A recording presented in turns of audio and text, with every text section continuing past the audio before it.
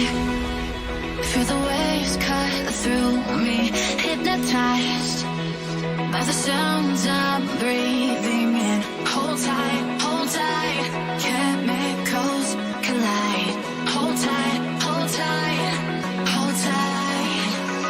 Dripping lights paint the skies, all because of you.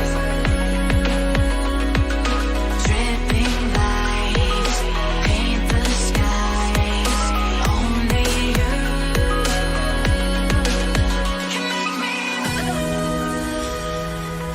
You can make me move. Can make me move. You can make me move. Can make me.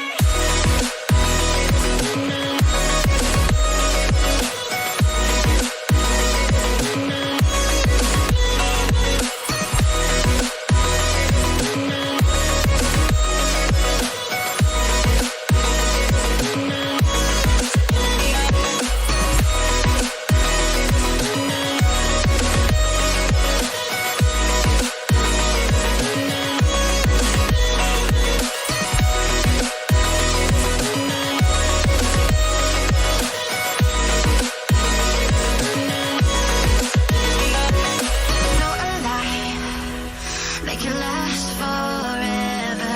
Stop in time, yeah, I'm surrendering. Hold tight, chemicals collide. Hold tight, hold tight, hold tight. Dripping lights paint the skies, all because of you. Dripping lights paint the skies, only you can make me move. You can make me move. Can make me move. Can make me move. You can make me move. Can make me.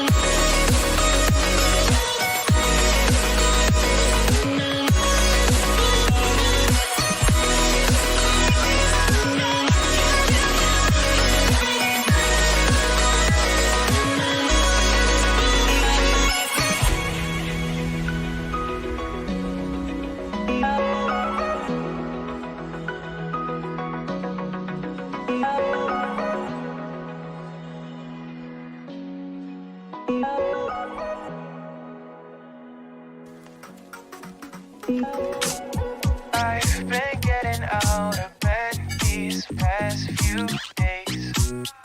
Think it's fair to be proud about it. I've quit ordering from all those fast food chains. I'm feeling better, there's no doubt about it. And my days are brighter, my shoulders are so much lighter. Just for a moment there, I thought that there was nothing more to life. I thought about it, wrote a couple songs about it. Just for a moment there, I lost myself. Mind if I be real for a minute? It's almost like everything I feel had a limit. It now gone past, finding reasons to smile and to laugh. And whenever it's a bad day, music is my band-aid.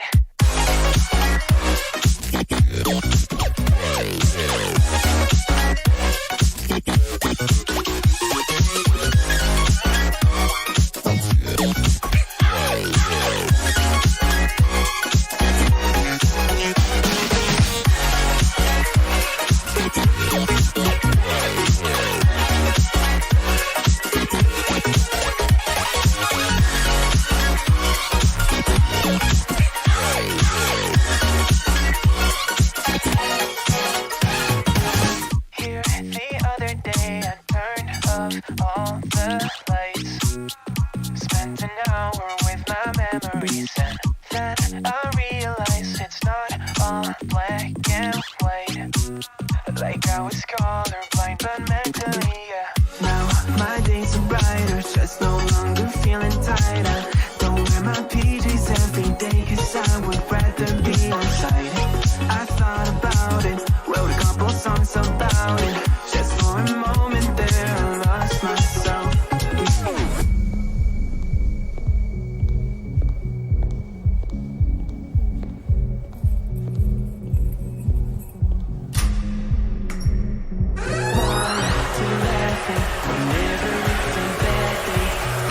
It's my band.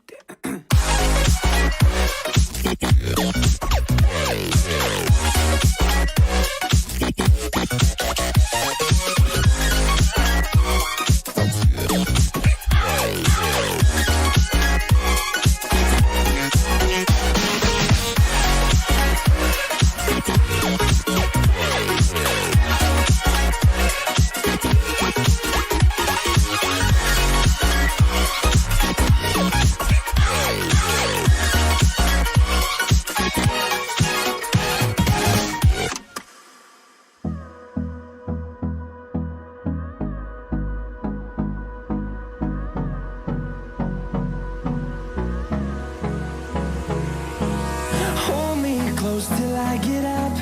Time is barely on our side. I don't wanna waste what's left.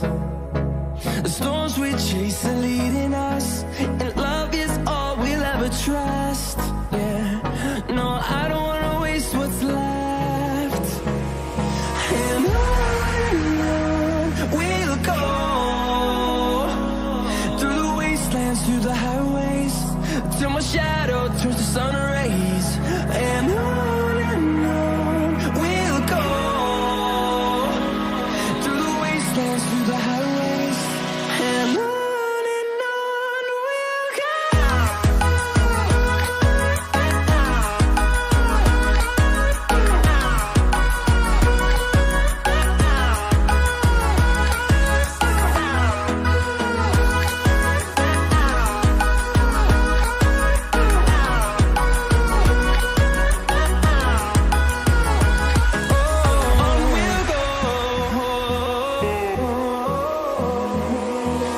Finding life along the way, melodies we haven't played.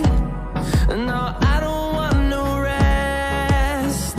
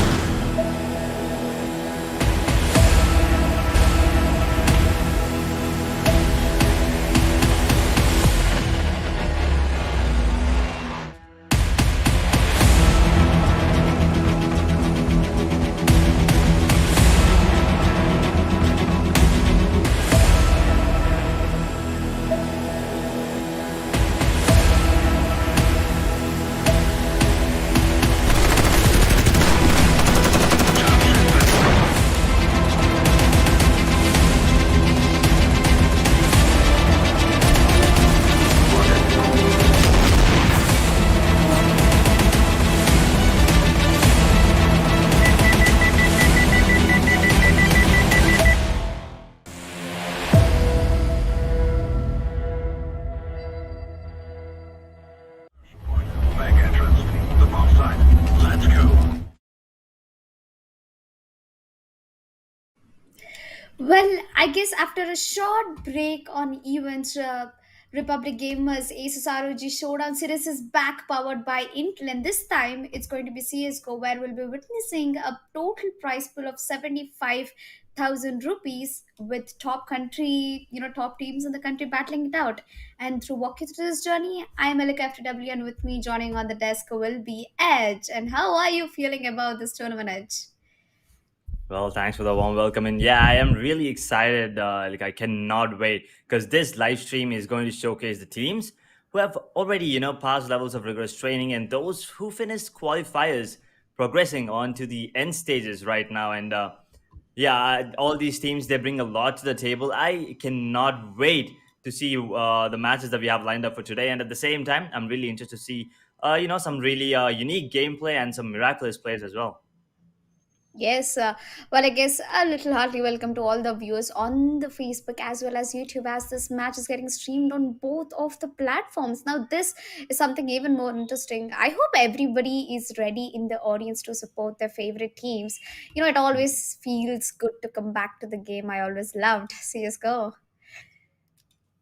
Yep, I mean, it definitely does. And guys, make sure to check out their socials and give them love and support that they deserve. Yeah, and also during the break, you'll be seeing some of the amazing products from Asus ROG, which are amazing for gaming or even just for your day to day work. So make sure to check those products out, especially if you're a gamer yourself. And also check out their website link in the description in case you're planning to buy suitable products from Asus ROG. Yes, I mean, I myself am a huge Asus ROG fan, especially the new mobile which got launched, and it is sick in the market. It's creating a huge scene out there, and I'm pretty sure that most of the gamers, especially the mobile gamers, are looking forward to any device which is compatible to your gaming. You should definitely go ahead and check it out on the Asus ROG website. And coming back. We had a similar Asus CSGO action event in the last month, Mhm. and now we are back again, and it feels so good. I'm expecting this time we have a lot more competition. As CSGO is Yeah, coming back, and a lot of teams are getting, warmed up, geared up for these events, and 75,000 rupees is actually a really good prize pool. definitely is. I mean, CS:GO it never left, right? It's something that all FPS. As soon as someone says FPS, the first thing that comes into our head is CS:GO. It's just the game, the Yes. mechanics, and everything. And right now, all these teams, the top teams in India, they're fighting for that 75,000 prize pool, as you said, Elika. Yes, where the prize pool is divided into, the first place will be walking away with 50,000 rupees, and the second place will be walking away with 25,000 rupees. Well, that was a very smooth division, by the way. I feel like, it entirely makes sense for the first place to be 50,000 rupees, and I'm pretty sure that these teams were battling out for that current 50,000 rupees to get into the first place. They've got it all sorted, man. I mean, CSGO is, I mean, aim is the name of the game. I would totally say it. Yeah, CS:GO aim is the name of the game indeed, but the utility usage as well coming in the team coordination, the way that they communicate with each other on different maps. I mean, the maps are just absolutely beautiful in CS:GO. Like there's Inferno, there's Mirage, there's Nuke, Overpass, Dust 2, Vertigo, and even Ancient these days. Elika. I mean, that's a new map, but people are making it work. But Mirage and D2 and Inferno, these are some really old classics for Counter Strike. Yes, I would say, I would preferably say that D2 is the OG map of the all time. I mean, coming all the way from CS 1.5, CS 1.6, and now here we are in Counter Strike Global Offensive, and the map still keeps the game alive. That particular map is like by default, everybody chooses to play that map. If you're new to CSGO, then everyone learns this to first. I don't know, it's just a speciality of the map. You cannot say it's entirely CT sided or T sided, but yeah, I think we have the bracket schedule coming right up with the screen, and we already are at the semi-finale, where semi-finale one we have Enormity Esports versus Cohesion, and in the semi-finale two, which will be happening further of the day, is Tetroyd versus SemperX. Okay. All of them are new teams for me, so it's gonna be quite difficult for me to actually bring out the roster. I mean, we already have the team revealed for that. Yeah, I mean, I think I know all these teams to be honest, but I'm not really sure if the players are the same. These are some OG teams, some really good players in all of those, and that's exactly why they're in the semi-finale right now, right? Two semi-finales, and then we'll be moving on to the finals, and I cannot wait for that. But also, this semi-finale, it's gonna be action-packed because the division, the Enormity going head-to-head against Cohesion, that's going to be lit. And at the same time, Tetroyd against SemperX, that'll be the next semifinal, the second one later at 7 p.m. today. That's going to be fire as well because all four of these teams are really good in their respective areas. If you ask me, some of them have like incredible gameplay. Some of them have like just the aim of the scream. If you would ask me, like how scream is like the headshot machine. That's the aim of some of the players there. And some teams just have like incredible utility usage, like the smoke plays and the flashbangs coming in. I cannot wait, Elika. Yeah. Importantly, the grenade place, I would say. Oh my god. Hmm. Just tag a player and put the grenade down, it gets the job done. Any corner where you wish not to peek and still get it cleared, use the grenade. I guess we already have the lineup of Team Cohesion. We have Nike Zera, SK Wow, Spawn, Omkar09, and we have Paradox. Okay, Paradox and Spawn. They're still at CSGO. My god, I'm so overwhelmed that Paradox is not only in the in other games like Valorant, but he's also coming back where he started from, and he's been very active in CS as well.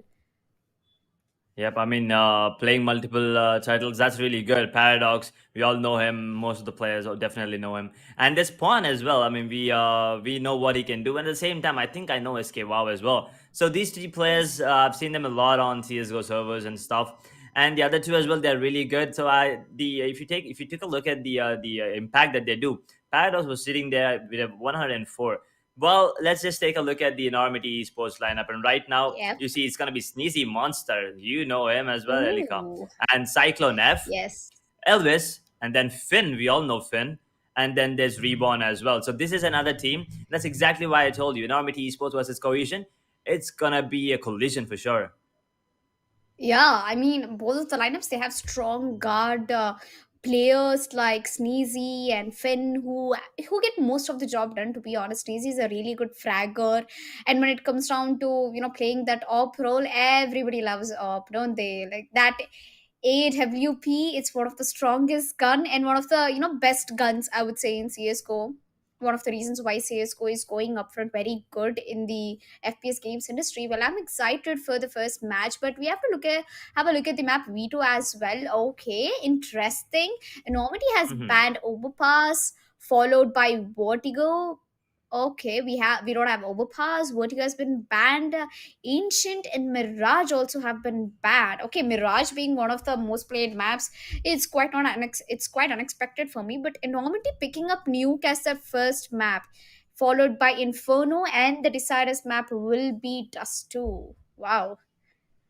Yep, it had to be Dust too, right? I mean, Nuke starting off on that Enormity's pick and then Inferno for Cohesion. It had to be Dust 2. There's no way any other map would be the Deciders map. Dust 2, the classic map of Yeah. CSGO.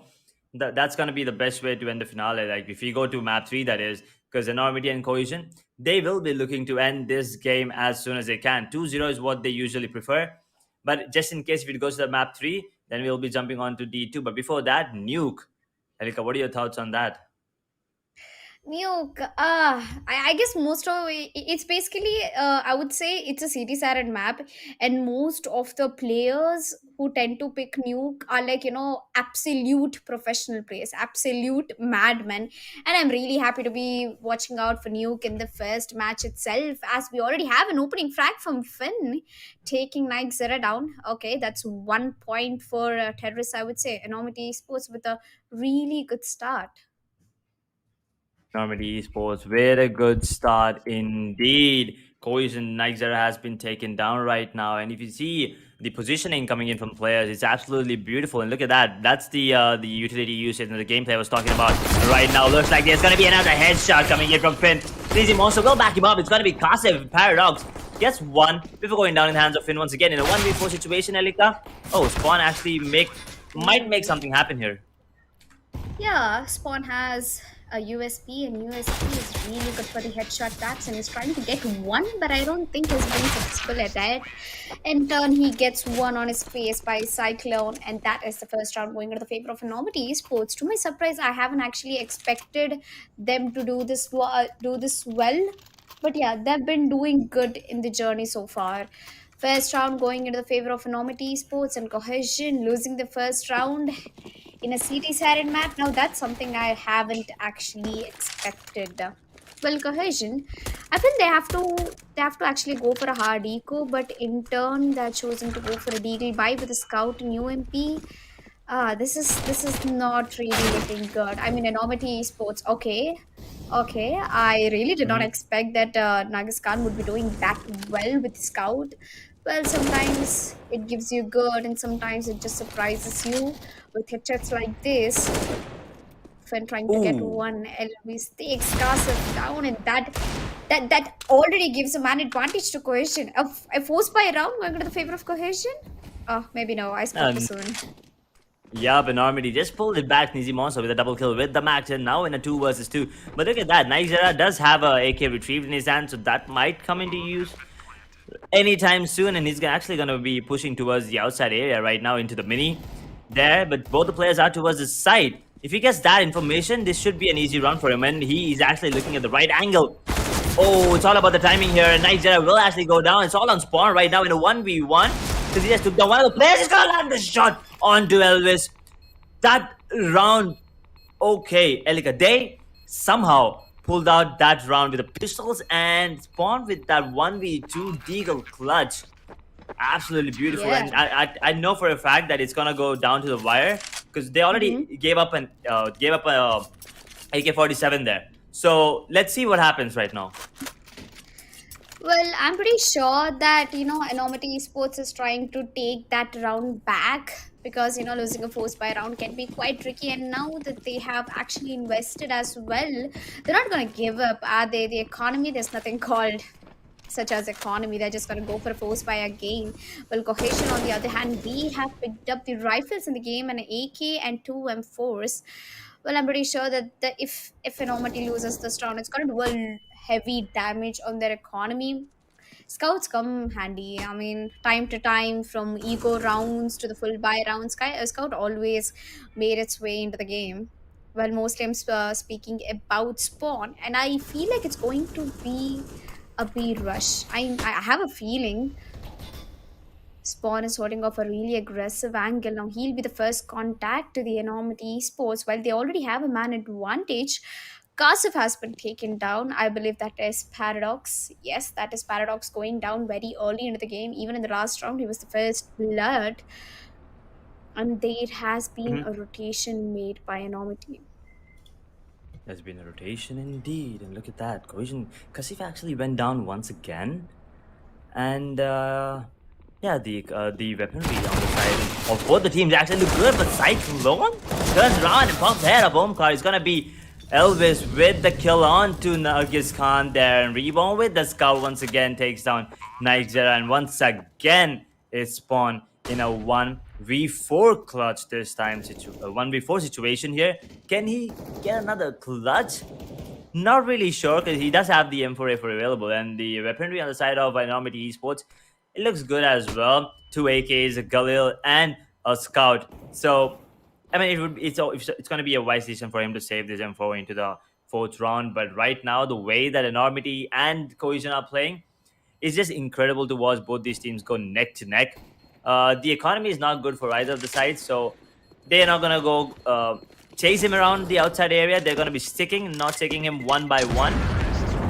That's a really good idea there and a good strat coming in, but he's going to be saving that M4 moving into the 4th round. Right now, Enormity Esports around lead, and the economy on Cohesion once again in jeopardy. And you see they're just going to be upgrading their pistols to Deagles. 3 Deagles picked up, and Cohesion Omkar actually picks up just a Kevlar, and he still sticks to the USPS, and it's going to be the match paused.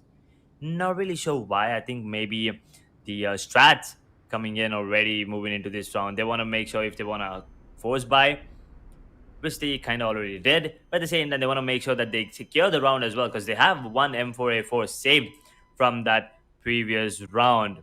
So, having that saved and coming into the round number 4, Elika here, Cohesion, if they are able to pull this round back, anything can happen. Right now, if Enormity wins this, I think they have an upper hand going to the next round as well because of the economy factor. But apart from that, I think Cohesion might put up a tough fight here. I mean, Cohesion, they will manage to put one. I mean, remember when they lost the pistol round and yet they didn't give up? They actually went for the close by. It's all about the time. Over the course of time, I'm pretty sure that they will find their way. And look at Kasif as being that sneaky little man. He's managed to sneak through smoke. He gets spotted out over there, but Fen, on the other hand, already gets an entry, and that's Reborn, giving a very, very, very harsh headshot onto the head of Kashif over there with the Tech 9. That's impressive. Well, I guess with an eco round, Cohesion might not be able to do much, to be honest. unless Sneezy gets taken down or anyone, and I guess Omkar manages to bring down that opening against Enormity. And now Reborn did trade it back, but I'm looking for a more of an opportunity of the plant over here, as the A-bomb side is entirely in the control of Enormity. And still, Spawn is still alive with his M4A4, and Nightzera is still holding on to that deagle. But look at this, 5 HP on Rebound, so he might go down here. Oh, okay, that was a bit of a team fire there, but yeah, Nightzera actually Spawn with the backstab there. He might actually take down one. Yep, he will get Reborn, who is actually on 5 points of health. Build the incendiary there, and right now, the way that both of these teams are playing, Enormity, they do not want to give up that lead. At the same time, Cohesion, they don't want to let Enormity take a massive lead on the side of attacking, because as you mentioned, Elika, Nuke is kind of a CT favorite map. Yeah, it definitely is City favor. I mean, they have to pull out as many as rounds possible into the hands. And if they fail to do that, Enormity might have a huge advantage, especially having someone like Sneezy on their board and Reborn. On Finn, I remember Finn playing for Purpose Esports earlier in the CSGO roster. Now he has switched down to Enormity, which is a good one, as Purpose Esports also, tend to make the part their ways with the CSGO roster. Well, looks like he finally found a place. And I speak of the devil, he goes down. Unfortunately, has been picked off as the first blood. Well, Kasif and Omkar, both of them going down. Cohesion left with 3 players with hardly pistols in their hands with an armor. 2 deagles, 1 USP, and here we have a full buy from Enormity. I'm pretty sure they're gonna go get a plant over towards the B-bomb site. Well, looks like that is the plan over here. Cohesion, they need to do some wonders right now. If they want to get it, they have to do it. And I guess the wonders name is going to be Nagas Khan, and he gets one. Unfortunately, gets traded immediately. That's Sneezy. Now the bomb will be going down at the A-bomb side by Cyclone, but Spawn, the sneaky little guy, is still over the vents. He's gonna get one. The bomb is planted though. It's a 1v2 situation, and I don't think it's going to be an easy factor for Nightzera. He has a USP in his hand, and I guess Cyclone already knows where he's coming from. And there you go. The last player drops down. The last nail in the coffin. 4th round on board for Enormity Esports. Looks like the advantage and the one-sided affair is going to keep continuing into their favor. Yep, as I mentioned already, Enormity Esports winning that 3rd round has actually pushed Cohesion back to an eco round because of the economy factor there.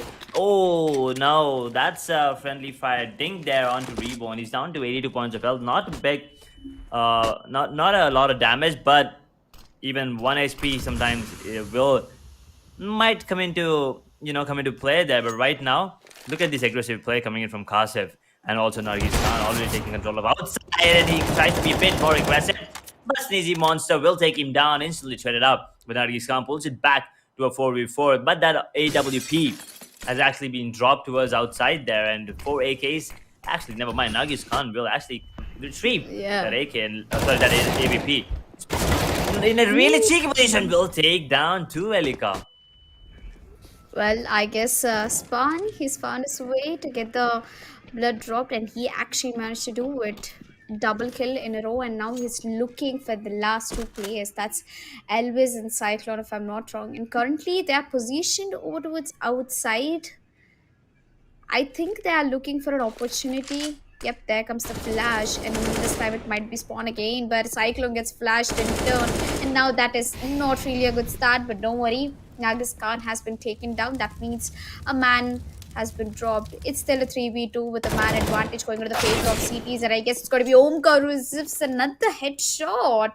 Elvis and Cyclone, they might actually clutch this 2v4 into their favor.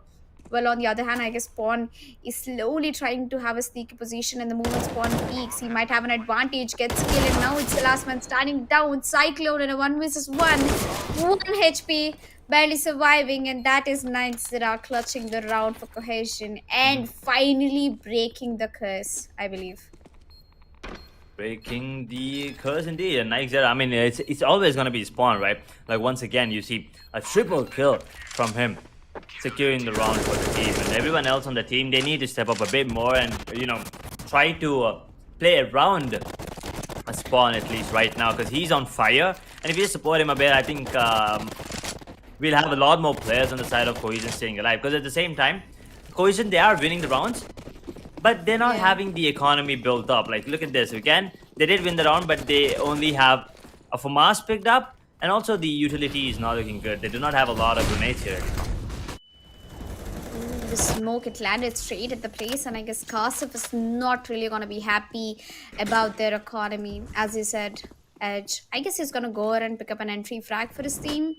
As we already know, Nuke is somewhat favored towards the CD sided, and I guess there will be immediate trades coming in. Kasif, he's not really happy with the performance of Enormity. He's really angry. He's looking for more monster spots out Night Zera, but I guess it's going to be Nike who puts out a flash. Will he jump? Nope, he will not. Instead, it's good that he chooses to be over at the bomb site instead of going out for the frags. Kasif, on the other hand, he's trying to go for a flank and bake him spawn, burning through the molly with 86 HP left. He's all open in the site right now. I guess the T's will be getting the plant over towards the B-bomb side. Yep, they have the control. Maybe. They have Kasif also getting taken down. Elvis with a beautiful flank. And now it's all in the hands of the last two men standing from Cohesion, Omkar and Nightsa. Do you think this will happen? I mean, the bomb has already been planted down. A pick has already been in the hands of Omkar. Ooh. Yeah, it might happen, Elika, right now. That was a sick shot from Nike there onto Elvis there. Now in a 1v2, make it a 1v1 because Reborn just took down Omkar. But it's gonna be against Nike Zera, and the movement and the aim from Reborn is just too good. He's gonna take down Nike Zera and make it 5-2 in the favor of Enormity Esports. And once again, they are giving up the early frag there, but then once again, they pull everything back into their favor. Their Finn going down. But then once again, you know, the way that they move on the map is just too good. Yep, it definitely is too good. And the replay says it all. A 2v4 retake. Completely going in the hands of Cohesion. I mean, that... sorry. Completely going in the hands of Enormity. That was quite unexpected. Well, Enormity, they do have a good aim. All they need to, have control over is the positions they are giving. They are standing at such open positions where Omkar will get himself a double kill again. Well, the entry frag did really come out in the hands of Kasif, and now he's looking to get another one with the Deagle. Deagle can be the most dangerous pistol. And there you go. Spawn is gonna quickly end things for Enormity Esports as Elvis goes down. That was almost a beautiful flawless round coming in from Cohesion. With 3 rounds in the bag, they still have a long way to go. They still have to get 2 rounds in order to make that comeback happen against Enormity. And this is just the first map of all 3 which we have in the semi-finale one right now. Yeah, and once again, keep in mind, guys, it is the map pick of Enormity Esports, right? You gotta understand that. And as soon as someone picks Nuke, it's gonna be obvious that they have a lot more strats coming in. But at the same time, we see Cohesion put in a really good fight here. But Enormity this time are on an eco. We see Deagle picked up on Monster and Reborn actually. Finn will take a bit of damage there. I see a Zeus picked up on Elvis. I'm quite interested to see what he does with that. And actually Spawn will get dinked. But he'll turn around. Oh, for a second I actually thought he turned around and got the kill. But it's gonna be Nargis Khan with the backup there. Kasif gets one. Now 2v5. But both these players have Deagles in their hand. And they have the aim as well. So let's see if maybe they'll try to get a couple of kills and maybe retrieve an AK. Or maybe just, try to deal economy damage onto the players of Cohesion. Ooh, that was an insane shot coming in from Sneezy, by the way. Well, I totally agree. They might get, a couple of exit frags before they go down with the Deagles in the hands. Interestingly, Enormity Esports was the one to choose the map of Nuke. So, I don't have to wonder why they are on the lead currently in the map of Nuke. I'm pretty sure they're all prepared already regarding this map and, all the inside and outside. Being a player and having good aim is one thing, but knowing about the map, how good you are at the map, how good strategies you have, it definitely proves you in the game. And I guess Enormity Esports is proving themselves. That was a nice eco round. I would say at least they got 1 pick on towards Spawn, putting 4th round on board for Cohesion. And they're just a round away from catching up with Enormity Esports. And I believe if Enormity Esports Mhm. keeps giving away rounds like this, they might be in a trouble because they have picked up this particular map. And if they don't have the lead, they might end up in trouble in the next map. True that. I mean, right now the economy again, the economy factor, guys. You guys have to keep this in mind. The economy is not looking good, but it's gonna be a fast A push this time coming in. But look at that once again. Rebound will go down. The hands of Nuggies come up in with a comeback there. Gets the headshot onto Nike Zera. Nurgis Khan looking for any other openings here. Oh my god, that's an insane shot again. The spawn once again gets one. Elvis instantly trades him out. But gets taken down by Omkar. Now Sneezy Monster in a 1v3 with a Mac-10 in his hand. He does have the HP available, but at the same time, no util whatsoever here, Elika. And look at the utility on the players of Cohesion. They have everything they need. They have two Molotovs. They have what, four flashes? That excuse me, that smoke is choking me up right now. And ooh, they had three smokes. But yeah, Nargis Khan will be the one getting the kill onto Sneezy Monster. Pulls it back, the equalizer.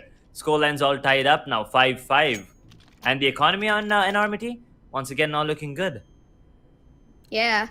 I mean, the economy, it goes hands in hands, and I guess Enormity, not only with the lead, but also, with having that consistency, I guess it's good. But I guess their economy is not just being in a right place for them. And speaking about Cohesion, they have found a really good way to come back in this map, and they definitely have succeeded in that.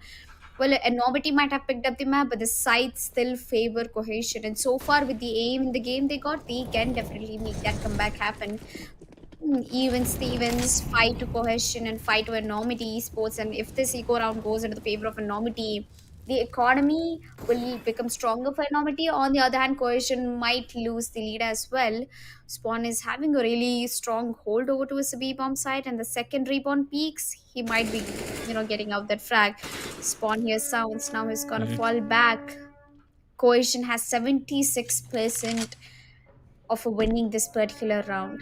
Well, I'm not sure if that's gonna stay same. And Enormity Esports, they're playing a very calm game right now. Very. They are. I mean, Enormity. They're on an eco, but they did manage to get one kill, and Finn actually retrieved an M4 on his hand and cast it with the operator. We know what he can do. He's putting up a show right now. Gets a double. Can he make that triple? Yes, he can.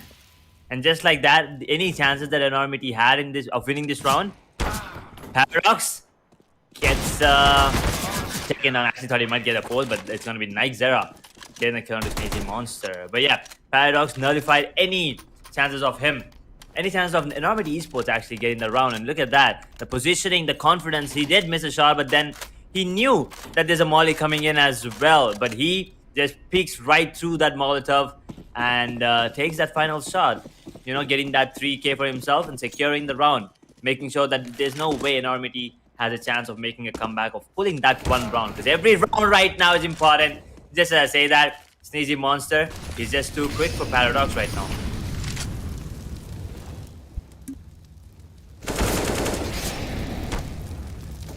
And with that, take a look at this once again. The outside, there's a lot of action going on here. Yes. Nargis will get one more kill, but Elvis is now trying to get back. Sneezy's position was not known, but that close range AWP Elika, that is just too good to watch. Yep. I mean, AWP, it always made sure that it got some wonders in the game, and it definitely has. While as long as the op is in the hands of good hands like Sneezy, the game might go into the favor. But currently, I believe that Cohesion has the advantage. Even without an op, they're still having a strong hold. But Enormity Esports, they choose to pick an op. Pick up an op, which is not only a threat to their economy if they lose this round, but also a round disadvantage for Enormity Esports. And Sneezy has to be very sure of what he's doing. In Omkar, he is that. Yeah, he got a handful of frags over there, a double against Enormity, which is going to put them in a huge trouble. And this is left again once in a one versus two situation with all in the hands of Elvis. Well, Elvis, I'm pretty sure that He might not have the HP, but he can go for a save definitely, or maybe get a plant. That would even be more exciting, and maybe save couple of dollars for his team, or maybe bring down some. Ooh, Yep. I look at mean, enemies. It's just on the other side. oh, his position is cheeky. Positioning is cheeky, but he does not have the HP there, and they just peek one by one, and which they will. But it's gonna be spawned with the flick shot onto Elvis. The only reason Elvis went down there was because of the HP difference.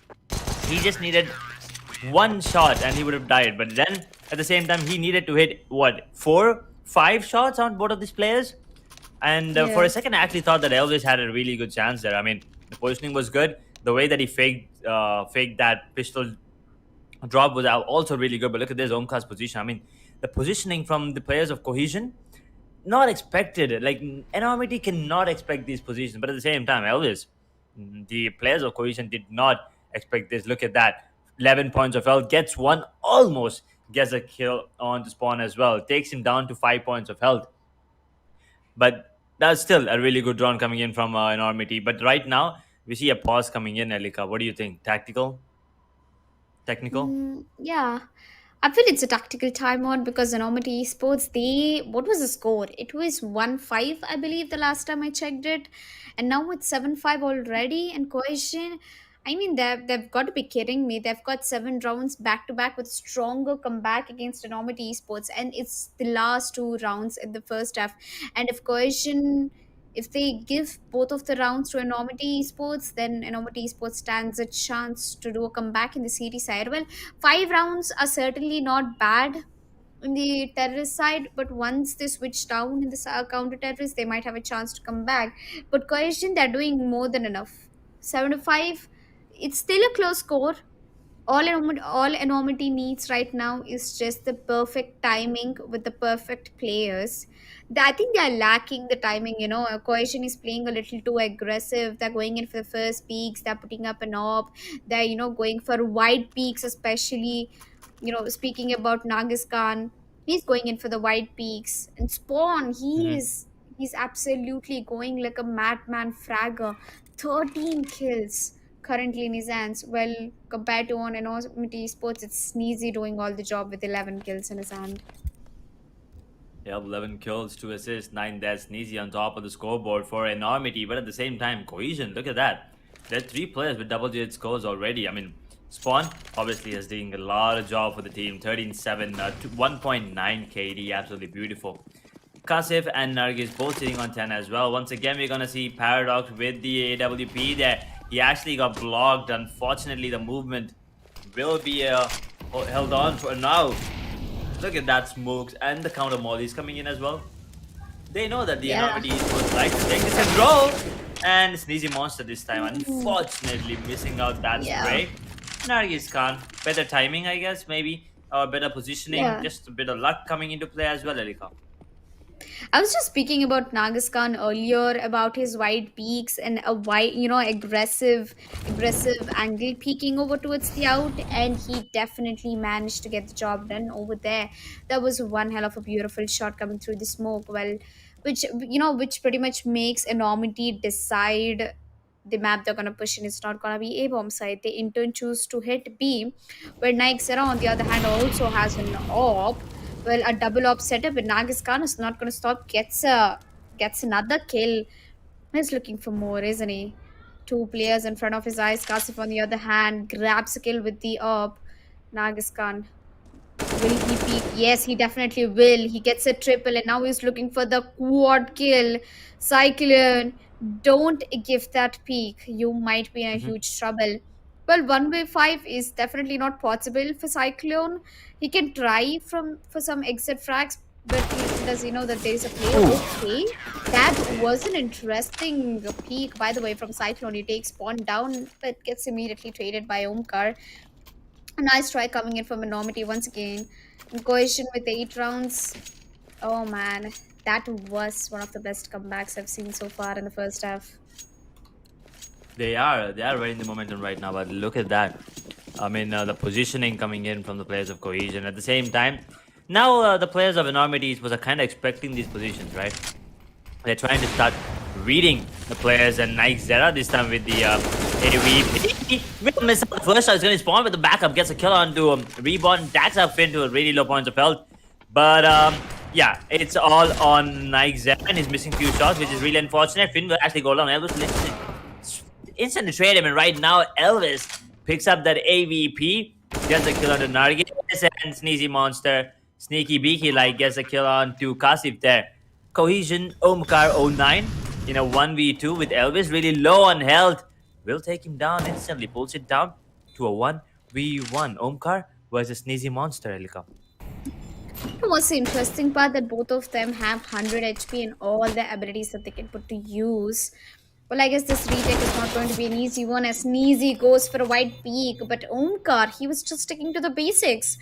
Omkar is going to take Sneezy down and make that clutch happen for Cohesion. Ninth round on board for Cohesion, and Enormity is just the downfall for them. It definitely is because they had such a good lead. And for a fun fact that Enormity are the ones who choose the map of Nuke, I thought they're all prepared, but maybe just not in the terrorist side, maybe just not in the attacking side. Maybe you're right about that. So he's gonna. It was actually Cohesion selecting to picking the CD side there, and oh no, Ooh, Sneezy this time that gets a kill on the shoulder Paradox shot. once again. Yep, beautiful plays coming in, but Nike Zera with the answer back gets a kill on the Reborn. And Finn actually took Nike Zera down. Instantly traded out by Spawn once again. Pulls it down to a 3v3. The AVP once again being retrieved. This time on Spawn, who's on 46 points of health. He does have a lot of UT available as well. And look at this. Nargis Khan's position. Pushing down Secret. This is gonna be interesting. But Elvis will be the one getting the kill onto Omkar once again on towards the A side. A side is completely open and up for grabs for Enormity Esports. But they do not know that, obviously. And they just might right now because Sneezy Monster just got another kill onto Nargis. And I think Spawn's position is compromised already. Yep, it is indeed. Yeah, it's just not Spawn. It's also Cyclone who's in trouble, but he has an AK, an advantage, and that finally will be the round. A much needed round for Enormity Esports in the first half, shutting it down to a 9-6. As we move down to the second half, I believe Cohesion might have trouble because Enormity, they're not on the worst side, I would say, but they are at least, they tried their level best in the terrorist side, man. 6 rounds is not bad after all, especially in the map of Nuke as the sides have been swapped. Currently, we have Spawn on top of the leaderboard in the fragging department with 15 kills, 4 assists, and 11 deaths, if I'm not wrong. Yep. Oh, it's actually 10 deaths, even less than what I expected it to be. And I guess Cohesion in the attacking side, in the terrorist side, they're looking quite stronger. Look at their rush. They are just pressing that W so hard, and Omkar and already getting an opening, gets another one. That is Kashif taking another player down. And now they're looking to get the bomb planted down, and they successfully will. Spawn knows the position. Kashif is trying to get another one, smoothly deletes the player with a Glock, and that was a beautiful, flawless round coming in from Cohesion. Wow. That Well was a played, quick round as Cohesion. well. Yep.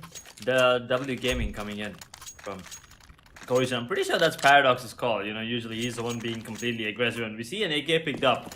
Actually, 2 AKs picked up on Cohesion this time. We also see a Mac on Para, so he's going to be rushing in, being the entry fragger once again. That's for sure. He's going to be the one leading the train there, and look at that. Cyclone brings up a really good fight here. We'll take that one before now, and the round is once again over. Okay, 16 seconds. Boom, boom, bam, bam. The round's done, Elika. I mean, just like that. I think one fatality there on the side of Cohesion, but apart from that, really clean round again. I mean, those AKs, they are in good hands right now. They definitely are. I mean, Cohesion did a good job with the M4 itself, but imagine when they can pick up AKs, they can entirely change the game, which they definitely are. All Cohesion needs is 4 more rounds to get the match point done, and Enormity Esports, they need to move mountains right now to get the comeback done, and they're receiving a lot of damage currently. Sneezy, Enormity Esports, they're going to be getting taken down one after the other. Cyclone might have a chance to grab a kill, but not so easily, I believe, as it's a 1v5 situation. Everybody is looking for Cyclone, and Spawn might just spot him out. Little does Cyclone knows that Spawn is just behind him, and Cyclone is going behind him. There you go, Spawn. He's gonna take Spawn down. He's looking for one more. Gets headshotted by Nagas with the Eagle. That was a brutal shot. With 12 rounds in the hands of Cohesion. Wow. Just 3 more rounds until they get to the match point, and Enormity is not at all performing in the CT side. Really unfortunate. I mean, it was a map pick of Enormity, so I expected them to come up with a lot of strats and be on top of the game. But they were on top of the game as well at the beginning. It was like 1-4, 1-5, and after that, Cohesion. Ooh, they switched up gears, and right now they have a 6-round lead. As you said, like 4 more rounds to walk away with the win in the map number 1 there by Sneezy Monster. We'll get the kill on another guess. We'll actually get another one through the smoke onto Paradox. Cyclone, those AUGs, man. AUGs are dealing a lot of damage from a really long range there. I mean, the economy is not that good on the map on the side of Enormity. But yeah, Sneezy Monster with a triple and an AUG might actually get another one. Never mind. It's going to be Reborn that'll actually steal the kill from Sneezy Monster onto Spawn, and will make it the 7th round on the board for Enormity Esports. Finally, the momentum has been broken on the side of Cohesion. Enormity, this is their time to shine right now. Yeah. Finally, the first round in the second half. This might be the chance that Enormity has been waiting so long for. They might be able to, put that comeback against Cohesion. But Cohesion, they are very good with their strategies. They're very good with their, smokes and ability usage. Look at that. It's just an entire area of smokes being brought to him. But Sneezy, on the other hand, already brings up the entry, but gets immediately traded. Well, that was quite unexpected, but we have one man down from both of the teams, which in turn puts us in a 4v4 situation. But interestingly, I'm waiting how Enormity Esports is gonna hold an entire rush. Reborn all alone by himself at the A-bomb side. Imagine if a Reborn. 4-man rush comes through, he might be able to pick 1, 2 for max. Ooh. But I guess even that is not needed as Leezy goes in for a flank, gets one, that Cyclone grabbing another. In a 2v3 situation, I don't think Cohesion has any other option but to go safe. But if they, if they want to Oh give away my more God, kills, okay. they can. That's Finn. Oh, I mean, Finn with the double. Cyclone got a double, and then Finn. That positioning was really, really good. He was actually trying to shoot the other guy, but then his teammate just comes right in front of him and takes a bullet for him. Unfortunately, both of them will go down and make it 8-12. So, I think they have found a place, they found a way to put a stop, or apply brakes to the side of Cohesion right now. 4-round lead, a 6-round lead has been reduced to 4 rounds. Might actually make it 3 as well, because it's gonna be an eco coming in. But never mind, Nargis has other plans in his head, and Sneezy Monster, he predicted that shot will take Nightzera down, and also Finn gets a kill on the Spawn. Reaper might get another one here. Never mind, it's gonna be Cyclone getting the kill, and the other one as well. It's gonna be Finn with the final blow onto Omkar. Makes it a 3-round difference right now. I mean, take a look at this. Sneezy Monster. He knew someone was outside. He knew that there's only one way. He was so confident, and the shot proves exactly why he's one of the best players we have right now. Yeah, I mean, I definitely did underestimate Enormity, but looks like I spoke too soon. They are gonna be making that comeback happen anytime soon. With 9 rounds in the hands, all they need is just 4 more. They have done, they had the lead in the beginning of the game. They can once again have the lead in the second half. All they have to do is just concentrate on the very little details, which Monster is definitely doing. Gets a triple and a no-scope in the end. Wow, that was a beautiful way to end the round, by the way. Nightzera, he must have been in a trance right now. Gets no-scoped by Sneezy Monster, and that's a double-digit score for Enormity Esports, which means the game is getting close, Edge. It is. I mean, that no scope, man. That's gotta sting. I mean, it's not a big of a deal, but for some players, getting no scoped, it kind of gets into their head, right? That's exactly what might happen to Nightzera, but you never know. It's gonna be another eco coming in. 4 deagles and a Tech 9 picked up on the side of Cohesion, while Enormity, they're looking to make it 11-10. Sorry, 11-12. one round difference, and they'll be really happy. It's a spray down. It's a What? down. Finn gets a double. There's a lot of damage there, and actually, a Cyclone is there to back him up. Will get the final kill out the spawn. A really clean and flawless round coming in from Enormity once again. Look at Finn spray through three of the players. That was one of the most satisfying sprays I've ever seen. It's more like, spray and pray, where the automated guns are also coming into handy for Cyclone and Enormity Esports 11 to 12. 6 rounds lead Cohesion had, and now they're just getting shut down. Maybe there is a reason why Nuke is called a series error map, which I can completely observe and understand right now. Enormity Esports doing everything they can right now. And since Monster has picked up the op, things have been a little aggressive lately for Enormity Esports. They are getting the entries, they are getting double kills, triple kills, one after the other. They're maintaining the consistency, which is quite good, to be honest. And I guess Cohesion, if they lose this round, they will really be in a huge break of the economy. Enormity, if they win this round, you're right, Cohesion, they will be forced into an eco, which means we are looking at a round lead for Enormity. A first one after a really long time. But if Cohesion win this, they only need 2 more rounds to get into that match point, and that means that Enormity Esports is gonna get into it's gonna get into the heads of Enormity Esports that match point. But look at this positioning from Sneezy Monster. He has spotted the player. Will actually try to take the shot through the wall. Might not actually land it right now, but you still see Paradox is kind of low. 258 points of health. He peaks and gets taken down. Cyclone was ready for that. Paradox, Yes. not so much. But look at this. Sneezy's position is known, and it's going to be Nargis Khan who's going to take him down. But on the other hand, Nike, beautiful flash and spawn, will take full advantage of that. Elvis gets the kill on spawn. Right now, 3v3. Cyclone's position is not known. They will not be checking this position, guys. You cannot do this. Oh no, Finn with 8 seconds. cover will get the kill. Yep, I mean, it's all done, Nelika. Wow, that was definitely a smart play coming in from Inopity Esports. They did not choose to push, and they got the entry frag as well. That's Cyclone opening on towards Kasif. They absolutely played out like the proper counter terrorists. They're not peeking, they're not pushing. They're patiently waiting for the terrorists to come down in the bomb sites.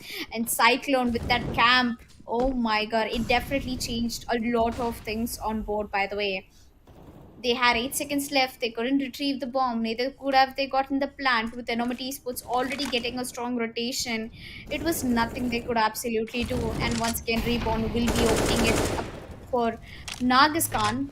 Cohesion is in a trouble right now. They've gone for a force buy again. Mhm. Okay. Interesting. I thought their economy is gonna go a little in shambles, but looks like they are confident enough to go for another buy. But that might not pay off, Ilika. I mean, we already have a man down on the side of Cohesion and Enormity Esports. The way that they are playing as a 5-man team right now, absolutely beautiful. And yeah, Sneezy, we might go down here. Never mind. Kasif leading the pack. Each one will go down in the hands of Reborn. Does take him down to 90 points of health. But once again, man advantage for Enormity Esports. Reborn, never mind. Pulls it back. Actually, Nitro pulls it back to a 3v3. Cyclone with the positioning and the spray. Gets a double. Might get a triple. Make that a triple. And it's going to be him. Absolutely single-handedly holding on to that A side, Elika. Yeah, that AUG, that automated gun is just doing so much for Cyclone. I mean, he just there's no need to pick up any other gun or an SMG or a rifle. With AUG, everything is possible, and he's making everything possible. A comeback is possible, going in for the lead is possible, and now maybe the win might also be possible. I was definitely sure that Enormity could have done the comeback, as they already have picked up the map into their favor, and Monster is gonna be that Monster gets himself a double kill with the top, and now he's not gonna stop anytime soon with the double coming in from Rainbow. We have only one man standing.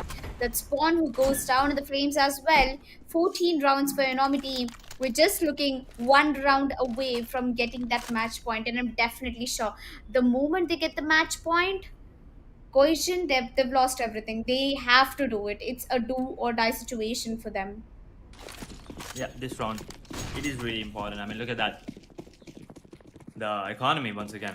If they lose this round, you're right about that. It'll be a force buy, but all they can afford are like maybe a Galil, maybe a couple of AKs, but apart from that, nothing that can help them win the round and the game. So this round, since they have everything that they need, it's gonna be really crucial, and Sneezy this time will go down. And Nargis Khan, that was an insane shot coming in from him. Not every time Sneezy, maybe a couple of lucky shots, but not every single time. Nagis has proved it. As he gets the opening over towards Enormity, Cohesion might actually pick this round up, to be honest. Unless, they walk together in like a pack of wolves, because if they go together, one good AUG spray is enough to do all the damage. And I'm pretty sure that Enormity have been really good with the AUG. It's just going to be a treat for them right now. And Reborn, he's slowly holding off a very close angle over towards the doors, and Kasif is trying to offer a jiggle pick. The second he finds someone, he might be able to get a frag, but nope, that's not gonna happen. As Reborn, he's gonna be the one peeking out, already gets a frag. It's going to be a hit coming in soon. Omka gets one, Omka gets a double, gets traded. It's a 3v1 situation, which will not go into the favor of enormity. Cohesion finally breaking down that momentum, finally giving a free for themselves by getting that round on hand. I think most of the part was done over there by that Cyclone Okay. guy, but I guess he's just Yeah. picking up Cyclone as the first blood is a huge advantage for Cohesion. So hmm there are very less players of potential of clutching the round. You're right about that, but then Paradox was completely caught off guard by Reborn. Really good, change of things there coming in from him. He usually plays on top of the Raptor, but then this time he was right in front of his face. And Paradox did not see that coming. But apart from that, Omkar, that was insane. And right now, 13-14, Cohesion with one round difference there, Enormity with a round lead. The economy, they don't have to worry about that. Enormity Esports, they can still, even if they lose this round, they're still good to go for a couple of rounds. While on the side of Cohesion, they need all the rounds right now. They need to win the next 3 rounds, or at least win this round at first. And Nargis, how did he get that shot? I thought Cyclone had the aim ready, and he's missing a few shots. Will not miss the second one actually. Will connect that onto Omka, pulls it down to a 4v4. He's actually down to 60 points of health, but the side is actually under control already. And Finn, beautiful timing. He just opens the door, says hello, and then bye bye. Time is done. Will get the kill. Actually, the bomb has been dropped as well. And right now, 30 seconds on the clock, and both the players on CT have already made their way back into the side. Elvis will get one, Sneezy with another one. Paradox in a 1v4. Can he do it? He can definitely do it, but will he be able to pull it off? He managed to take down 2 before going down in the hands of Finn. That's gonna be it, and that's gonna be the 15th round, Elika. Match point for Enormity Esports. Yes, that definitely is a match point coming in for Normandy after giving away a round for Cohesion. They still haven't lost any of the rounds, I believe, but if they give away more rounds, like 2 more rounds for Cohesion, it might go for an overtime. And overtime doesn't seem that far away. Enormity can definitely pull off a round, I believe. It's not only just their firepower, it's also about the economy we're speaking about and the map side. Everything favors them currently. They're looking in for an opening, and Nagiskan with the op is trying to go for a peek over here. Well, this time, is it going to be Sneezy getting the entry or is Nagis? I'm kind of excited about this because both of them, okay, it's not both of them, it's actually Mike Sarah coming into the play, takes Elvis down, and Finn gets another one. Omkar is also shut down the enemies, a double kill for himself, a 2v4 situation, and I don't think Enormity might be able to put off this round currently.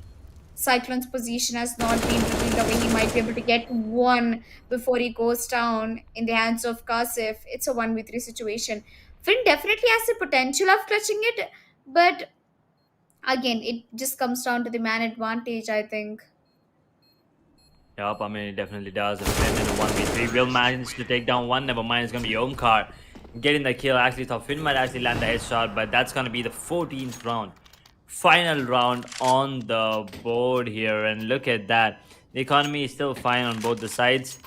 They can get whatever they want, and we might be going in for the first overtime of the day, Lika. Yeah, we might actually be. It's the first map, and we already see such huge competition, such huge, close games coming in for both of these teams. Although it's the prize pool of 75,000 rupees, people are playing hard to get it, especially Kasif, I would say, Kasif and Sneezy. I mean, both of them, they have such a huge potential.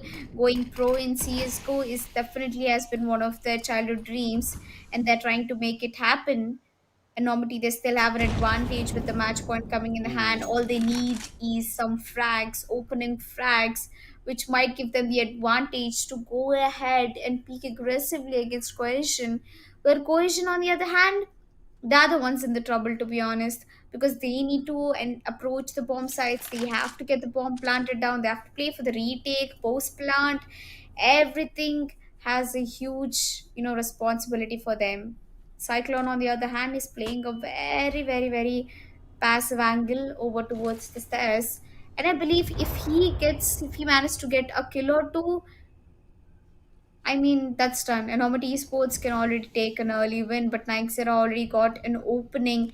Now it's going to be Cyclone Spots one out, but that's Kasif immediately answering back to Cyclone. I guess we actually might have to see an overtime right now. We might be jumping into the overtime here, Elika. I mean, two-man advantage for Cohesion right now, and looks like they'll be heading towards that A side through the hut there. We'll get one reborn once again. And look at this, Elvis. Elvis comes out big, takes on one, but it's gonna be Nuggies come with the instant trade back. Right now in a 3 versus 2. But the timing and Nigeria's position is absolutely beautiful. Reborn will although take him down. 1 second. Oh no, this is not the way. What? Not like this. Did they Not just like outplay? this. Oh my god, this was something totally unexpected coming in from them. I thought that it might actually go to a 1v2. I mean, the flash came through, he might be getting a kill, but everybody forgot about the time factor, which played a major role over there. I guess this is the second time that Enormity Esports to manage to get around with the time factor, and what a comeback, man! All the way from 9-6, 12-9 to 16-14. That was one of the most closest, intense matches I've casted so far in CS:GO. I would say it has been a pleasure to cast the first map, and I can't already wait for the second one to come up, which would probably be Inferno if I'm not wrong. Yes, it is going to be Inferno. And Yep, this it time, is going to Enormity be Esports Inferno. will be starting off at the CT, and they already have an advantage, man. The map pick went into the hands of Cohesion, and Cohesion, they did have a good start, in the CT side, but they couldn't, fall back. Yep, I mean, yeah, 16-14. I did expect a really close game, but the ending there, I did not see that coming. Not because of the time factor, at least. Like maybe if all the players went down, the bomb being planted, something. But the time running out on those terrorists, they had two people alive, right? Two players alive, and there's only one CT left. Really unfortunate for them, but at the same time, really good game coming in from Enormity and the team as well on the side of terrorists. I forgot the name. What is it? Oh my god. It's Cohesion. Cohesion. Yeah, I keep having this Cohesion in my head. But yeah, Cohesion. Really good game coming in, and as expected, Enormity the map pick when it was in their favor, and they did deliver it to us. And right now, moving on to Inferno, Elika. I think Cohesion might come out on top, and we might be going into map 3. But before that, let's take a good look at the scorecard here. Well, the scorecard looks quite interesting to me because Nagas Khan is the top fragger of the entire match. 27 kills. Well, Monster was so close to be getting that job done as the MVP, but I guess may not be happening. Well, we also have the MVP screen coming in very soon after the first map. That was one of the best matches I have casted so far. I mean, having a break at CSGO, coming back to casting CSGO, and all these players who have also, spread their ways into other games, playing for multiple titles, especially Yep. Kasif. It was quite a performance coming in from Kasif as well. Paradox, he put down his best, but I guess it's just not enough. It's all in the game of the mind sometimes in CSGO. And Enormity, they have completely outplayed it. The time factors they've chosen, the comebacks they have done, the eco rounds they have won, everything was in place for them. And of course, as you said, the map pick definitely did go into the favor. Yep, I mean, take a look at the scorecard here. I mean, Sneezy Monster, he only has an 8 headshot percentage, but that's because he was mostly on the AVP there. But look at Finn, 70% headshot. That is insane. I mean, 20 kills, and he managed to put up that percentage of headshots. Really incredible. But at the same time, all of the players have actually died almost 21 times, except Finn once again. But yeah, Nargis Khan, 27, really good play. Although the team lost, I think he has won our hearts, right? And at the same time, Sneezy Monster, 26 kills, top of his team. Absolutely beautiful. At the same time, look at the ADRs here, Elika. Nargis Khan, once again, 95. So basically, one kill every round. At the same time, Sneezy Monster, 90.4. Dealing a lot of damage every time, every single round. Doesn't matter if they win or lose. And also, like Kasif and Omkar, they were there giving the entries and also backing up their team. But Spawn, the way he was playing, 18 to 21 to 5 assists, he was on fire at the beginning, but then something went wrong for him as well. Not really sure what. So he was on the back foot there for a while, but Cyclone and Reborn, the way that they were holding the ace site, uh, Cohesion, they had no answers to the hole there, and they could not come up with a counter strat apart from just taking them down. So something to work on. Maybe moving on to map number 2, Cohesion. You kind of have to work on your retakes, or at least the site entry there, because map and nuke, understand it's a bit complex, but with such players of good caliber, I expect to see a much more uh, you know much more coordinated play coming in. Well, I think it all lies in the decision making as well. One of the best examples is the last round itself, where they could have gone for the plant instead of actually hunting down the player. Well, nobody noticed the time factor. They definitely did not. But yeah, they managed to, slip that round right under their nose. Now, that's one of the best things I actually loved about Enormity Esports. Not only the comebacks, they played out everything very well. As I guess we'll be switching down to MVP, and that's going to be Nagis Khan. As I take the name of Trevel, here comes he: 27 kills, 21 deaths, 4 assists, and 59 headshot percentage, which is more than the average that we currently have. This man, he has performed very well. I mean, if there was another MVP, I would definitely put down Sneezy Monster into that as well. Sneezy played a huge sniper role, I would say, for his team. Yeah, Sneezy did play a huge role for his team, but it's Nagi's Khan. Although the team lost, as I already mentioned, he did really really good, and then being MVP of the match that they lost, that's a really big deal. 27 kills, 21 deaths, 4 assists, 95.33 average damage per round, and 59 headshot percentage. Absolutely beautiful gameplay coming in from him, and he was one of the reasons why Cohesion could put up 14 rounds on the board, because he was always there, right, with the backstabs, with those mid-round calls, with those mid-round fights, with those cheeky plays as well, and the utility damage coming in, that Molotovs and also the smokes being dropped at the right time at the right places. Unfortunate that they couldn't make it to overtime and secure the game. But Nagis Khan, he must be really happy with his performance, at least with map 1. Going on to map number 2, let's see what he does. And but before that, let's take a look at this. As you said, Elika, as you were saying, if there was another MVP, I would put Sneezy Monster there, and he is there right now. 26 kills, 21 deaths, same as Nagis Khan, but 5 assists and assist more. But look at the the average damage per round: 90.4 on Sneezy, 95 on Nargis. And at the same time, headshot percentage, understandable, because Sneezy was using the AVP for a long period of time. But at the same time, Nargis, He picked up the op a couple of times, but apart from that, he was on the AK and M4 all the time, Elika. Yeah. Sneezy. It was very rare to see him, holding a rifle or a deagle, but he was very good with the op.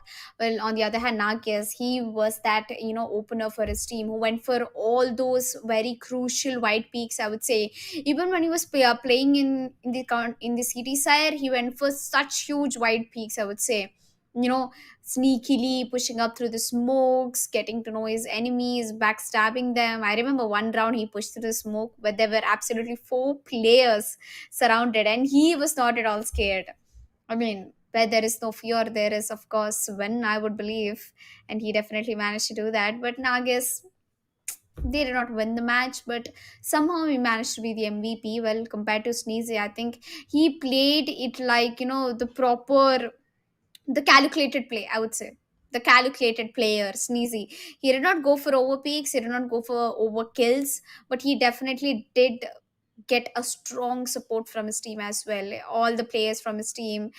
Speaking about Finn, importantly, Finn played a major role in the support, I would say. Having one sniper and having one behind you who always, is ready for the trade, he definitely did the job done, Finn. Yep, he did get the job done, but that's going to be it from map number one, which is Nuke. We'll be heading on to the map number two, which is going to be on Inferno. But before that, we'll be taking a really short break.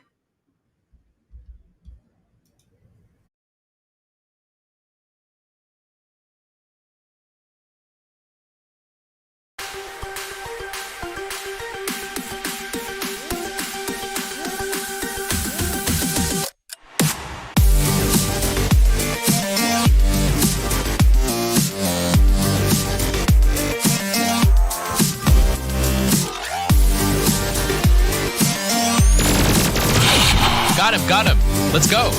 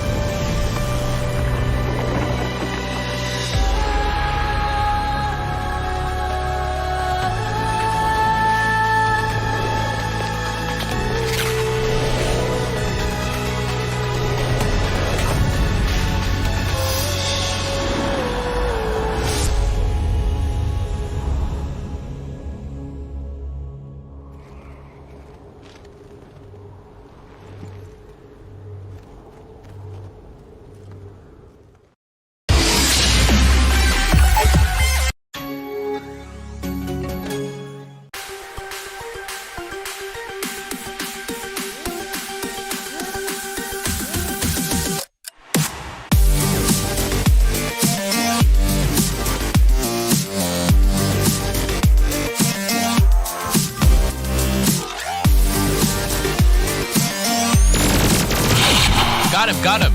Let's go.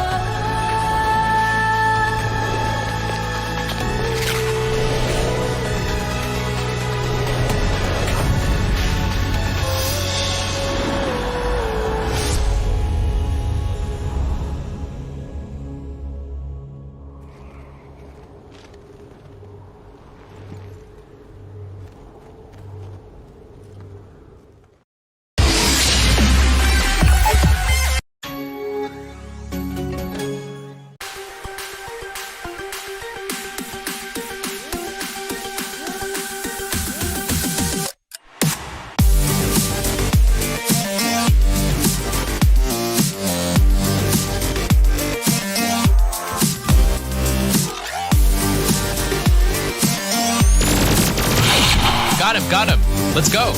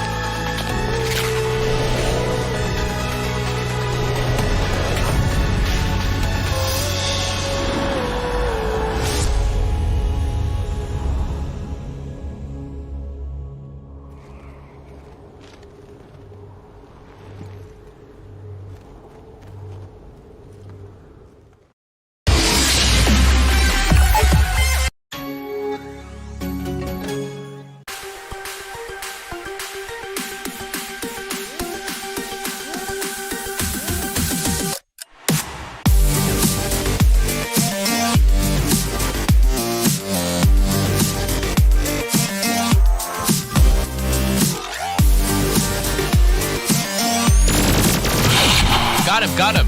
Let's go.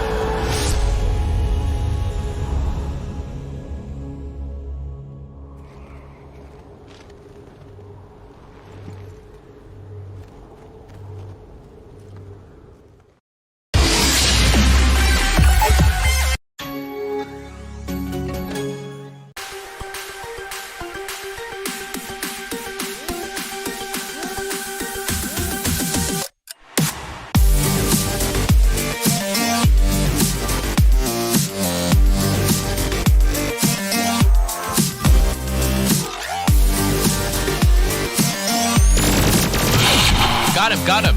Let's go.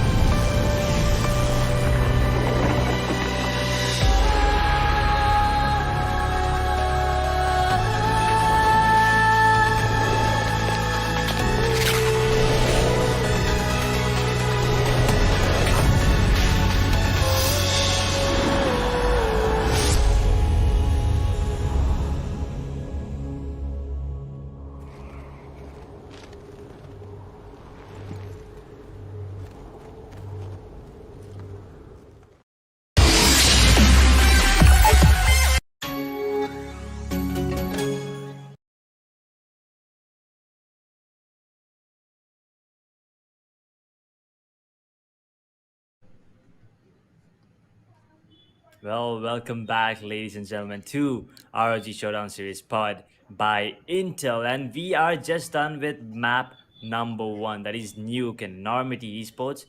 They did one hell of a job there. Moving on to map number two, that is. Moving on to Inferno, Elika. Expectations? Well, it's definitely the pick of Cohesion, and I'm expecting that Cohesion gave it a fight on enormous map pick, and they might be doing something similar. Maybe they just might be walking out with a win in Inferno map, because I believe that Paradox is one of the best map is Inferno, to be honest. And Sneezy and all, everybody plays Inferno, so I'm quite, it's quite difficult to predict this time, but I'm expecting a Cohesion to win this map because they picked it up. Okay, and with that, you heard it, the prediction from Elika, and right now, 1-0 Elika already for Enormity. And if you ask me, I think Enormity are on their way to a 2-0 series win here because Inferno is like one of the classic maps of CSGO, and all the players they keep grinding a lot on this particular map. So both these teams, the way that they usually play, it's going to be really interesting to watch. And with that, you see the first map 16 on Enormity, 14 on Cohesion, almost overtime.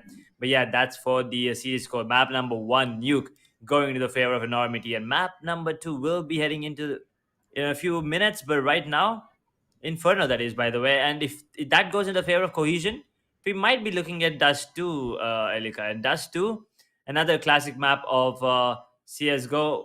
What do you think there? Well, I think that if in case Coalition takes down the win in Inferno, we might move down to the Desirous map, and that is Dust 2. And Dust 2 is one of the basic maps.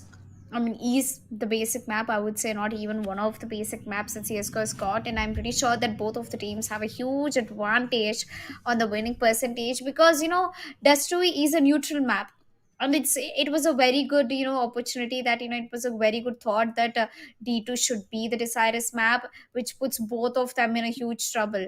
Again, it might be an overtime. If it comes down to the map of Dust 2, I'm expecting an overtime for sure. Hmm. Yeah, overtime. Yeah, that is if it goes to map number three, right? Well, Enormity, since they already have a lead, and one, I mean, it was really really close. So I'm expecting a close match, but Enormity, they wanna finish this match as soon as possible in their favor. Obviously, that is of course. While Cohesion, and as you said, Paradox, one of his best maps is Inferno, so he might be putting up one hell of a show. But at the same time, everyone else, I mean, Inferno, the map is just beautiful to watch. I mean, that banana side and the arch side as well. These two are going to be really crucial when entering into the B and A respectively. And also the long haul and truck side, right? There's CTs camping in towards that pit and graveyard. We've seen Doja's nade, that big brain nade going into that pit. That is absolutely insane. But we might see some incredible plays coming in from these 10 players as well today. I mean, the op, there's a lot of potential. You can use it towards that middle Yeah. area, towards that boiler area, and also towards that banana and also CT, if I'm not wrong, towards that garden area there, Elika. Yeah, I think Inferno is a map or is a very good map for all the oppers and snipers, I believe, because it's just not op which comes down into the play. It's also SG and especially Scout, one of my favorite guns of all the time. I would definitely call it, the budget op.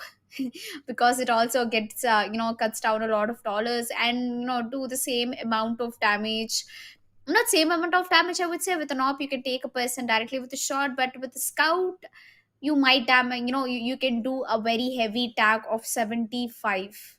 So that's, Yep. I think that's the highest compared to any rifle we have. With AK, I guess max to max we can go is 60 for body shot and 100 for Hmm. headshot, I believe, if if he's having any Kevlar, I believe. So all these damages, they also make a huge difference when you're picking up a weapon. And Inferno is one of the best map for the snipers, and I'm expecting that Sneezy will be seen a lot with the op in his hands. Well, it's not. It's Sneezy from the side of Enormity, and I guess it's Paradox from the side of Cohesion. Paradox is also very well known for his operator and or both of the skills. He's just way too good as a sniper and with the deagle. Well, I guess we are ready to go to the live of the second map of the day, that is Inferno in the semi-finale number one. Well, I place my bets on Enormity to be honest, because they've come so close in the first map already. And they managed to get the Oh, you mean comeback, they managed Cohesion? to get the win, and they can do it once again. Oh wait, did you mean Cohesion or Enormity here? Because now I'm a bit confused here, Elika. No, I mean Enormity, because they already have the win of the first map. And Mm-hmm. maybe, maybe Cohesion might be taking, but I still have a confidence that Enormity can manage it easily, because Enormity definitely knows how to handle pressure. Because Yep. Enormity, they were in 5-1, they had the lead. Then they end up the first half in 9-6 in Nuke, and they had 12 rounds into the favor of Cohesion and 9 in the favor of Enormity, but they still managed to do the comeback. So I guess handling pressure is one of the main characteristics you need as a professional player.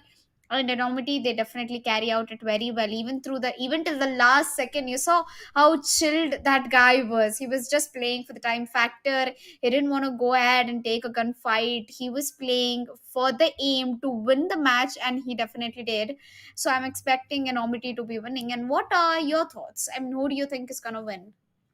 Well, I was actually sticking to Enormity as well, but since you went with Enormity, I'm gonna stick with Cohesion just to make things interesting for us. Let's stick to Cohesion. Maybe we might be looking at that map number three, which is D2, and I cannot tell you how excited I am for D2. I mean, it's been a long time since I've seen Dust 2 coming into play, so yeah, casting a D2 would be really, really good. But right now, Inferno, Enormity, I mean, it's highly unlikely that they want to give up and take it to map number three. But Cohesion, if they win this map, because it's their map pick, by the way, like it's their map pick, and if they, somehow pull the victory in this particular map, D2 is on the cards. But before that, what are your expectations, like the pistol rounds? I mean, we've seen Deagles, right? What do you think? Deagle versus Tech Nine. Which one would you prefer? Definitely Deagle. I've seen a lot of professional players picking up Deagle and winning out eco rounds, winning out fights against Oppers, rifles. One shot with Deagle can get the job done. So I would choose Deagle anytime, any day. Not USP, not Tech 9. Oh, I mean, yeah, I would stick to the Tech 9 because my aim is just bad. I would just run and gun with the Tech 9 and hope for that one of those shots hit the head there. But yeah, Deagle, really good. It's like the mini AVP, right? Doesn't matter how, it doesn't really matter if you have health or, I mean, like Kevlar and helmet. Even with one shot, you're gonna get taken down. Same goes for Scout, as you said. Headshot is always a confirmed kill, other than the rifles, that is M4 and AUG. They deal a lot of damage, but does not confirm the kill.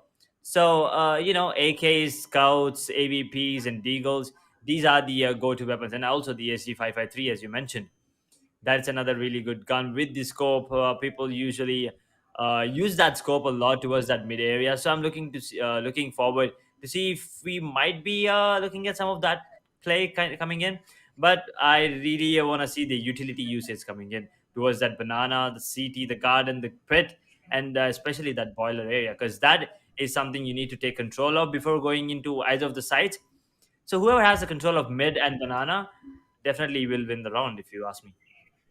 Yeah, I definitely agree with you. The ability usage comes down and plays a huge role, especially in the map of Inferno, because you have nades, to check the corners of the pits. You have smokes, to smoke off archers, library, a lot of wide positions where you can actually stop enemies from coming in through, and flashes. They actually, Inferno is a huge opportunity for the flashes. Because every single corner you put the flash in and the enemy gets flashed, you have an advantage. Even we have flashes from mid to archers, we have flashes from mid to palace. A lot of lineups have been built. I mean, it's been like what, more than 5 years this game has launched, and everybody's still playing it without with maintaining the consistency. And with players like Sneezy, Finn, Paradox, who have been there in this game for such a long time and have been practicing, grinding this game and playing at a professional level. Now that's something on the next level, I would say. What is your favorite map in CS:GO? Mine is Mirage. Definitely Mirage. But before that, quick correction, Elika. It's been 9 years, by the way. Nine Yeah, I mean, years. it's been more than CS:GO has five actually. years where I couldn't remember the Yeah, exact there are gonna be some point. angry fans, by the way. There are gonna be some angry fans if you say that it's only 5 years old, because the game is really, really old. And Counter CS:GO is not the first, first child of Counter Strike. There was like Counter Strike, what, 1999, and since then CS 1.6, Condition Zero, CS Source. There's a lot of Counter Strike, and then CS:GO right now, right? 1.6 as well to be the fan favorite. CS:GO, it's up there. It's coming up there right now. And as you asked, I mean, the question, my favorite map is obviously going to be Mirage, because that's the only map my PC can run with 25 FPS. So I kind of had to play Mirage. I have like what, 2,000 matches played on Mirage alone, by the way. So no, it used to be like what, for 40 FPS max. If I get anything above 40, I used to throw a party for my friends, just go out and chill, because I got 45 FPS. Right. Apart from that, my other map, I usually do not like Inferno. To be honest, I mean, a lot of people are going to be mad about that at me, but yeah, Inferno is the map that I usually dodge and hate. Major reason is because of my PC cannot run it. Like I used to have like 16, 17 FPS at max 20. So that was one of the reason. And at the same time, the map is just too weird, man. I mean, it's just too weird. It's kind of like complicated for me, at least. I'm a simple guy. I don't like too much complications. And yeah, and overpass, by the way, overpass is absolutely beautiful. You can do a lot of things on overpass, like crazy boosts. You can legit flash and smoke B from all the way when you're at A, right? And you can also do the same vice versa from the lower ground to the higher ground. So yeah, these two maps is what I would actually prefer to play. Yeah, well, it was nice knowing few of your best maps and your reasons why you actually adore some maps. But I guess we might have to go for a short break right now as we Hmm. have a technical problem. We'll get back to you right back, guys, with the second map of Inferno going live.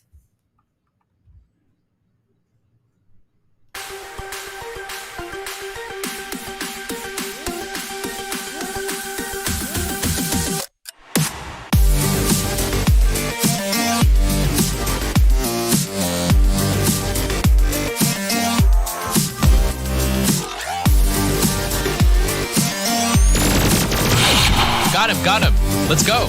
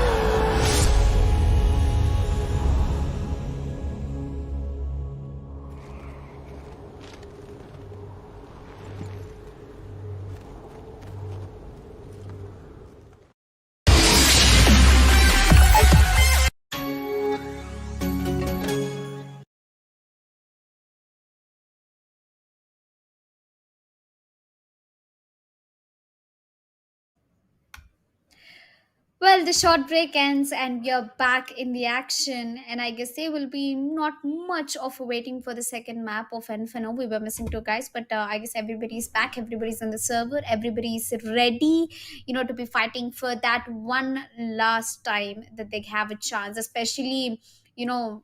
Coercion. I mean, it's the only time, it's the only chance they have left. It's a do or die situation for them. If they get this map, they happily move on to the deciders. If they don't, they might have to walk away from the tournament.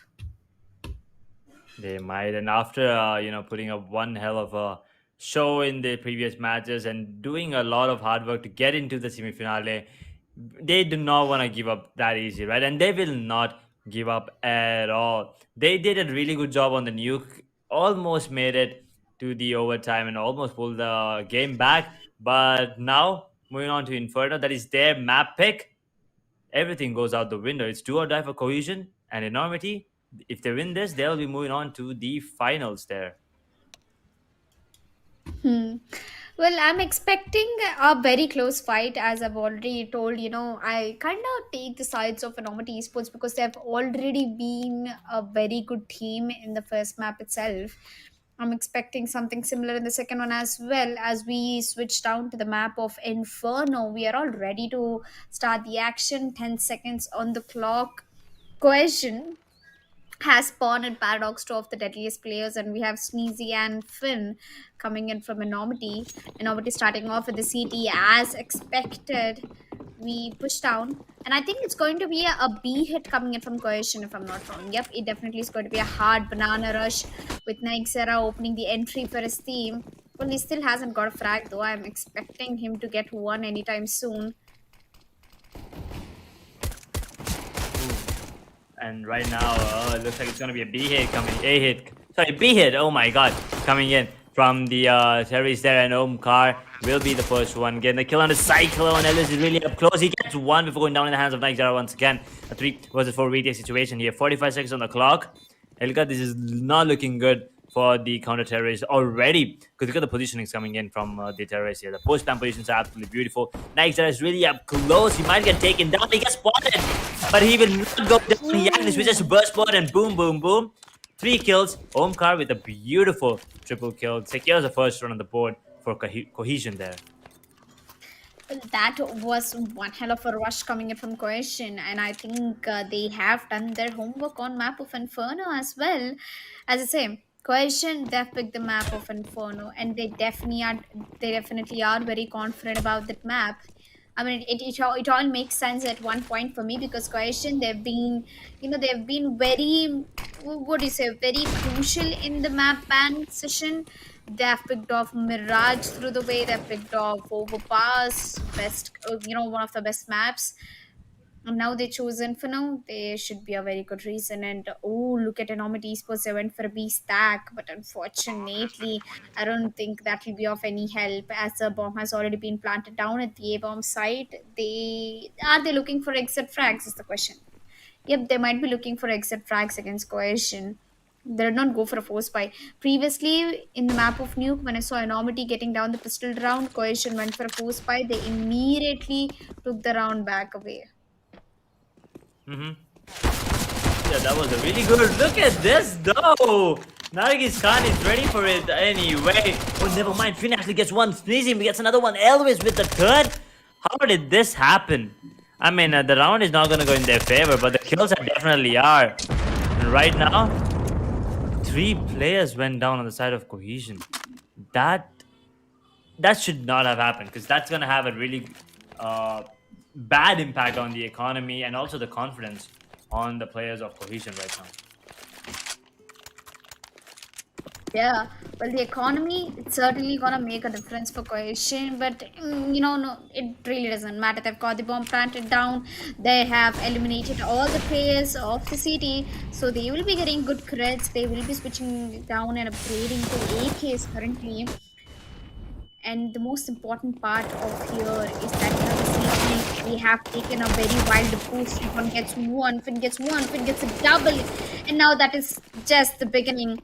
It's turned to a 2v2 situation right now. Omkar with only 32 HP left, and Cyclone is trying to go for a flank. This is a full buy round for Enormity, and they cannot afford to lose this. If they lose this, they have to be in a huge trouble right now. And over towards the A shot, we have Elvis who's trying to take a peek. Umka with absolutely no HP left still managed Oh, to get a frag on towards Cyclone. Now it's Elvis with the FAMAS.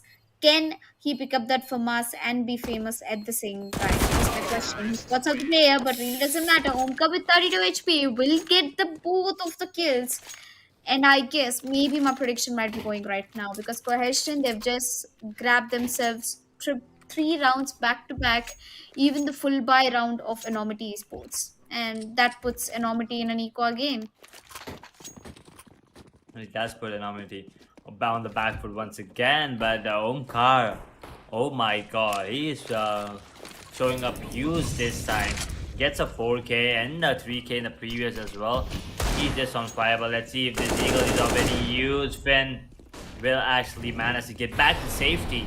And right there, on the other hand, Nugget's Gun will actually get the kill on the sneezy monster. Finn deals a bit of damage, but Omkar is here to save the day. Will get one, never mind. Cyclone gets a double, gets a collab with a 5-7 at that range. Okay, but then Kasif, he's coming in from the other side. Will take him down. And Nargis Khan gets the easy kill on the rebound there. But once again, two players went down on it on the side of Cohesion.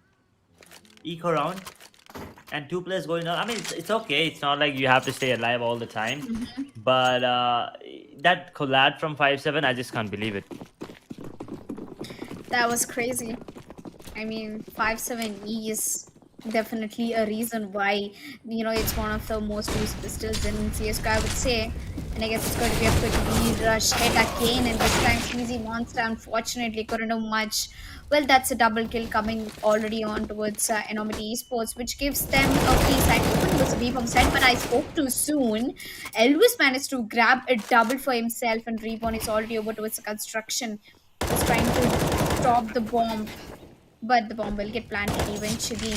One towards the CT and one towards the constructions. And Nagiskan knows where exactly one of the player is trying to come. Nagiskan is going to be going in for a boost, and we have Spawn in a very cheeky place. I mean, if somebody has to pass through, they have to they have to pass through Spawn's hand, and Finn gets spotted out. He might go for a white peak, and there you go. He definitely does. It's not a 1v1 situation. Nagis Khan is in the dark. He has a deagle in his hand. He might get spotted, and he definitely will. And does he have the time? Yes, he has the kit.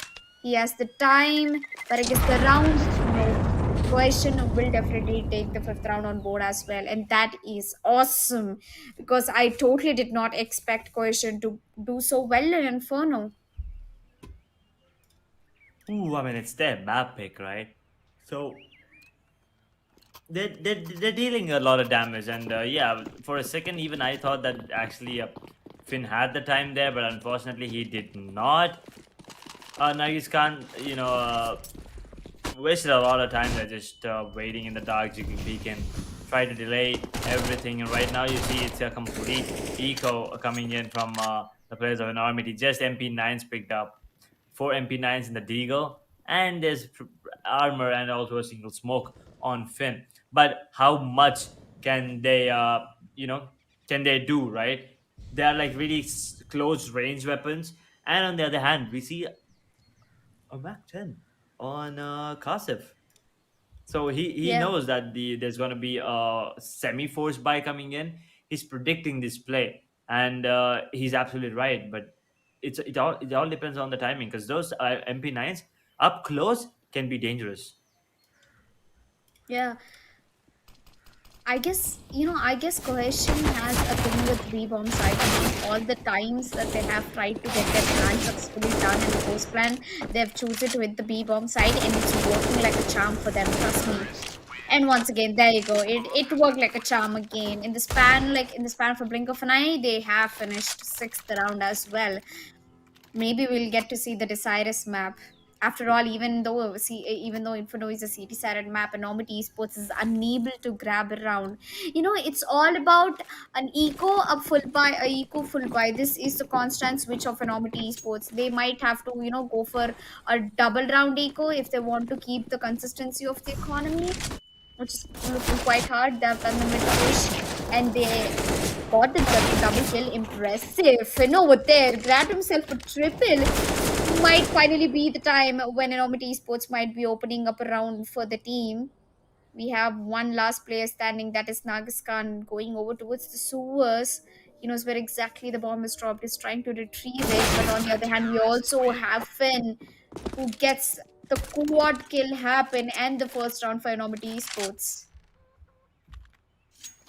First round this time for Enormity Esports, and yeah, the economy is still not good.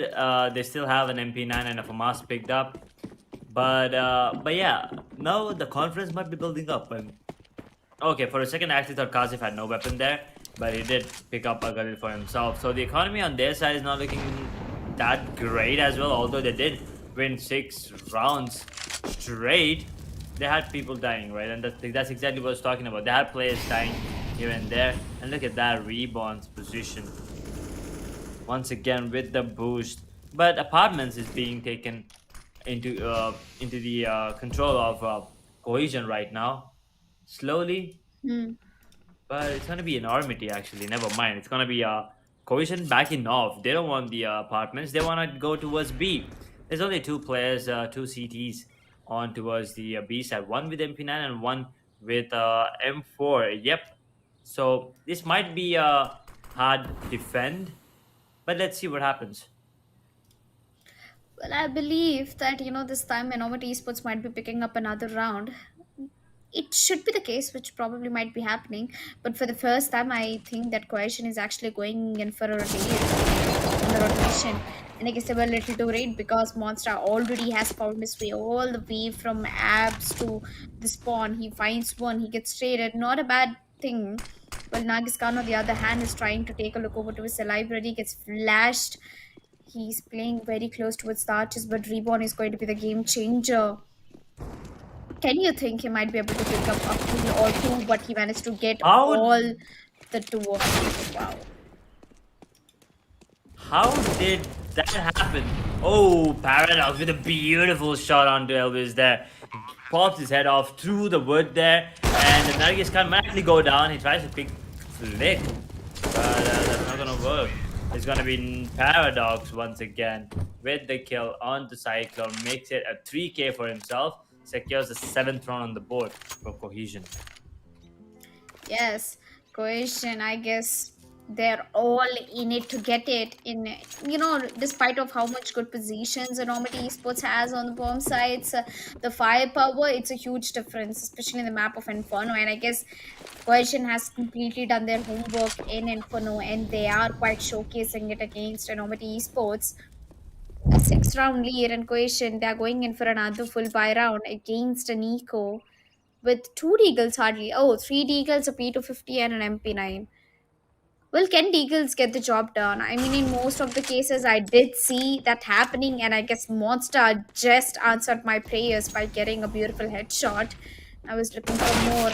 But Kasif goes ahead. Finn gets another headshot. That's a double kill. Omkar immediately trades out for the triple. But don't worry, it is Sneezy and Reborn making everything happen with just Deagles in the hands. A 1v3 situation for Nagas Khan. The bomb is dropped down and he's looking in for the flank, and he might be able to spot someone. No, he sneaked up. Yep, he definitely did. Cyclone knows that he's standing over there, and Nagas Khan is trying to push over towards the mid, gets spotted out, and there goes the MP9. There goes Nagas Khan down with 2nd round on board for Enormity Esports. That was such an insane eco, by the way, right? Yep, that was a really good round once again coming in from Enormity, getting that 2nd round on the board. I think they might have something in store for us right now. I mean, Cohesion, they do have 7 rounds on the terrorist side on the map of Inferno. It's not easy being a terrorist and getting, something around 8 or 9 rounds. And but they already have 7 right now, and Cohesion, no, Nargis is burning, and burned right now. Actually, an easy monster will secure that kill. Man advantage, early man advantage for Enormity Esports. And if you take a look at the positioning, looks like they're going to be hitting A, but there's 2 players towards the pit area and the truck side. So not going to be an easy one, but it all depends on the flashes and the util, right? So if it's on point, then they might make something happen. Because if they kill one of the players, they might actually retrieve an AK, and then the round may turn around. Well, I'm expecting a similar, outcome as you. But I guess the AK AK sometimes they absolutely show what would I say, show wonders, just like how Finn got an entry.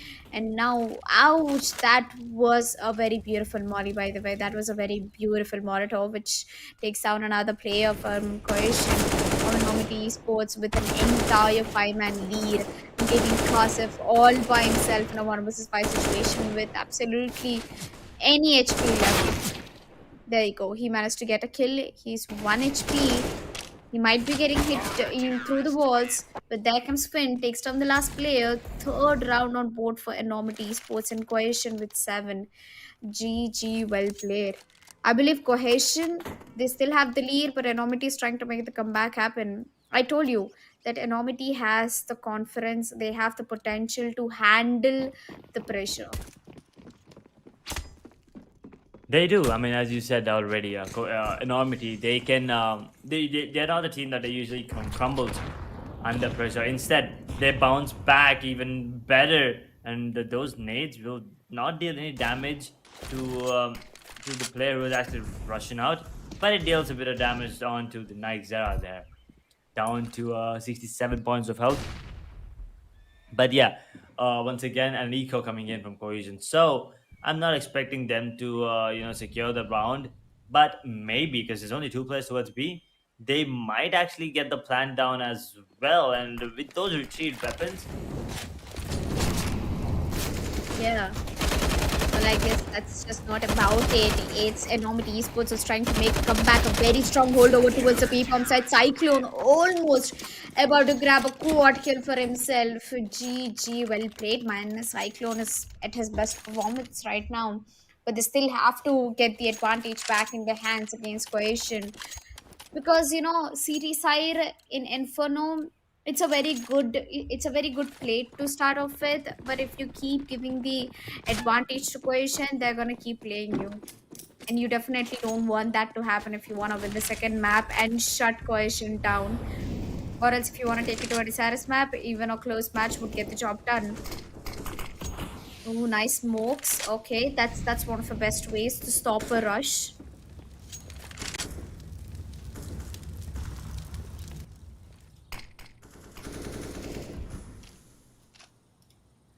Enormity Esports looks like they're going in for a very sneaky holdover to a CA bomb side. One thing I love about Enormity right now is that they're not going in for white peaks.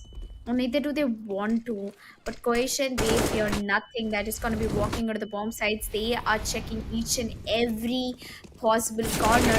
Malonka, he definitely did a mistake by not checking that one corner, which is going to make all the difference in the world. Finn gets himself a double kill, but there's still a man advantage for Cohesion, which puts Enormity in a 2v3 situation. Elvis and Cyclone all left by themselves.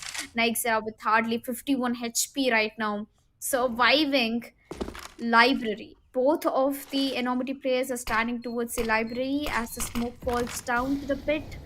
I guess Cyclone has a play to make.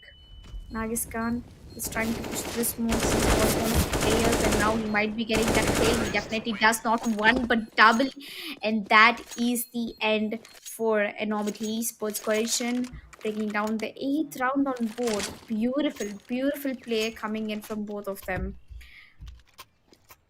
Interestingly, I want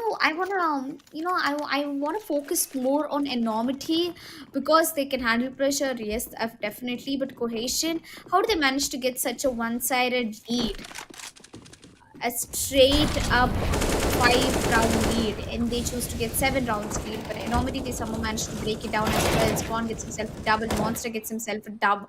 A single followed by Elvis. It's down to a 2v2 situation. Elvis is down to 33 HP in spawn. He's looking for kills.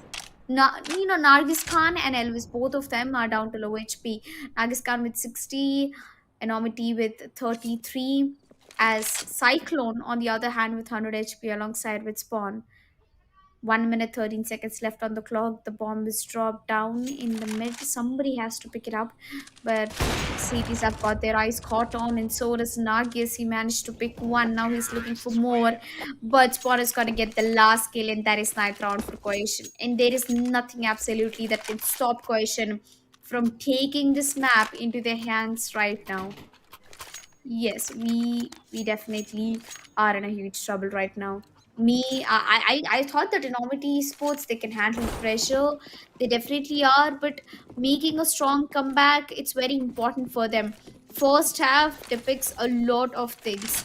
No matter like how good you are with the aim, when it comes down to second half, the round advantage or lead is already in the hands of other team. Nagaskan gonna be picking that up. Do you really suggest op in the devil side? I don't think so. If it was me, I wouldn't absolutely do it unless we have like aggressive opponents like Enormity Esports picking up mid, banana, which let Nagis Khan get a kill already. That's a beautiful entry. But will Enormity get an eco round again? Is the question. Finn is trying to do a game change if possible.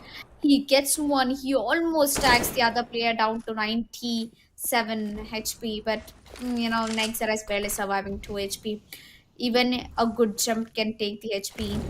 Umka picking up the Mollies at the right place. Recon gets one, Recon gets traded. Umka gets himself a double. That's a beautiful opening. It's all in the hands of Elvis and 1 versus 3. To be honest, Elvis can make it.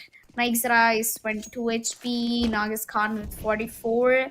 If he manages to take both of the players down, he has a very good chance of clutching this round. I mean, it's just a pistol. There's no harm in trying, though. There's definitely no harm in trying. The calm before the storm, the bomb has been planted down. It is the last round in the. Oh, sorry. I think the second last round before the first half ends. Yes. Elvis, is he trying to save a gun? He definitely does not have a gun, but the bomb is gonna get exploded. Elvis, come on, buddy, pick a gun. Nope, he couldn't. And I don't think there's going to be enough money for Enormity Esports to be fighting the last round in the first half against Cohesion. They barely are gonna pick up SMGs and what? We might see an op coming through. Yep, there you go. Sneezy Monster is gonna pick up that up. 4 to 10 is the score. If first up goes into if first up goes in somewhat like 5 to 10, we still might have a chance to win. We still might have a chance for Enormity to do the comeback in terrorists, but we don't know how long are we gonna keep the consistency. Monster already gets an opening now. He's still at the banana looking for somebody to come and retreat that gun in the hand as there you go. Okay. Purple was so close to be peeking. I think he saw his barrel. He gets flashed. Yep, Sneezy gets flashed. It's gonna fall back. It's going to be a quick B hit coming in through, if I'm not wrong. Or not quick, but yeah, they're waiting. They're not gonna be going in easy. He gets a shoulder peek, but he could not get that kill as multiple rush through the B mains. And it's gonna put the grenade at the right time. It's gonna do a lot of damage. It's gonna be moving down to the constructions of 4v4 situation right now. Freezy got the advantage, but nothing more than that. Nagistan trying to shoot through the smoke. He has a knob, gets it shotted by Finn, and that's a man advantage. CT, they have to move in inside the bomb site right now. Any further delays can make them lose the round. We have only a particular amount of time to get the bomb defused. Kasif is looking ahead for Omkar behind him. Further, they have constructions control. One gets one, Finn gets one. Immediate trades coming in, and that's the shutdown. Enormity Esports managed to get the last round in the first half. That is fifth round for them. 5 to 10 is going to be the first half, which is not that bad to begin with. And I guess when the sides get swapped, maybe terrorists, maybe Enormity starting off with the terrorists can be a very good opportunity.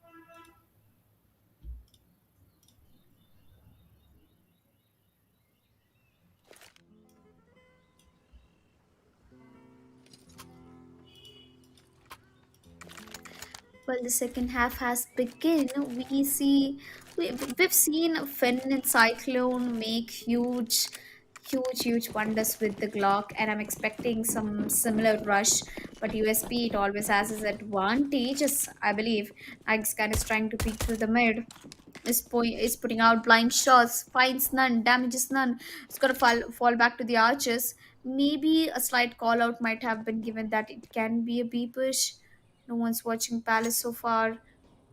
But esports such passive gameplay. I was expecting them to more of like to go all hail and all aggressive onto either of the bomb sites.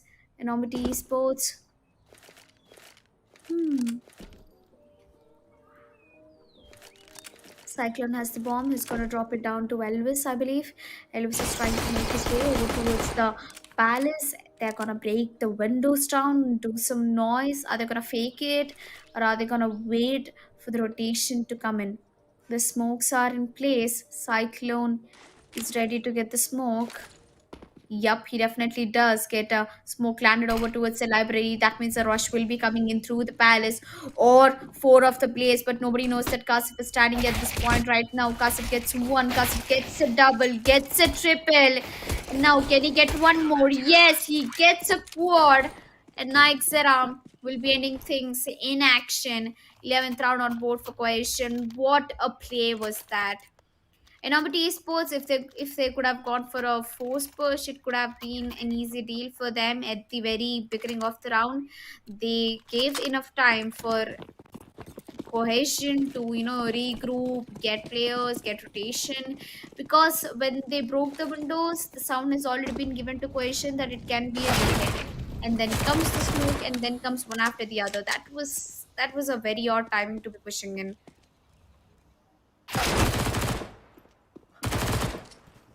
But on the other hand, we also have Kashif making wonders with MP9. Grabs himself a triple. Now it's all in the hands of Elvis, but I don't think Elvis can do anything. Elvis has to definitely go ahead and die. He has the bomb and he does not have the HP, but he's looking for a Zeus kill. Okay, interesting. He sees a chicken go. I thought it was a player. I was damn scared. Okay. Elvis has been spotted out. Elvis has been taken down with spawn 5 to 12. Cohesion with 12 rounds into the hands. And I guess Cohesion is just 3 rounds away from getting that match point. And I'm pretty sure Cohesion is going to manage to do that. Yep. They might actually pull it off as well. Cohesion 12 rounds, Enormity sitting on 5, still a 7-round lead for Cohesion. And right now, looking at the way the things are going, Cohesion might actually pull it back into their favor this round as well. They're breaking a really hard push towards the mid-secondary spot. Going Cyclone gets another one out of the cast while Nigerian is going to never mind, it's gonna be the other way around. It's gonna be actually Enormity Esports coming on top this time. Cohesion, they did not see that coming, but at the same time, Enormity was kind of ready for the push coming in, right? So they're gonna make it work. And Cohesion right now, still a 6-round lead, still a really good lead. But at the same time, keep in mind, last time they had a 6-round lead as well, Elika on the map of Nuke, and then Enormity made an insane comeback. And if that's gonna happen again, then it's gonna be just heartbreaking for the side of Cohesion.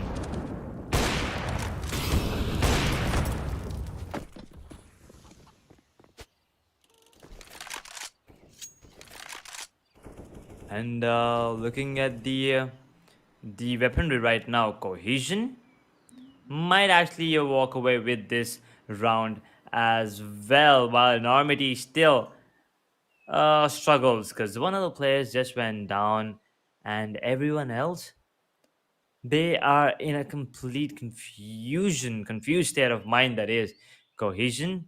They have to take advantage of this and close things off ASAP. Otherwise, Enormity, they might pull it back, and it might be a bit too much. But the spawn will make sure to take it easy on them. Not so much on the Enormity there, but spawn. Ooh, okay, oh, it's a beautiful shot onto him. Kind of turns around, gets a kill on the spawn as well. Now in a 1v3 situation, he might get the bomb planted, but the bomb has been dropped, but he will pick it up. and picks up another one as well. 1v2 right now. He gets the bomb, might just go in for the plant. He's on for the ace clutch, by the way. He has the weaponry, he has the aim, but it's all about the timing. It's going to be Nike Zera. If he peeks right now, he might get the kill on the elevation. He definitely will. That's going to be him taking Elvis down, actually. That's going to be the third round on the board for Cohesion and Enormity Esports. It's not looking good. It's not looking good for them right now. 7-round difference. I mean, take a look at that. Take a look at the way that Spawn was holding on to that B side all by himself. He was confident. He did go down, but he did manage to take one of the players down as well, right? He missed the second shot, but it doesn't really matter. He has wasted enough time. He has given his team enough time to wait for the rotation and make the rotation happen as well. Right now, Enormity Esports, they still have the buy coming in, 4 AKs and an AVP picked up.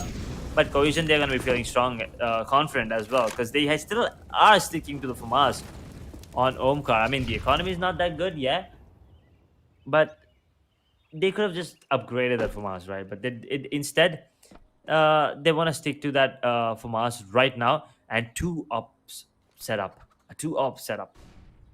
Let's see if that is gonna be costly for them, or will that be the reason that they actually might win this round? Never mind. Finn will actually get the kill on the home car really up close. It's gonna be a monster with the second one on his spawn. Now the B side is completely open, and look at this. Bomb has already made his way into the site there, and all the setup on A from the CTs is gonna be of no use. And now the sound has been given. Zera will actually peek out, will take a bit of damage, down to 73 points of health, but now he has the information that there's one player towards Boiler here, Elika. And right now, 3 versus 5. I think this round will also go into the favor of Enormity Esports.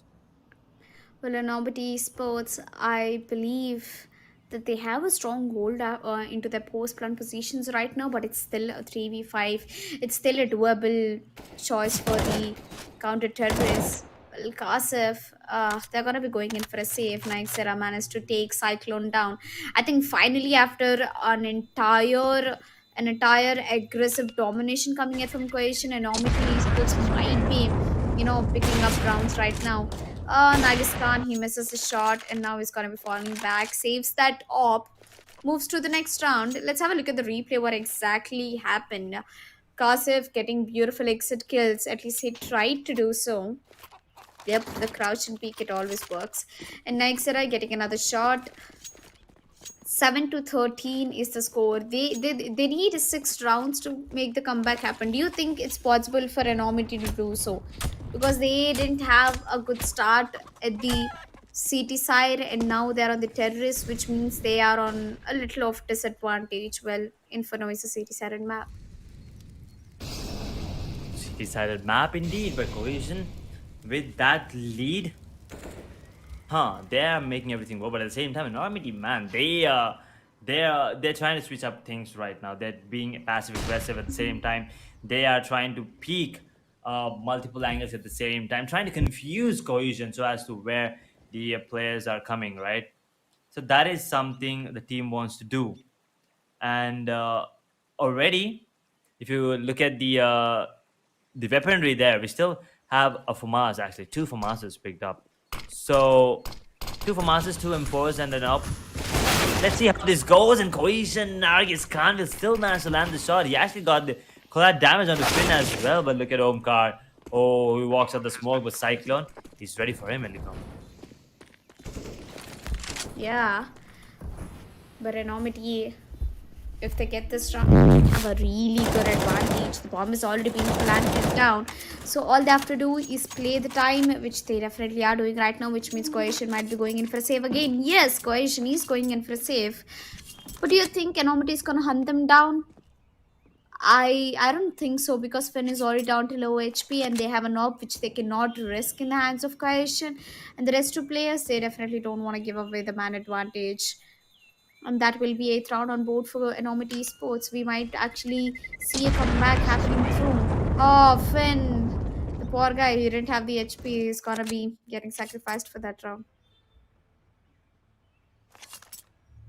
Another round, Enormity Esports, 8-13.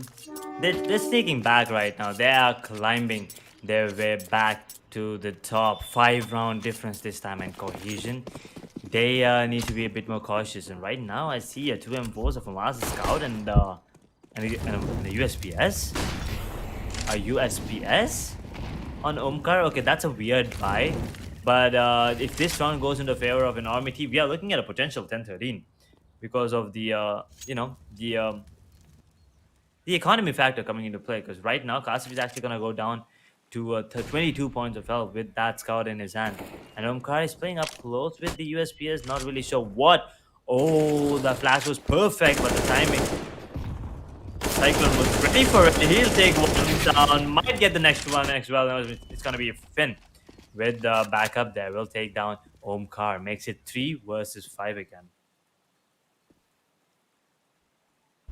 Yeah, well, 3v5 not certainly a good way to execute a bomb site, I would say, because cohesion, there's no chance that they might be able to stop the push unless Snake or some one of his teammates grabs multiple kills. Cyclone, he takes Kasif down, which puts us in a 2v5 situation. The flash comes through. Spawn gets one. Spawn gets another one. A double kill for him. 3v2 situation. The sites are swapping very slowly. Spawn with 19 HP. He can't go for a save, but at least he can try. And there he goes. Sneezy Monster with the up. He's gonna make all the difference in the world. Putting it 9th round on board for Enormity. And within no time, we'll see them doing the comeback. The economy for Cohesion, it's completely shattered right now. They might have to go for a force buy again with 4 M4s and a FAMAS coming in from Kasif with a FAMAS. Interesting, because usually if I was one of his teammate, I would definitely drop him an M4 to be handling with. He's one of the best fraggers in the team, probably. We definitely will, right? Paradox, he is the one that has to have the better weapon right now because of the aim and everything. But right now, once again, the economy, look at that. Cohesion, the economy is not looking good. And the util, they do not have a lot of util as well to work with this round. And if everything goes according to plan for Enormity Esports, 11-13 is on the cards as well, because next round they have to equal. There's no way around that. Maybe upgraded pistols, but apart from that, there's nothing else that Cohesion can do if they lose this round, Elika. Yeah, I'm pretty sure that Cohesion won't. They can't lose this round. They really can't. They don't have the economy stability that they can give away more rounds for Enormity. And if Enormity gets one more, they are on the double digits. That means the comeback once again will be happening. It's giving me all the deja vu vibes, from the Nuke map. To be honest, in Nuke we had some kind of similar situation where Cohesion was with 12 rounds, and Enormity, they did an insane comeback. This time we just have 13 rounds in the hands of Cohesion. Finn, they are trying to make their way over towards the bomb set, and they definitely did. They get one traded. Inkar is all alone by himself on the side, gets taken down. A double kill coming in from Enormity. While the Oh no. backstab placement doesn't work, but Sneezy's Monsters Orb definitely does. A double kill. Ooh, man, I'm getting goosebumps by the way Sneezy puts up his orb. Easy with the AVP there. I mean, just really dope. The way he's just too fast, man. I mean, he's just super fast right now, and also the way that the entire team on Enormity is playing, the confidence is kind of back, right? The confidence, they're feeling it right now, and as it happened last time as well. Look at this shot. Sneezy Monster, boom, towards that goal area. And once again, Cohesion, they are forced into the eco, and they still managed to get one kill on the Elvis before going down. So still a 4v4, and that Deagles can deal a lot of damage, Elika. So Enormity Esports, although they have a better weaponry, they still have to be aware of these Deagles in the hands of Cohesion. Yeah, Tigers, they can do wonders. I mean, Enormity Sports, they were the ones who started up putting their Tigers to a very good use, but it's going to be Finn who gets taken out unfortunately by spawns, and the pistols are definitely working. Sneezy Monster in a 1 versus 3 situation, nothing that he could do, and Cohesion will be walking away with 14th round, and that was an eco round. Look at Spawn, no fear at all. Even Enormity, they did a huge mistake of pushing all together against pistols, because in the close range pistols they have such good damage to be given. And Spawn and Omkar, they played out on the crossfire setup completely. All the 4 frags which Enormity, which Coalition got, was to the crossfire setup. 2 for Omkar and 2 for Spawn. Ooh, Cohesion. 14 rounds right now. Looking really good to close things off here on the map of Inferno and move on to Dust 2. But at the same time, Enormity Esports, they do not want that to happen, right? They want to end things off because they already have one map in their bag, and that's the map of Nuke. Nargis Khan almost being taken down there through the smoke. So they already have Nuke in the bag, and if they get Inferno, they're good to go they're good to go to move on to Yeah. the finale there tomorrow. But Cohesion, they are not gonna let that happen pretty easily. And Enormity, ooh, Night Zera might actually get a free B here. Did he see him? Yep, he did. Rebound will get taken down. Now a man advantage for Cohesion, and everything's going in their favor right now, Elika. Everything is going in favor. Yes, sir, that definitely is. Normandy Esports, they have to pick up 4 rounds if they have to make a difference right now. And that was unexpected. So you don't have to go out in the open like that. Well, Nagis Khan on the other hand, but I guess series are making all the difference. They got themselves a double kill, and Spawn is looking for another one, but Cyclone for an immediate trade.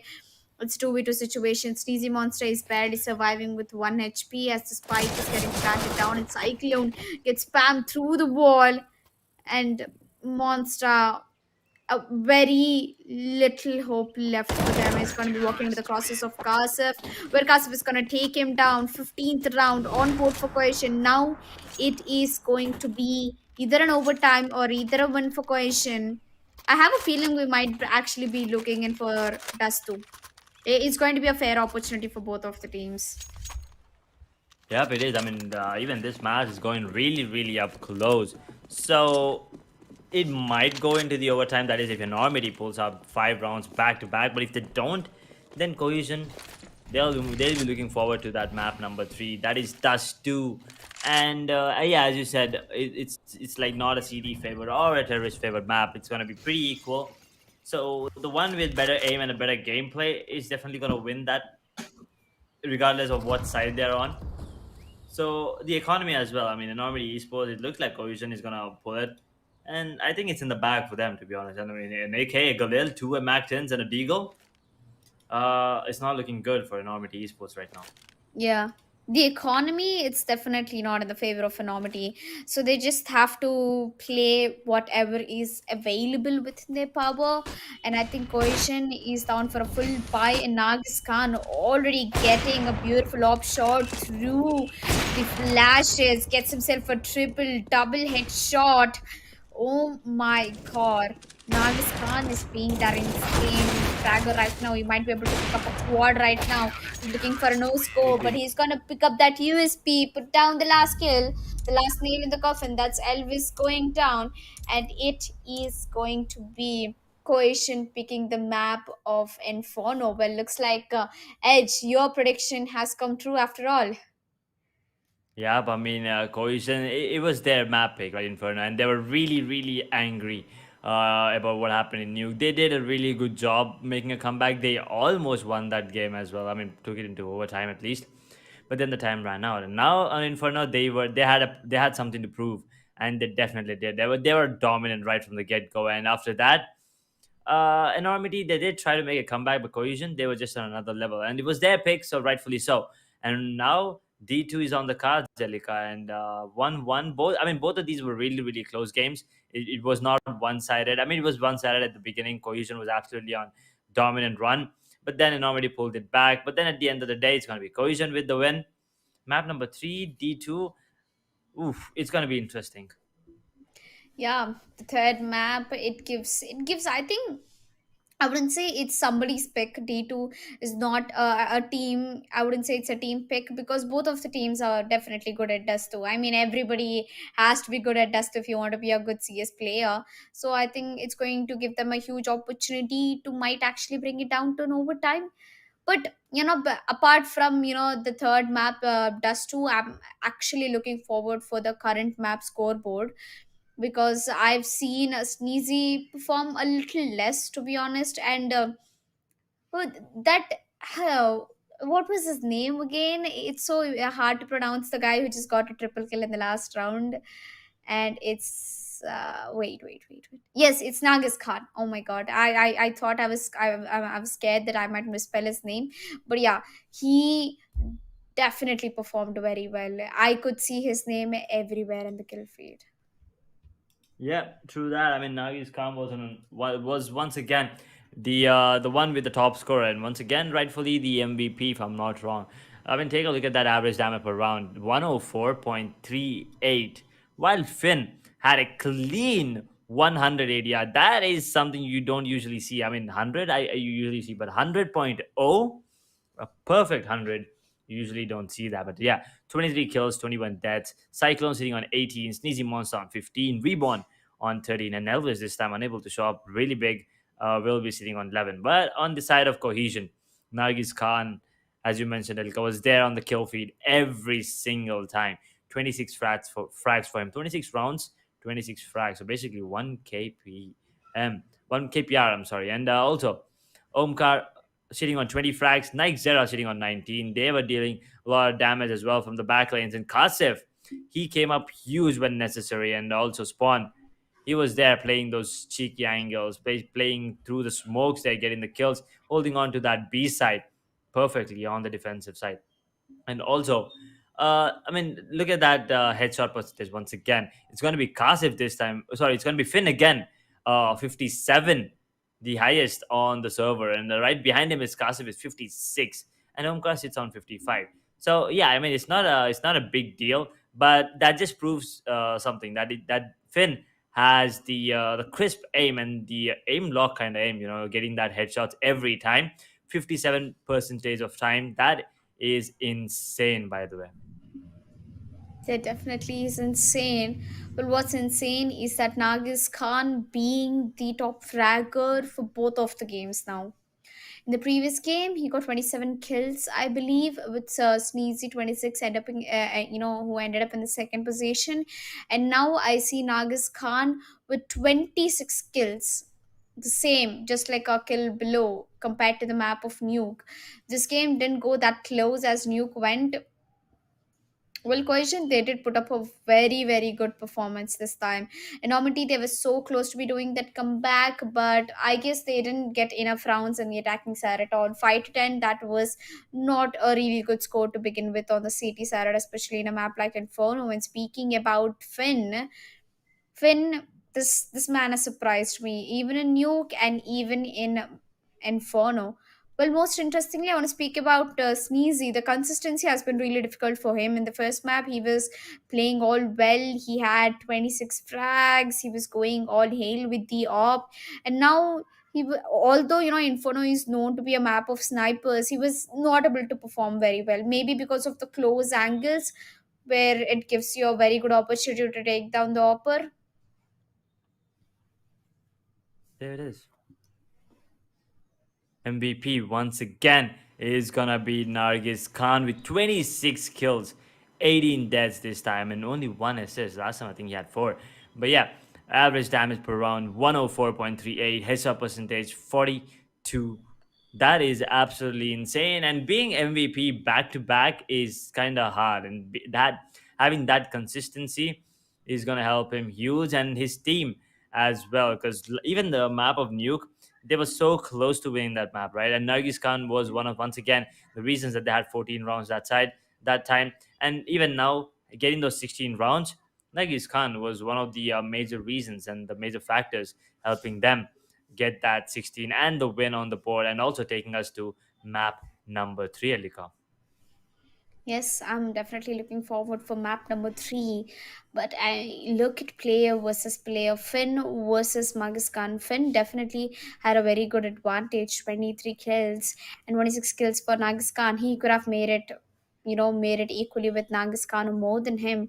21 deaths. I think Finn has a decent of one carry, but he also has to concentrate more on his fragging power. But his assets, they definitely are more than Nagiskan. 4 S's, 100 area, 57 headshot percentage, highest in the server, as you said, and 0.88 fire rate. And I guess Nagiskan, he stands out in everything, and he is, he's just performing at his best today. I believe he keeps on maintaining the consistency. He keeps down taking the same momentum to the last map, that is the desirous map of Dust 2 for the semi-finale number 1. And whoever wins this map is definitely going to tell us that they are going to be the first finalists to the Asus ROG CSGO Showdown.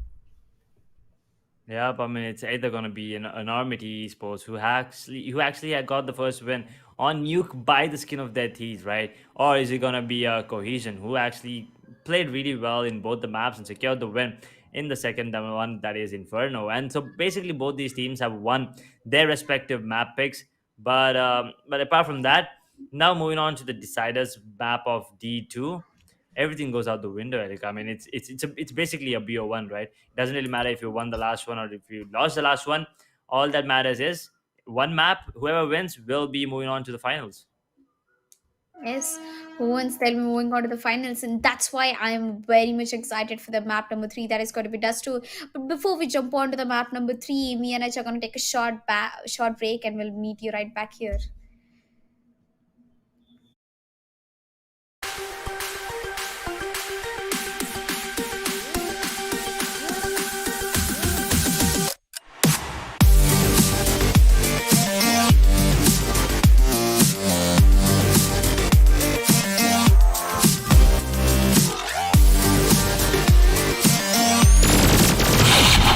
Got him.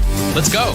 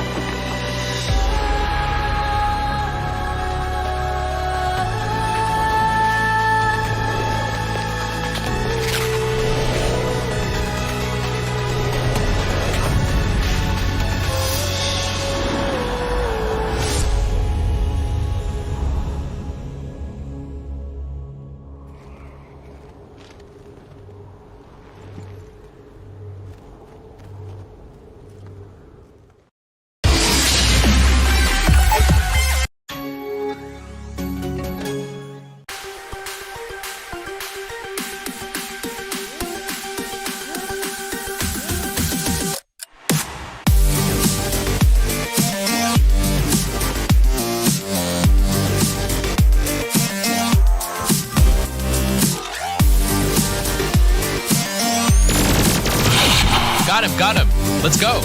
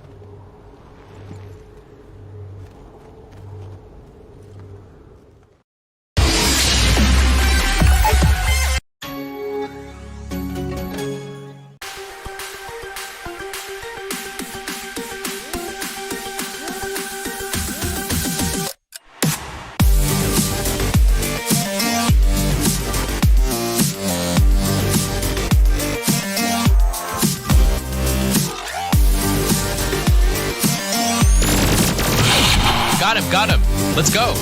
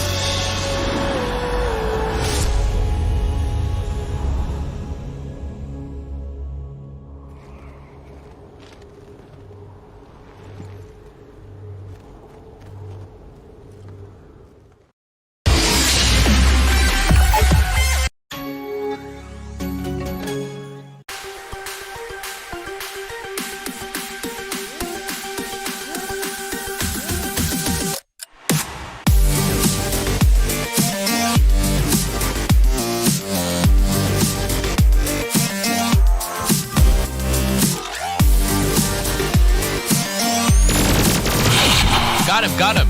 Let's go.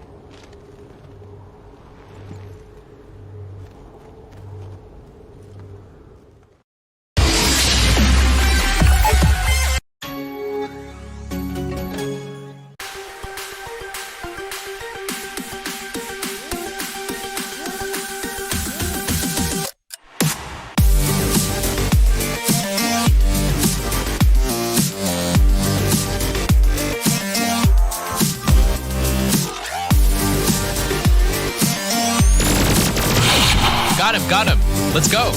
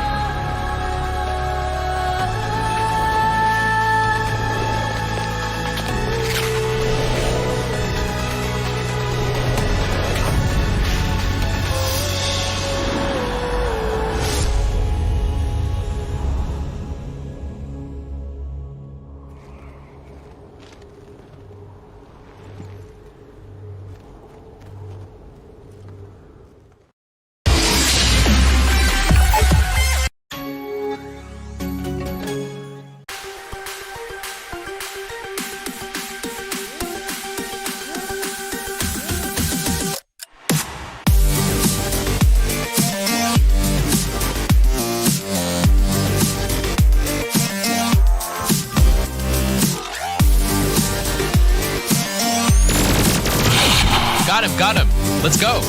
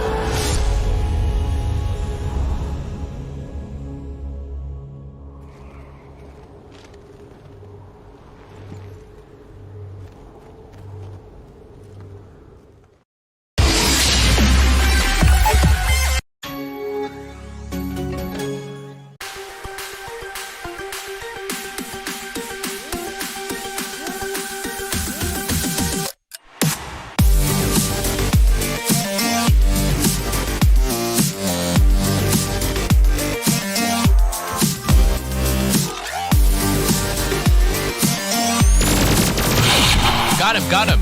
Let's go.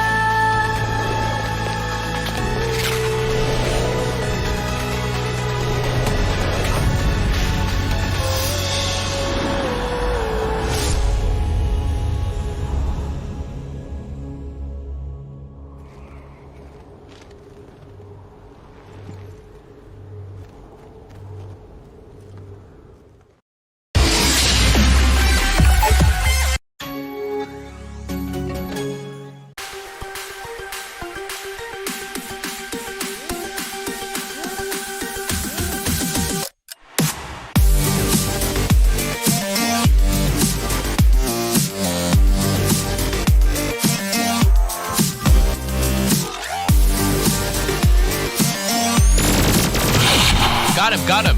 Let's go.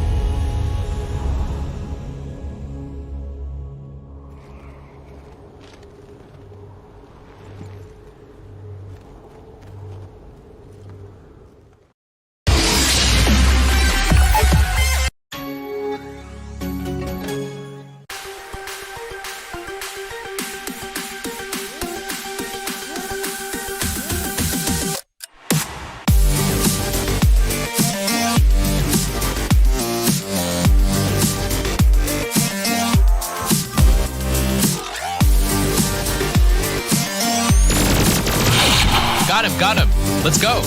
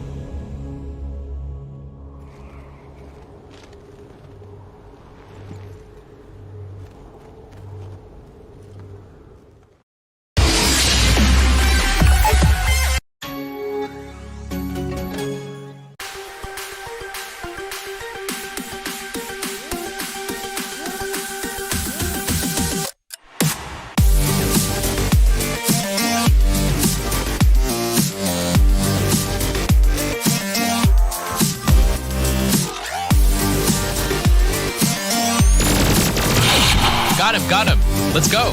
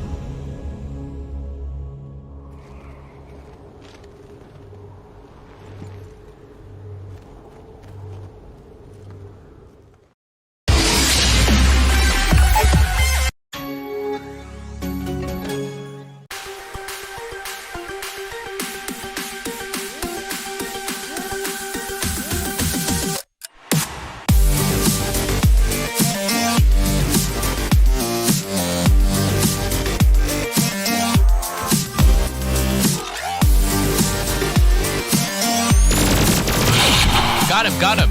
Let's go.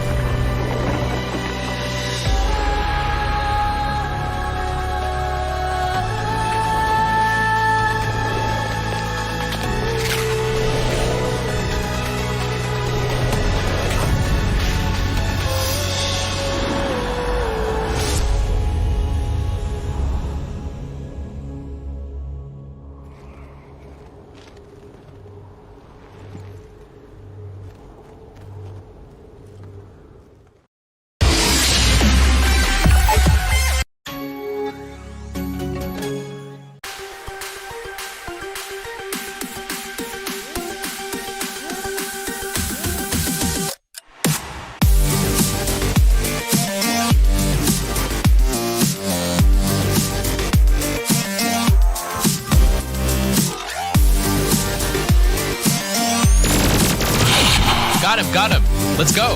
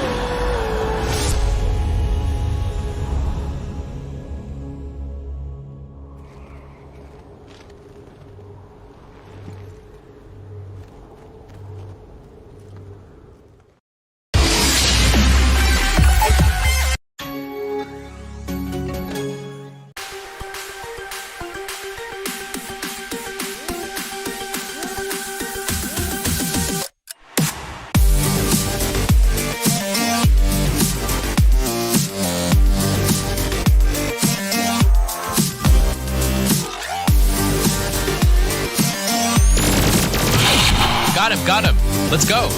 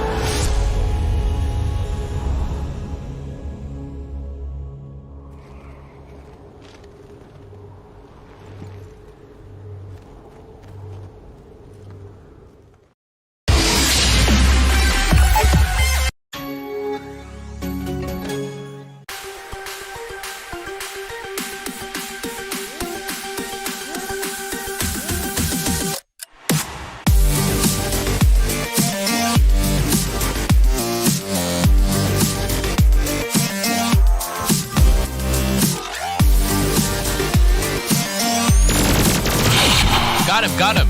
Let's go.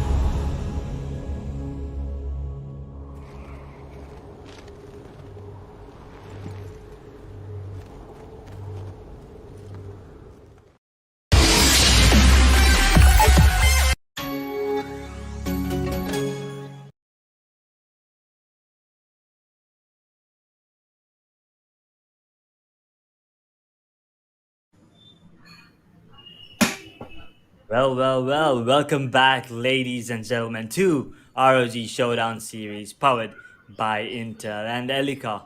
We have seen two incredible matches already. I mean, first one on Nuke, both Enormity and Cohesion. They were absolutely brilliant on that map. But then on the map of Inferno, the map pick of Cohesion, they were dominant for the first few rounds. But then Enormity pulled it back, but at the end of the day, Cohesion will be the one walking away with the victory. I mean, if you take a look at the series score there, first match, Nuke 16-14 in the favor of Enormity Esports. And then Inferno, things went mayhem there, and Cohesion, they were obviously dominant for a while, but then Enormity pulled it back.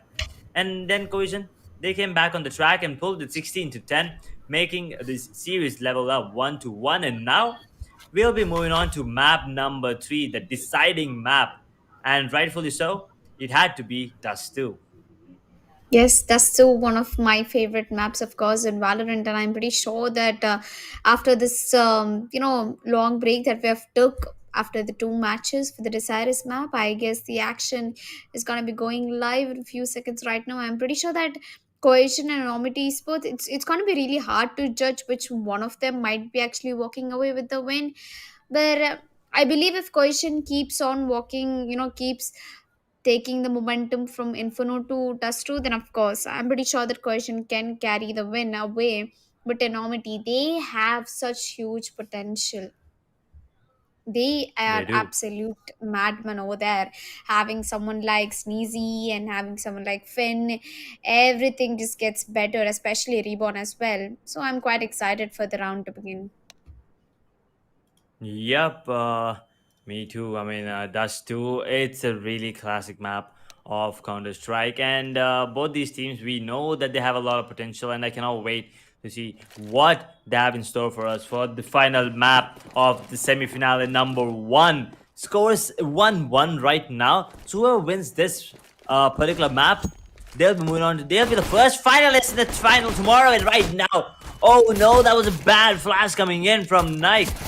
And Reborn will take full advantage of that. Will have the first shot. Nizar will get taken down as well. Cyclone is dealing a lot of damage with the Glock. Gets a double. Reborn gets a double for himself as well. And Sneezy Monster did the final blow onto Kasef towards that mid area. Will be a flawless first round. Pistol round goes into the favor of Enormity just like that, Elika.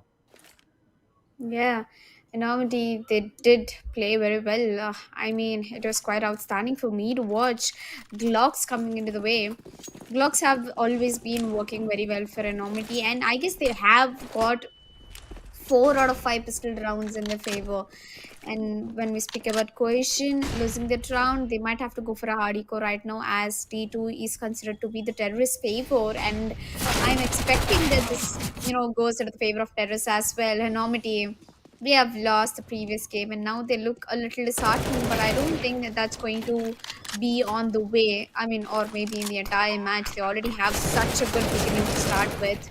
This last player standing is going to be Nagis Khan, who will be hunted down to death, and that's second round on board for Enormity Esports. Yeah, once again, only one player went down. This Sneezy Monster. That was the first frag. He did get the kill onto one of the players there, but after that, he did go down after getting the kill on the Paradox, right? And yeah, no weapon saved on Cohesion. So Enormity, that was a good job. But the economy as well is looking decent on them. They have the rifles picked up already, Khalils, and the Mac picked up. And on the side of Cohesion, it's a full buy round, but no util yet. So you see a Nargis Khan with the AVP. Enormity did not see that coming. They did not expect to see an AVP in the third round, but Nargis Khan will get the op out and also get the first blood as well. Faceplate. Yep, definitely yes. Well, Cyclone, one of the most potential players going down. Now that's something that I haven't expected, but looks like things are gonna be even more interesting as it's going to be a B hit right now. It's going to be a straight up B hit, but I guess we already have something like Nagistan with an AWP. That won't even matter right now. Rifles against AWP, definitely. Op is gonna work, and there you go. Cohesion finally getting their full buy round into the favor. Although, did they retrieve the op? No, unfortunately. I wish they could have got the orb back, man. It's gonna do a lot of damage on the economy, but nevertheless, Enormity didn't get it, Cohesion didn't get it. Both of them didn't get the orb. But Enormity Esports, they did save some creds over there. They did save some money, some dollars to get to move out the orb, and they definitely will be handing the orb to Sneezy Monster, one of the deadliest opper in Enormity Esports. I am right about that. I mean, the AVP was not safe on the side of Cohesion. Really unfortunate. But now we see an op picked up on the Sneezy Monster there. And we all know what he's capable of right now. If you look at that, oh, Finn almost lands the headshot once again. And Finn is the one with the best headshot percentage. And rightfully, once again, shows us exactly why he has been holding that headshot percentage there of 70%, 10%. And Finn once again and headshot made that 100% right now, Elika. He's absolutely on fire. Yeah. Sneezy, give him an op and he can show you some wonders. And I'm really expecting that Sneezy might be able to pull up a frag or two. Well, 3 of these CTs are currently, I mean, 2 of them are in the CT spawn and 1 of them is trying to regroup. And yes, they have regrouped there. Oh, did he just do friendly damage? Oh, Kashif, too good to flex the gun, mate. And Reborn is going to be stuck at the Molotov. He can't move any of his position, and that was his teammate's Molotov, if I'm not wrong. Yep. Cyclone is standing very close, and if Kasif wants to get out, and he definitely will not, as he grabs himself a set double kill. There is Cyclone coming out in the open and Reborn. Now it's his task to hunt down the final player, Nagis Khan, who's been MVP, who's been the MVP for already 2 maps. I mean, Nagis Khan should be able to pull up some, pull out some exit frags though. He should be able to, but yeah, Sneezy will make sure that there's no possibility of that happening, and we'll get the 3rd round on the board for Enormity Esports. I mean, that op in his hand is just deadly, man. You gotta get it off of his hands, and it's gonna be a timeout being called from Enormity. Maybe a technical, maybe a tactical. Not really sure. Maybe someone just wants to go AFK, right? It can be either of those. Yeah. Or take a look at the scoreboard. Quick look.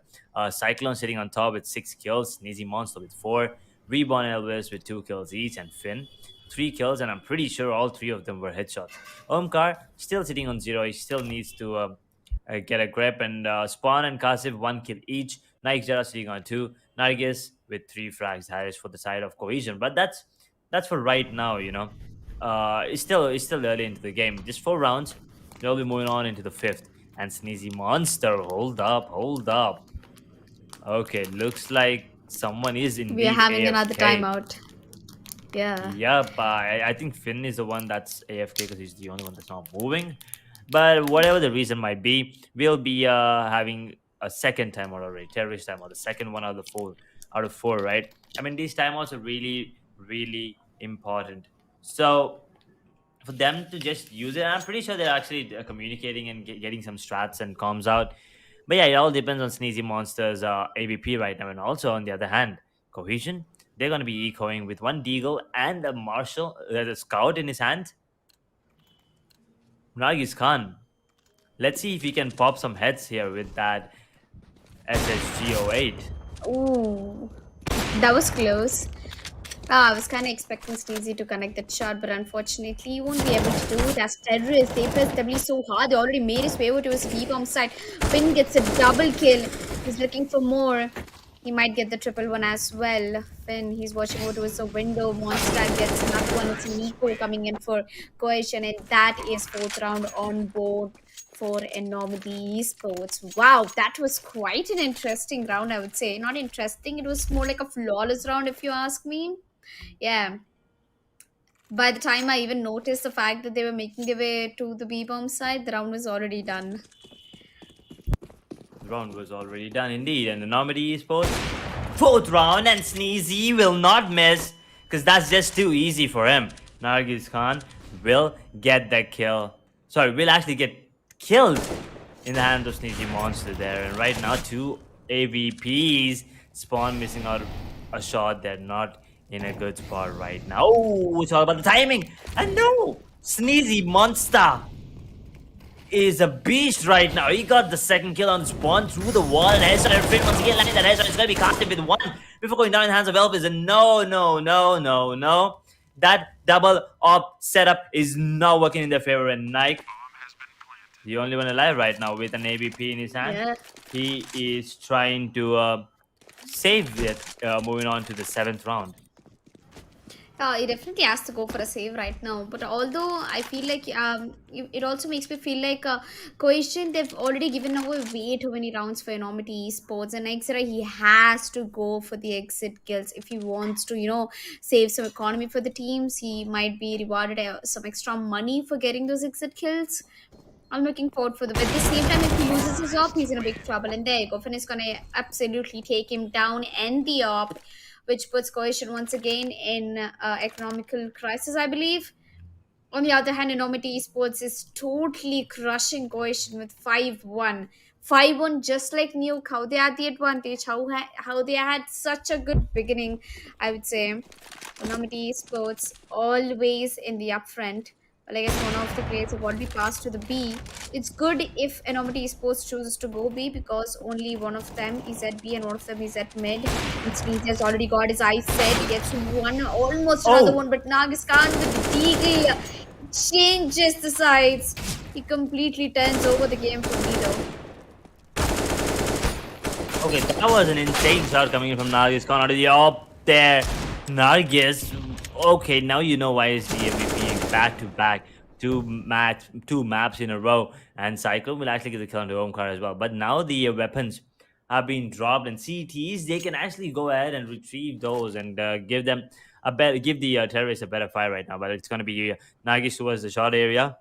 Nike Zero is towards that CT spawn. And two Huh. AKs as well. I mean, both the AKs are still alive, and Cyclone will make sure to get the kill on the Nike. And now a 1v2 Nargis can actually do this, to be honest. Nankis has been smoked off, which means that he has to push out of the smoke to delay or maybe get that retake happen. He will be doing that, which is gonna make him get taken down, and that is Enormity with another round on the board. 6 rounds for Enormity, one for Cohesion, and the economy. Looks like Cohesion going in for the eco. It was a good decision in the last round, which is gonna give them a double op setup. If you ask me, if if Cohesion definitely wants to do something like that, they shouldn't be going in for a double op setup. Their economy is already in such a huge trouble, and them, making such experiments like pushing down long altogether. What? There you go. Reborn just single-handedly took two of the players, and Spawn is missing all his shots with the op. Connects one, gets traded. A 2v4 situation right now with another op in the hands of Nagiskan. Nagiskan tagged to a little lower HP, and now he managed to connect that shot on towards Elvis. Is watching the crossing over towards the bomb side. He's 48 HP. He wants to peek over to the long, but Finn, he's sneakily trying to watch over for Nagiskan, and the grenade will be coming through. It's going to do a lot of damage. It's going to take Nagiskan down. A beautiful trade by Finn, and it's Nightsera in a 1v2 situation with an M4 in his hand. Do you think he can do it? I have a feeling he might be able to. I think one of the players is actually AFK on the side of terrorists, so it's basically a 1v1, right? I think Sneeze is AFK there. So it's all on Cyclone, and yeah, he does hit him like a goddamn Cyclone. Niger did not see that coming. Match pause, and I think that was a technical, that's going to be a technical issue there. Not really sure. But yeah, one of the players actually did lag out a timeout. And is it Sneezy? Yep, it is Sneezy. And that's exactly why it was all the way towards the top mid area there with the op as well. So he will be reconnecting in a while, but Elika 1-7 on the map of D2, the deciders map for the semifinal one, and to get a slot in that grand finale that we're having, and also a chance to actually confirm the prize, a piece of the prize at least of that 75,000 prize pool. Yeah. If they want to, if they want to go down to the finale, if they want to go down to the finale and take time to prove themselves to the CSGO community, they have to win this match. And Cohesion, I don't know. They are don't you, I feel like they're inconsistent sometimes, because in the first match they were having such good advantage and suddenly they broke down and they lost the map. In the second one they totally performed like madmans, and now again coming back to D2 they are unable to perform. I believe it goes hand in hand for Cohesion and Enormity Esports, of course. They have been strong in whatever the hello maps hello they've hello hello picked. आवाज आ रही है अरे निक? आवाज रे They've been strong in whatever the maps they've picked.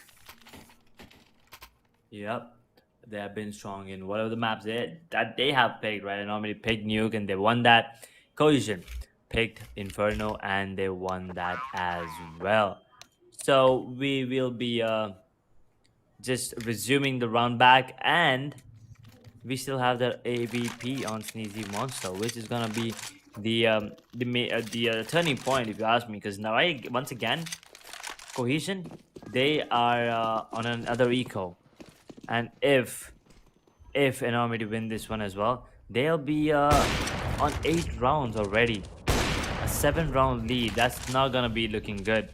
And D2 once again is not a C-sided or a T-sided Bab Nike with a beautiful shot on 12 but Nargis Khan will be taken down on the other hand by Cyclone, pulling it back to a 4 versus 4 Helicon. Yeah, 4 versus 4. Well, the Eagles are likely to be the charm, and there you go. Mika managed to get one, but not more than one, as he gets traded. As in, AK also comes into the play. Cyclone gets one, a 2v3 situation.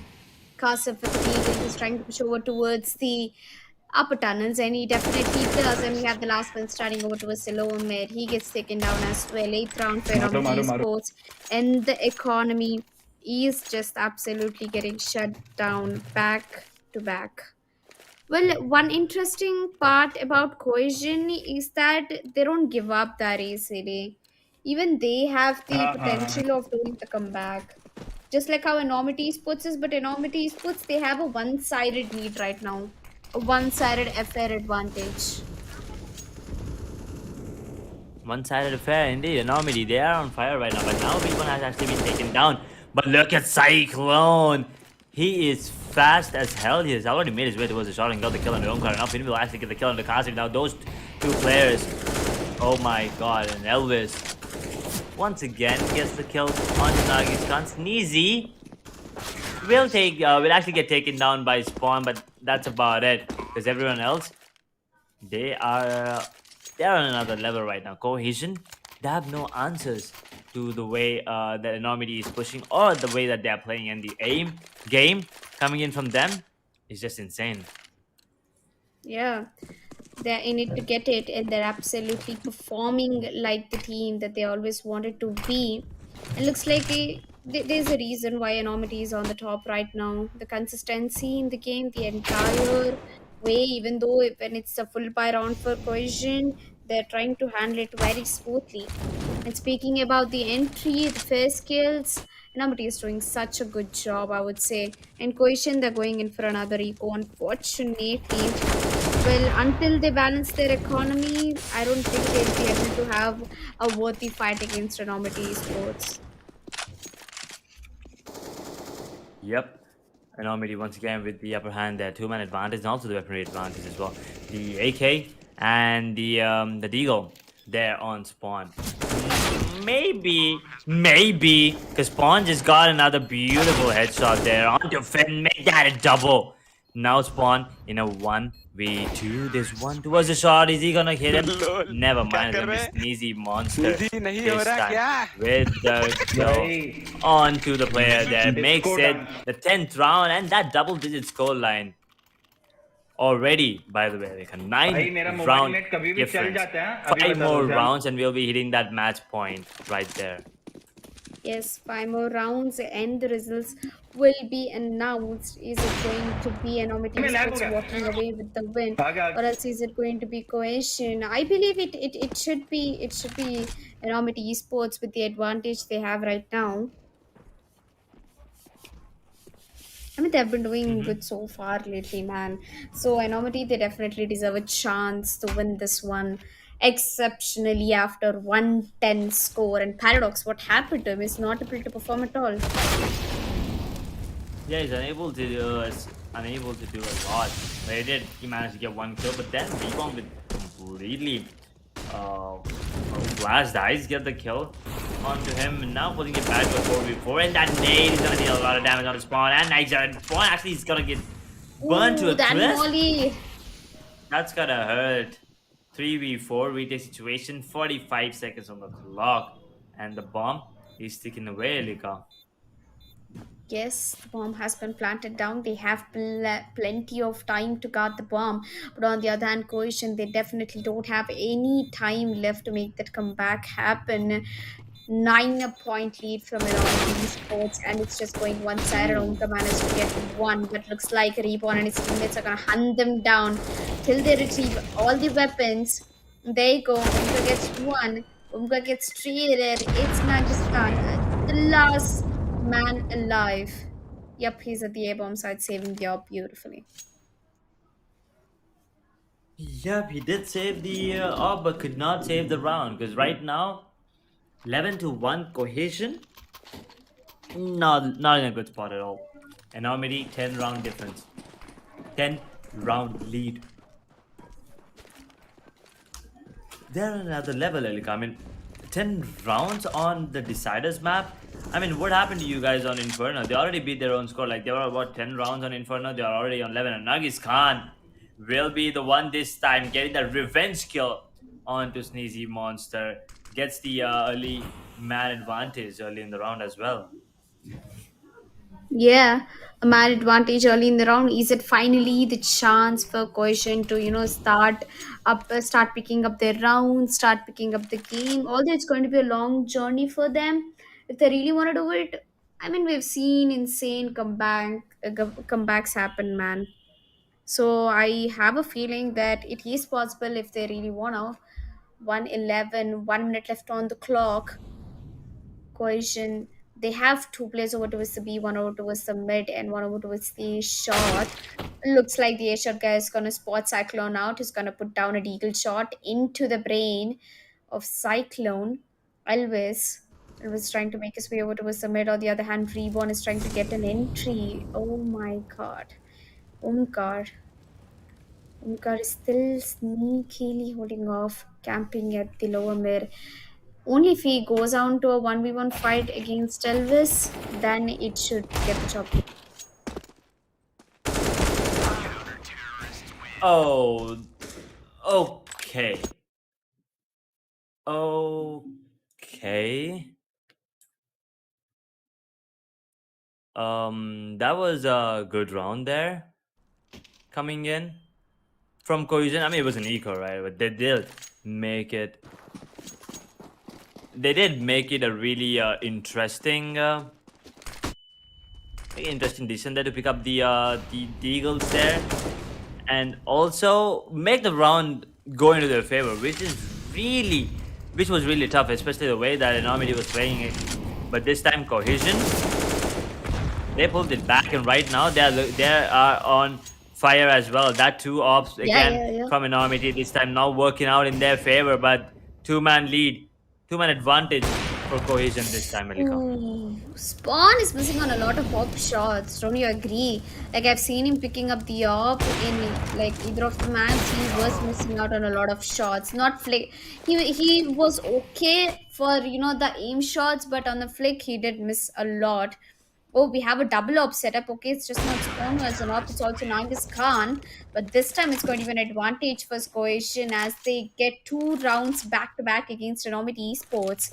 Enormity Esports, are you giving away rounds for Cohesion? It might be a huge trouble for the economy and for the rounds for Enormity. Although they are in a huge advantage, right? Like although they are on a complete one-sided lead, they still, should be scared of the fact that things might change. Things can easily get changed, and I have a feeling that Cohesion might pull it out to a close match, but maybe not a win. Maybe a comeback, but maybe not a win. What do you say? Well, I mean, it's not an easy road ahead for them, that's for sure. And the final round of the first half, it's gonna be really hard for them to make a comeback on the terrorist side, especially the way that Enormity is playing right now. But if they can get the fourth round on the board, maybe they have something in store for us. But Enormity, they are looking to get that 12th on the board. But Reborn with his position, cheeky, gets the kill and pulls it down to a 4 versus 4. Yeah, a 4v4 situation. Oops, not actually a 4v4 as one of the players gets picked off by Cohesion. Not one, but both of them. A 2v3 situation right now with a man advantage, which has just been balanced by Nagas Khan. He's playing out like a sneaky little man out there. Nagas Khan miss out an op shot, but connects another one. And it's the last man standing at the ace shot. Sneezy monster. Nobody has any arrays made his way over towards the A side. Nobody will quite expect him to come down from A shot. But he has taken a jump over towards CT. His voice has been heard, and he will take Kashif down. Kashif also has missed a shot over here. A 1v1 situation. The bomb is getting planted down. Do you think Nagas Khan can actually clutch this? It's more like an MVP versus an MVP, to be honest. Yep, it is there. I mean, I'm not really sure how Kasif missed the shot, but Sneezy, he was not ready for it, but he made it work, right? And it's okay. Ooh. Okay, that was just too crispy. That That was was that a was crispy headshot. That was sick. Oof. That was beautiful, So, man. I wasn't kind of mhm. expecting it, but Sneezy ended things in action and in fashion, I would say. That was a very nice way to end it, by the way. As we got done with the first half, we'll be moving down to the second half where Cohesion will be starting off with the Terrorists and Enormity with CT. Enormity are just 3 rounds away from getting the match point. So this pistol round might pretty much explain us if Enormity is going to take the victory real quick or maybe, delay it a little more. Maybe. Because they only need 4 more rounds to confirm their slot into the finals there. But before that, they have one more task. That is to take down Cohesion. I mean, 4 rounds and they'll be done. But yeah, Cohesion, they're not gonna give those 4 rounds that easily, at least right now. I mean, the mid is being completely contested for, and look at the position is coming in as soon as the peak out of the smoke. Check on your left, check on your left. Nike Zera will actually get 2 before going down in the hands of Cyclone there. And now, just like that, a 2 versus 1 situation. Cohesion in trouble again, but Umka will make it work. Can he get the last one? Yes, he can. Gets the shot onto Elvis.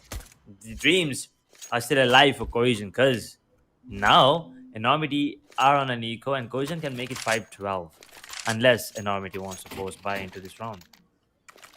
I think Innovative might go for a force buy, because they already have the round advantage. And oh, never mind. So they're not going to be going in for a force buy. I was kind of expecting them to go for one because they have 12-4 advantage, man. So it's going to be easy for them. If they want to go end the match quickly, they could have done that. But it looks like they're also going to take the sweet time to finish the match. Where on the other hand, Nagas Khan is totally going crazy with his AK skills. Which I mean, Nagas is having a really good op day and a rifle day. He's just having a really good day at CS, I would say, probably. He is having a really good day right now. I mean, you can see Shield gets the kill on to Cyclone there. Nike Zera will get the kill on the Reborn. And yeah, Finn will be the one getting the kill on the spawn there with the goddamn USPS. But instantly it gets traded out. And now Sneezy Monster in a 1v4. He's just trying to get any exit frags or try to do a bit of damage to the economy. Because apart from that, there's nothing that he can actually do, right? Yeah. Well, I think that one part of question says me that the comeback isn't that far. It's just 7 rounds, and if you really concentrate, with proper guidance, whoever the IGL is, if he knows the trick of how a Enormity Esports plays, then it can be an easy job. And interestingly, Cohesion 5 rounds. They're not really that close to a comeback, but the chance is still alive. And Abdi Esports 12 rounds in the hands, and now they're going for a force buy with the 4 M4s and Mars in the Elvis, and Cyclone is going to be holding off at the long.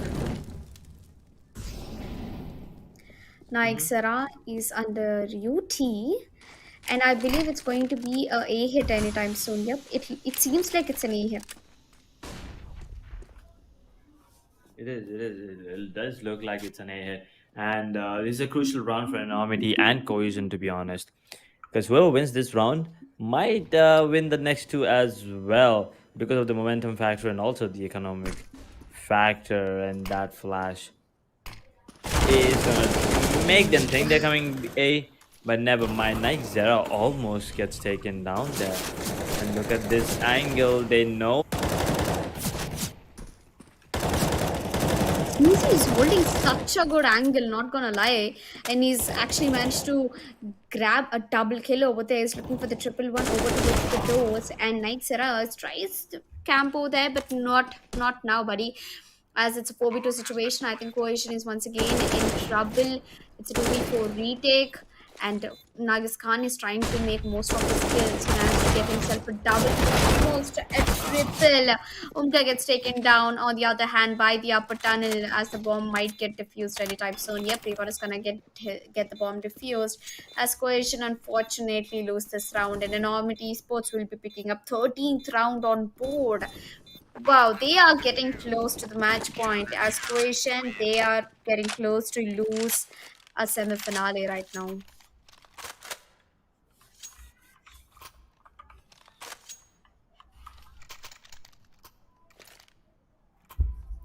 Well, Cohesion 5 rounds in the hands and Enormity with 13.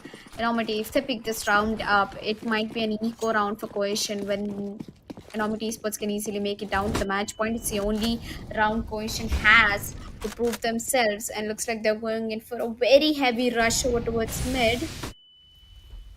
Yes, Cohesion and Kasif, both of them are trying to go for slow peaks over here. Kashif has already got the control over towards the A shot, and I guess the smoke is gonna, make them stay for a while. Although they're not gonna change their decisions, one of them is already holding over towards the A shot. Sneezy monster is he gonna go ahead and peek. If he peeks this, there are chance that there's there are advantages, and maybe Uh huh. there's chance that he might actually lose it. Yes. Yep. There is a chance they might actually lose it, but Enormity Esports, uh, they're not gonna give any chance to Cohesion, right? Because 13-5 right now. Three more rounds, and they'll be confirming their slot in the grand finals there. But right now, look at this. Once again, it's going to be a mid to B push coming in. It's going to be Elvis going down in the hands of Kasif. While on the other hand, Sneezy once again, sneaky B like gets the kill onto Omkar. Pulls it down to a 4v4, but now the B side is completely open. And retaking B sides with 4 players alive is going to be really, really hard. Yep, it's definitely going to be really, really hard. But one thing I'm looking forward right now is for the retake.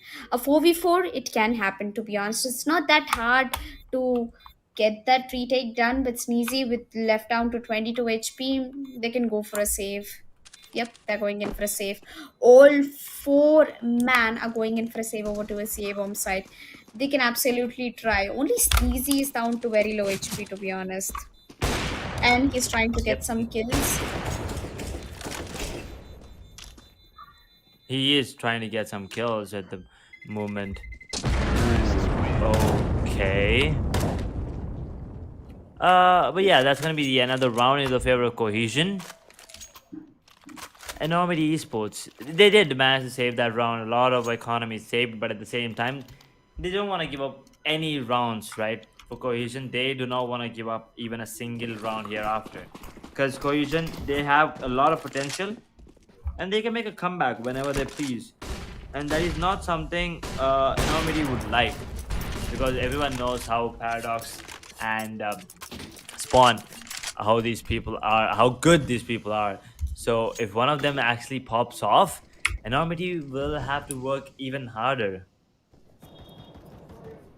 Yeah, either way, Enormity have to work harder if they want to win this semi-finale. Even after winning the semi-finale, if they go down to the finale, they just have to work even more harder in order to grab that first position. I mean, this is RG Showdown series. The time is clicking, and it's the calm before the storm comes in. It looks like it's going to be a B hit. All five of them are in the upper tunnels. One of them's looking at the lower tunnels. One of them is still back there in spawn. Nexera is just waiting for the smoke to go off. Ooh, smoke. As soon as it dissipates, oh no, it's gonna be burning. But yeah, it's actually gonna burn to a crisp again. And Nexera, oh my god, sneezy monster will be taken down as well. And Enormity Esports looks like they're gonna go for another save this round, if I'm not wrong. And yeah, 3v5. There's no way they'll actually go for the retake here because all the players are really split up and are in the other parts of the map, are really far parts away from the side there. But I think Cohesion, they want to go for the hunt here. They want to make sure that there's no weapon saved this time at least, because the economy. If you have no economy, it's gonna be really easy. Having even one rifle on one of the players of Enormity Esports, it's scary. It is scary as it comes. Nagistan. Nagistan missed up on a lot of shots. He was barely surviving down to 11 HP. 6 to 13 Cohesion. They need 6. Oh, wait, 7 to 13. All they need is just 6 more rounds to get that comeback happen against Enormity. Well, on the other hand, on Enormity is falling in short of economy, definitely. They have an AK and M4 to work with, and they might actually be picking up some SMGs or Deagles. If you ask me, yep, Cyclone is gonna go ahead and pick up a Deagle. And I guess Elvis and Monster can afford to buy a Deagle, but the time is already over, so they'll be sticking to the pistols. And there you go, Omkar already gets an entry over towards the mid spawn. It's another one. Finn is outside over towards the B bomb side. He spots out the Oppa, gets taken down. That's one AK to the waist. And the last M4 is standing. That is Reborn. I think he's outside of Elong and Kasef. He's gonna spot him out and take him down. And Enormity Esports with another round going down. And hey, Cohesion, they're just making the comeback happen right now. From what 10-1 to 13-8, that's a very long way to go, buddy. It is a really long way right now. 111 was it? Yeah, 111. Oh my god. Oh, if Nagis can't just take the shot, that would have been incredible. But he's gonna miss it. And right now, Enormity. Ooh, they need 3 rounds, but they're unable to put up. I don't know why. Cause just Cohesion, man. I mean, they're switching things up once again. They were being aggressive the other few rounds, and right now, completely switched back to the slow pace. But looks like they'll be rushing in again. He's gonna go head to head against the Famas there. Elvis will get one before going down in the hands of Omkar. It's gonna be Cyclone with one. Might get another one. Will get the second for sure. It's gonna be Nagis Khan getting the trade on the cycle and putting it down to a 2 versus 3. But they still have the ABP available on that Nagis Khan. Nagis with an AK, but Nagis will be the one clutching, getting the kill onto Finn. Nike on the other hand gets a kill on the Sneezy, easy. And Nugget, if he gets the kill, never mind. It's gonna be Nike taking down Reborn and Enormity. They need to start reanalyzing. They need to start reevaluating things here, Likom. Yeah, if it was not Nexera who got that kill, then Nagis Khan could have messed up big time because he could not hit the op shot. And the moment his position was revealed away, if Nexera didn't trade it, he would have been in huge trouble. And Cohesion, Nagis Khan is trying to pick a kill over towards the mid. Unfortunately, it doesn't. But on the other hand, Kashif definitely does get a pick on towards VG Monstra. Slowly, the entire advantage is going in the favor of Cohesion. A lot of shots have been received. Reborn as well. It's going to be getting taken down. It's an ego round again, but the scout is working like a charm for Cyclone over there. Cyclone has to get one, gets traded, and now it's a 4v2 situation with both of them having a deal on the hands. Wow, Finn gets one. Finn, that's an immediate trade coming in. Nixera putting down the last nail at the coffin, and that is Elvis going down. And 10 to 13 is the score, and the comeback is finally happening. 10 to 13, the double digit milestone has been arrived for Cohesion. It has, and Cohesion, whatever the result may be, they're going to be really happy with the performance that they just put up, and Nargis Khan once again. That's a sneaky position from Sneezy. Oh my god. That's really, really cheeky there coming in.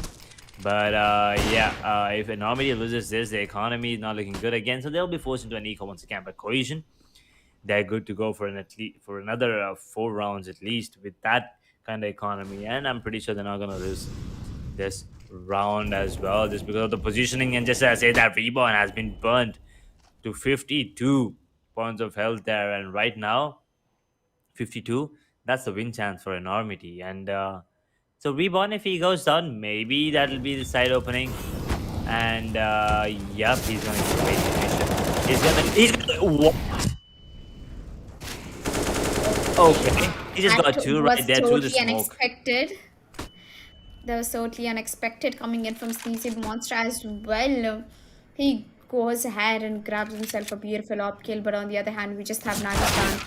Nagistan once again left in a 1 versus 3 situation, and Elvis is gonna put him back to sleep, and that is 14th round on board for Enormity, and 1 round for them to get down to the match point, and I don't think anything is gonna stop them from achieving that. So I'm pretty sure that Enormity with the op setup and an AK double M4, if they can do the job done. But on the other hand, we have Cohesion with an op and 4 AKs as well.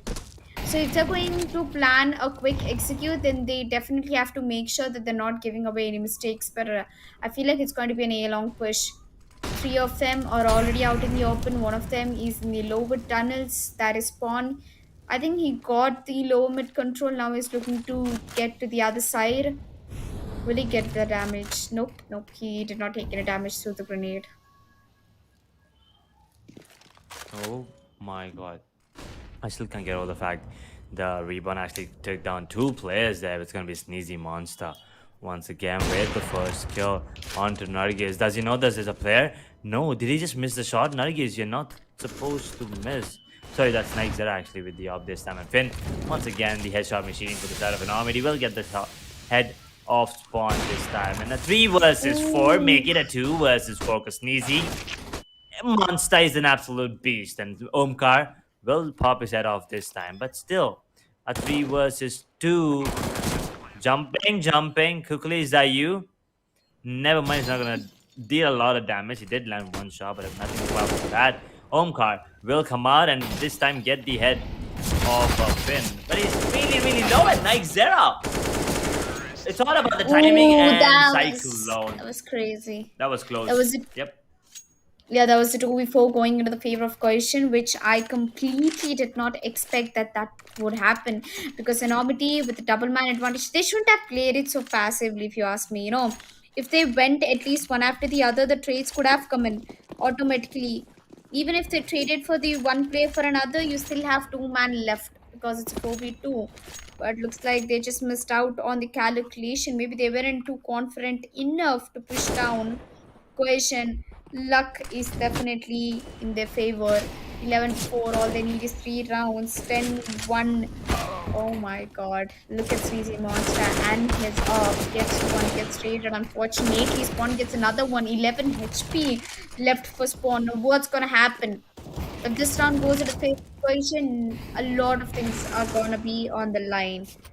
But I feel like, Enormity Esports, they're on a man disadvantage in a 2v2 situation. Okay, nice nade coming in from Reborn. That was thoughtful of him to put it down. But what's more, the retake is even more important right now as the bomb gets planted down successfully.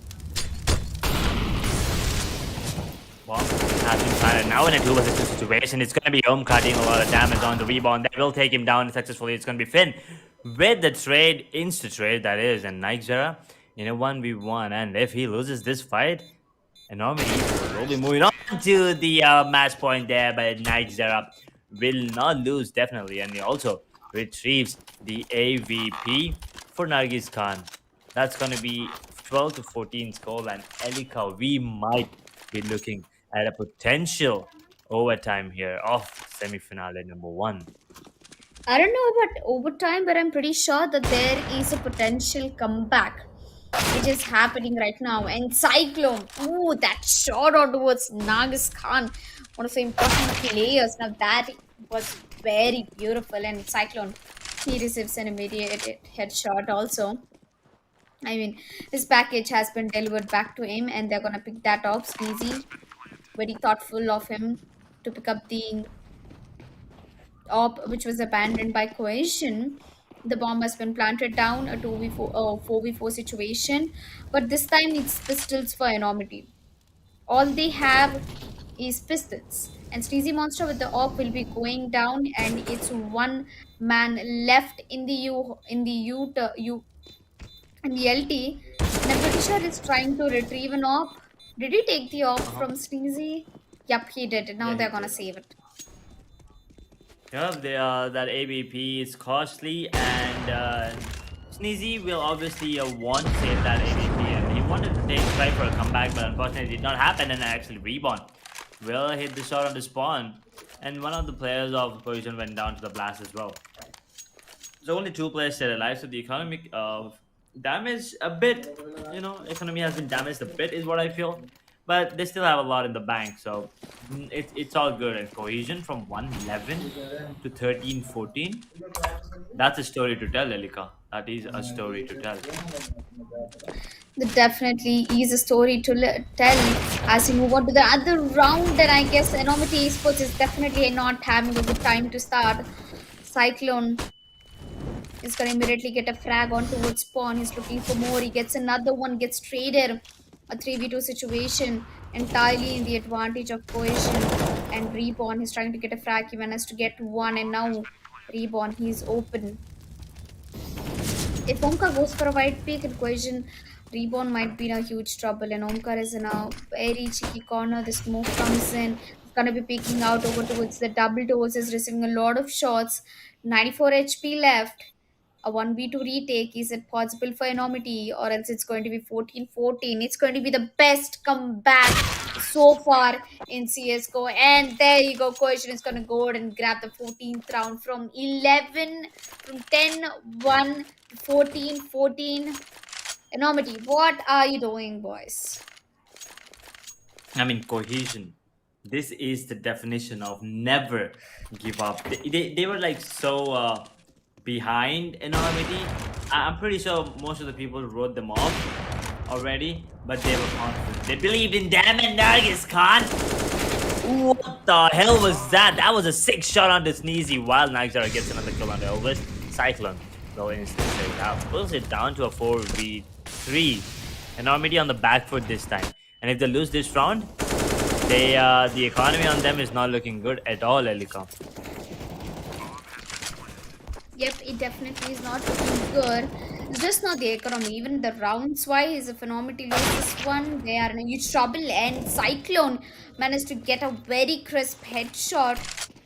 Now, all the three of them have to enter towards the double doors. And Omkar is playing a very weird angle right now.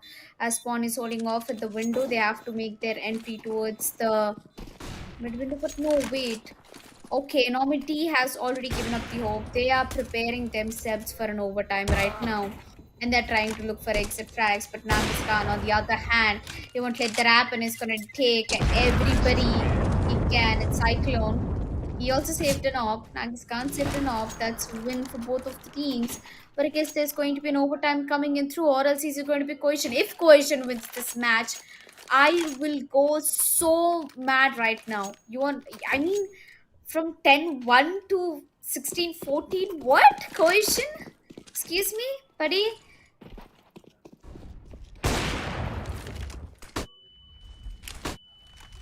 Okay, Cohesion.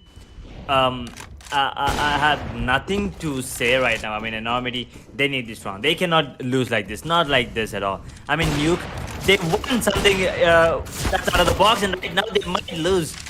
But not in this fashion. This is unacceptable. Then they will never forgive themselves about this. But right now, Enormity, they have the upper hand right now. But if the plan does happen, and if it's a long plan, oh no, things are gonna get real intense. Spawn, the only one on the site right now. And then there's Night Zera. Spawn actually lands a beautiful headshot onto Elvis. Now down to a 2 versus 2. Elika, it's all down to these two players. It's going to be Spawn getting a kill on the Cyclone now. The only player alive is going to be Sneezy Monster. He's going to take it down as well. Okay. GG, How well did this played, even Cohesion. happen? What did I just witness? What did I just witness? Cohesion completely, they made an outstanding performance over there. They lost the first map, they got the second one, and now they carry the same momentum with an insane comeback. This is definitely go down. This is definitely gonna go down in the history of Asus CSGO Showdown series, because from 10-1 to 16-14, an absolute madman performance. And I don't know what happened to Enormity Esports. At a point, they had such a good lead. They had such good confidence. I mean, at a point, it was hard. It was very hard for them to even come back. Cohesion, but never give up. I guess it's not over until it's over, as you say. Yep, it is. It's never over until it's over. And like, what in the world was that comeback? 111. Even I was starting to think that maybe Enormity will be the one, coming on top and confirming their slot into that grand finale tomorrow. But then Cohesion, they were like, no, hold up, we're not done yet. We still have something in the bag. And then they took out their strat book, and then they just came up with these insane plays. I mean, the scoreboard speaks for itself, right? I mean, take a look at that. Once again, uh, Enormity, the one that actually lost, has the player with the highest number of kills. Cyclone, you gotta feel bad for him. 33 kills, 107.73 average damage per round. You gotta feel bad for the boy. But at the same time, Rebound sitting on 23. Finn, 21. This time, not as many headshots as you would expect from him, 43%. Sneezy Monster sitting on 20. And Elvis, once again, unable to show up big. And, 9 kills for him. Also, Yeah. Omkar, 25 So frags. Nargis sitting on 23. Yep. yeah, I mean, I definitely did not expect Omka to go for such try hard basis, but he did try hard. But I feel very bad for Enormity Esports, not gonna lie, because they came down to such a clear note. I was expecting that they would walk away with the win, but looks like it's just not their day, just not their time. And here we are, Cohesion finally managing to be the first finalist of Asus RG Showdown series. And I'm excited that we might get to see even more and more opportunities like this upcoming. And unfortunately, Aeromity Sports, they will be walking out of the tournament right now. They unfortunately, yeah, Enormity, their run ends in the semi-finale here. With the first one, it was absolutely beautiful. When the second one, they did put up a really good show, but in the end, they also put up a really good show, and they lost the same fashion. They won the first one, right? 16-14, the same score line, but it's just the teams are flipped this time. It's the team of Cohesion who will be moving on into the grand finals, the first one to secure their spot, and also securing a piece of that prize pool. I mean, it's either going to be one or two. So either way, you're still getting a piece of the prize pool, and also the bragging rights to be called the runners up or the winners of the ROG Showdown. So now, I mean, just take a quick look at the overall scoreboard, Elika. 76 kills on both Cyclone and Nargis. What do you think about this?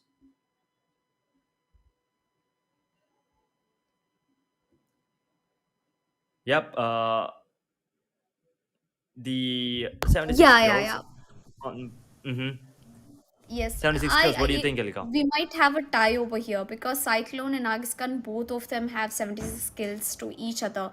But I guess Nagiskan might have the advantage of being the MVP, because he has 59 deaths compared to Cyclone, who has just one more death than Nagiskan.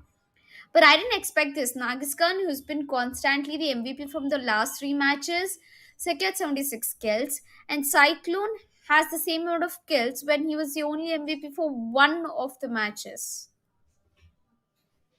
Yep. He only has MVP for one of the matches, but still, I mean, take a look at that assist from Elvis. 30 assists.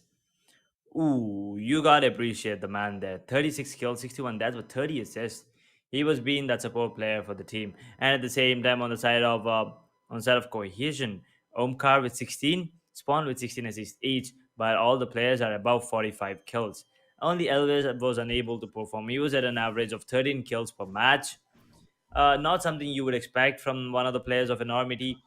But yeah, it is what it is. And right now, it's going to be Cohesion who will be moving on forward into the tournament. Yeah, Cohesion, congratulations to you guys, and a very good nice try coming in from Enormity Esports as well. Although I'm interestingly looking for the player to player scorecard coming in from Cyclone and Nagas Khan, I believe. They have a head to head performance. I can already start counting on my fingers that, there are very few players who crossed 50. Unfortunately, Spawn and Elvis, they couldn't perform their level best, and Nagis Khan, he has the consistency, man.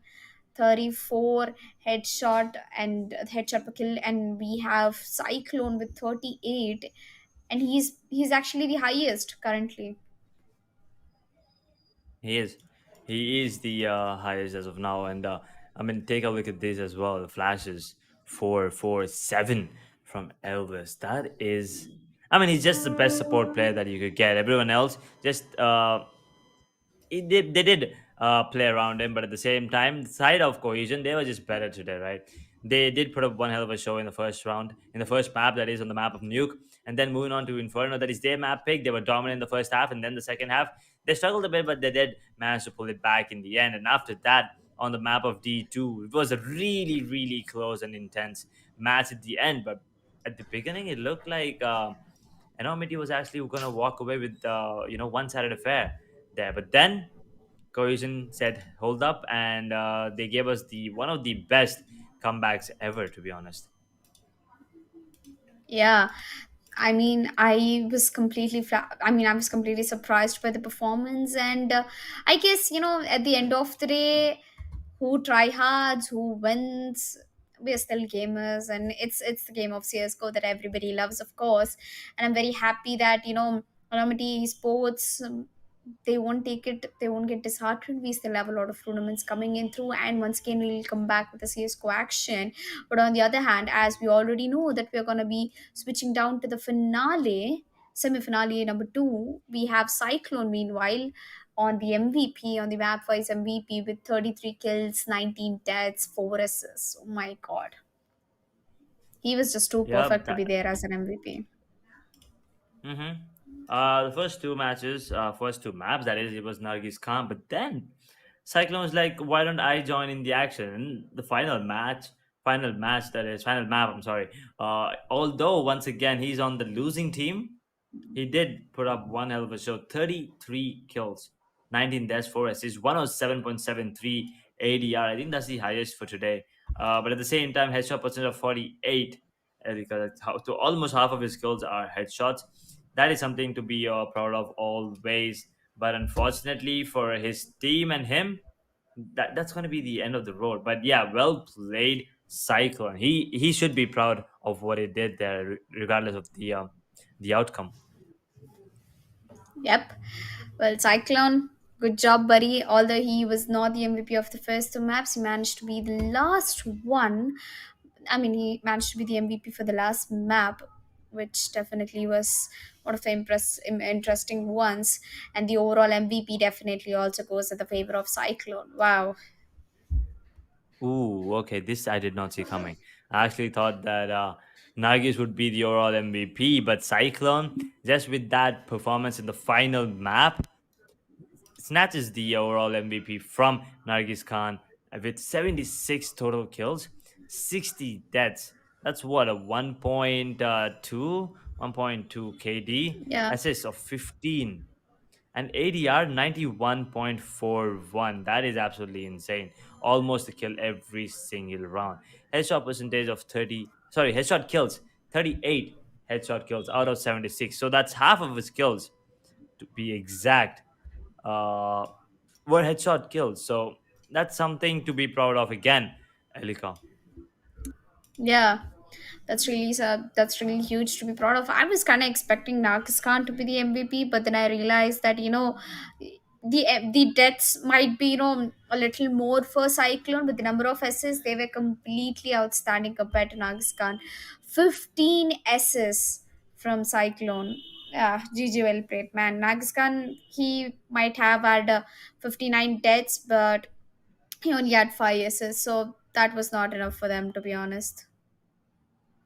That was not enough, unfortunately. Enormity, they did put up one hell of a show, but at the end of the day, it's going to be Cohesion moving on forward, and that is the story of the semifinal in number one, right? 2-1 Yes. Cohesion. We did not expect that kind of a game at the end. I mean, Dust too. It looked like everything was going in the favor of Enormity. 111, and then everything just went mayhem, and Cohesion just came back. I mean, the way that they were just confident. First off, Enormity, they were confident, but at the same time, they were over peaking and doing things that Yeah. were unnecessary because they had 10 rounds in lead, and as you said, they should have forced bot into that second round. They did not. Maybe one of the reasons why they lost, maybe not. You never know. You will never know as well, because it's going to be Cohesion with uh with an incredible gameplay there. But right now, player versus player, I mean, both the MVPs there for the map, Cyclone and Omkar Helicom. Yeah, Cyclone and Omkar. Of course, both of them. Actually, wait, it's my first time actually watching them as an MVP in the first two maps. It was all about Monster. It was all about the Khan, and now we have Cyclone and Omkar. I think that Omkar had a better opportunity in the rotations and in his team side, but Cyclone, he tried his level best, man. He in the last map, it was totally disappointing to see him not getting that. And of course, we have Nagas Khan in the end as an overall player versus player. Cyclone versus Nagas Khan, both of them same number of kills, one death more for Cyclone compared to Nagis Khan, and 10 assists more. I believe 10 assists. That's a huge thing to be looked out for. Yep, 10 assists is really, really huge, especially considering you only have one more death more than the your opponent, right? And also he has a better average damage per round, and also 4 more headshot kills. So the headshot percentage and everything is just higher on Cyclone. That's exactly why he's your all MVP, and that's exactly why Nargis Khan just missed out slightly on that opportunity of not being the overall MVP. Although he was the MVP of the first two maps. The final one was stolen by Cyclone, and the overall was also stolen, like right off of the hands of Nargis Khan there. But something to be happy about Nargis Khan, he's on the winning side, not on the losing one this time. So, Cohesion, congratulations. The way you played is absolutely beautiful to watch. Yeah, I mean, Koisan, congratulations, and actually all the very best for the finale, which will be happening tomorrow. And guys, the show is not over yet. We still have another summer finale coming up on your screens in matter of a short break. So me and H will take a short break and meet you back here.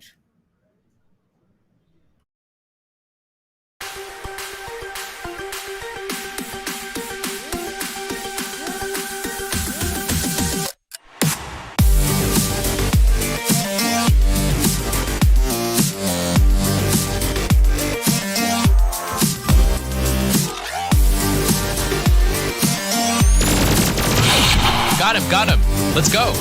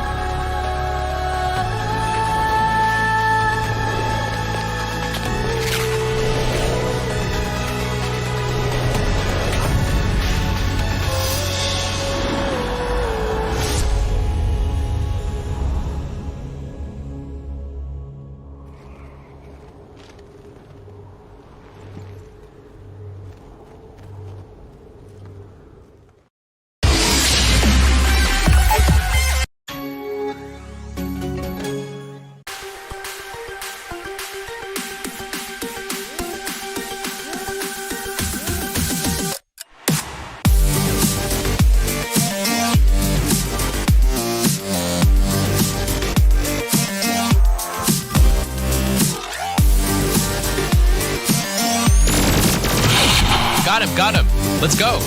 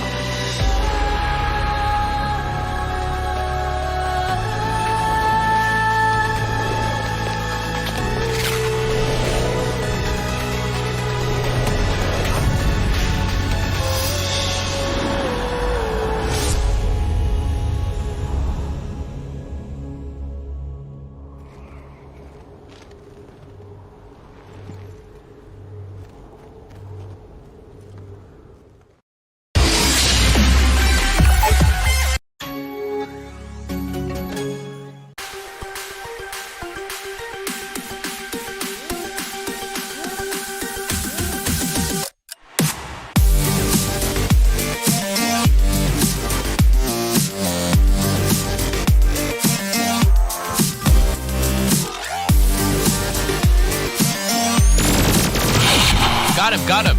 Let's go.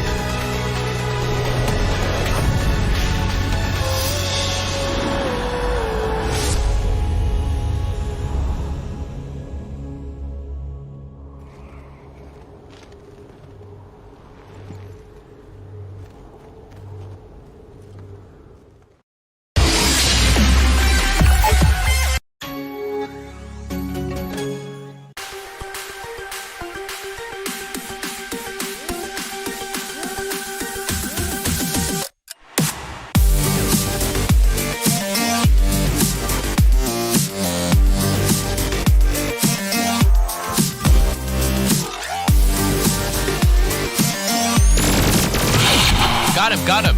Let's go.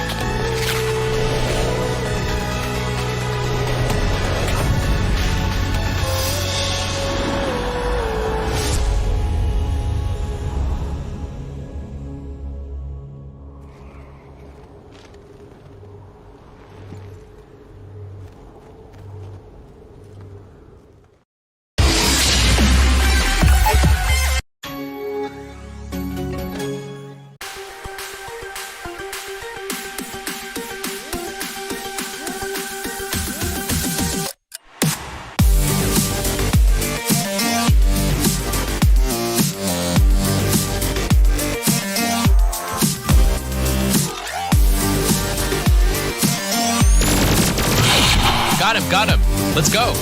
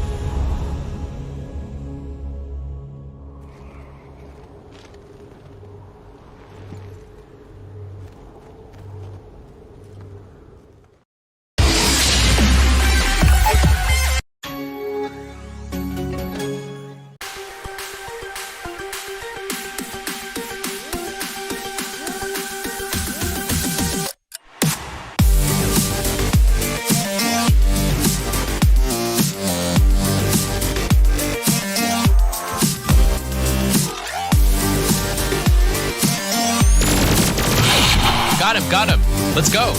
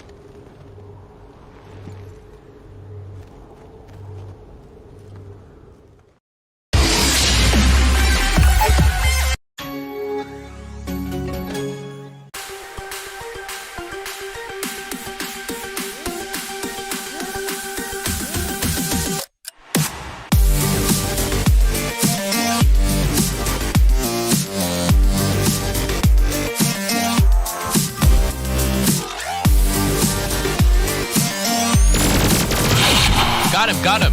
Let's go.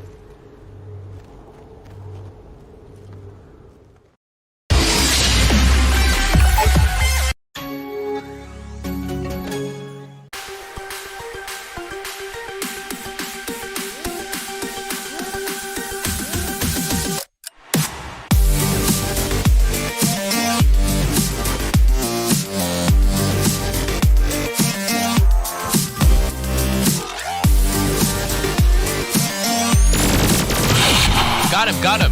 Let's go.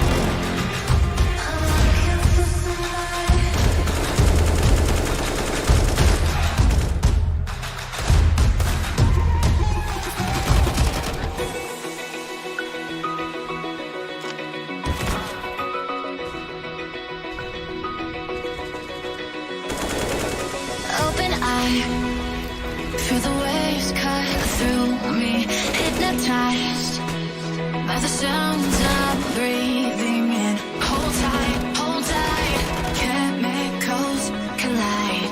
Hold tight, hold tight, hold tight. Dripping lights paint the skies, all because of you. Dripping lights paint the skies, only you can make me. You make me move. Can make me move. You make me. Can make me.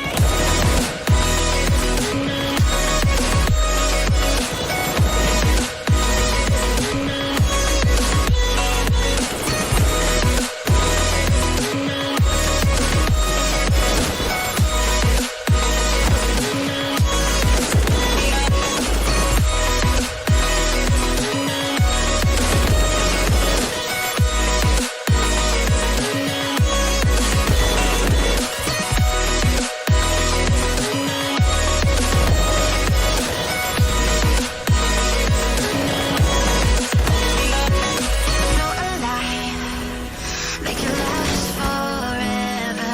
Stop in time.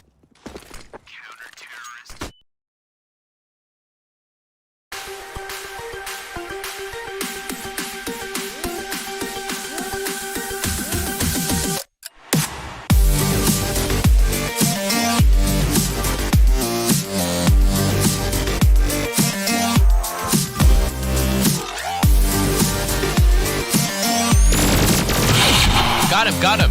Let's go.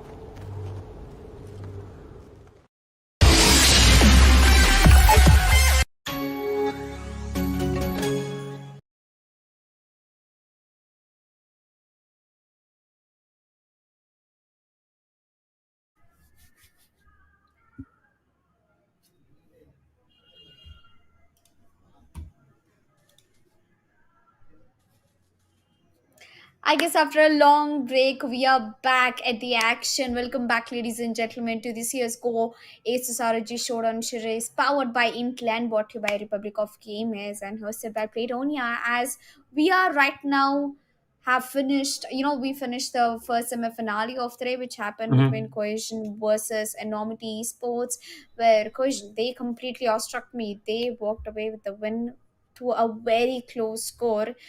It was one mad performance coming from them. As we move on to the next set of matches today, that is the second best of three. We have the second semi-finale, Tetroyd versus SemperX. I'm really excited for this match because I don't have any idea on which players are going to be playing. Tetroyd versus SemperX. I mean, I think I know SemperX. I think it's the same roster I saw them the last time. And if that's the case, my bet's on SemperX already. But yeah, like don't worry. If you do not know the players, you will be seeing the lineup pretty soon. And trust me, you will have some familiar faces there.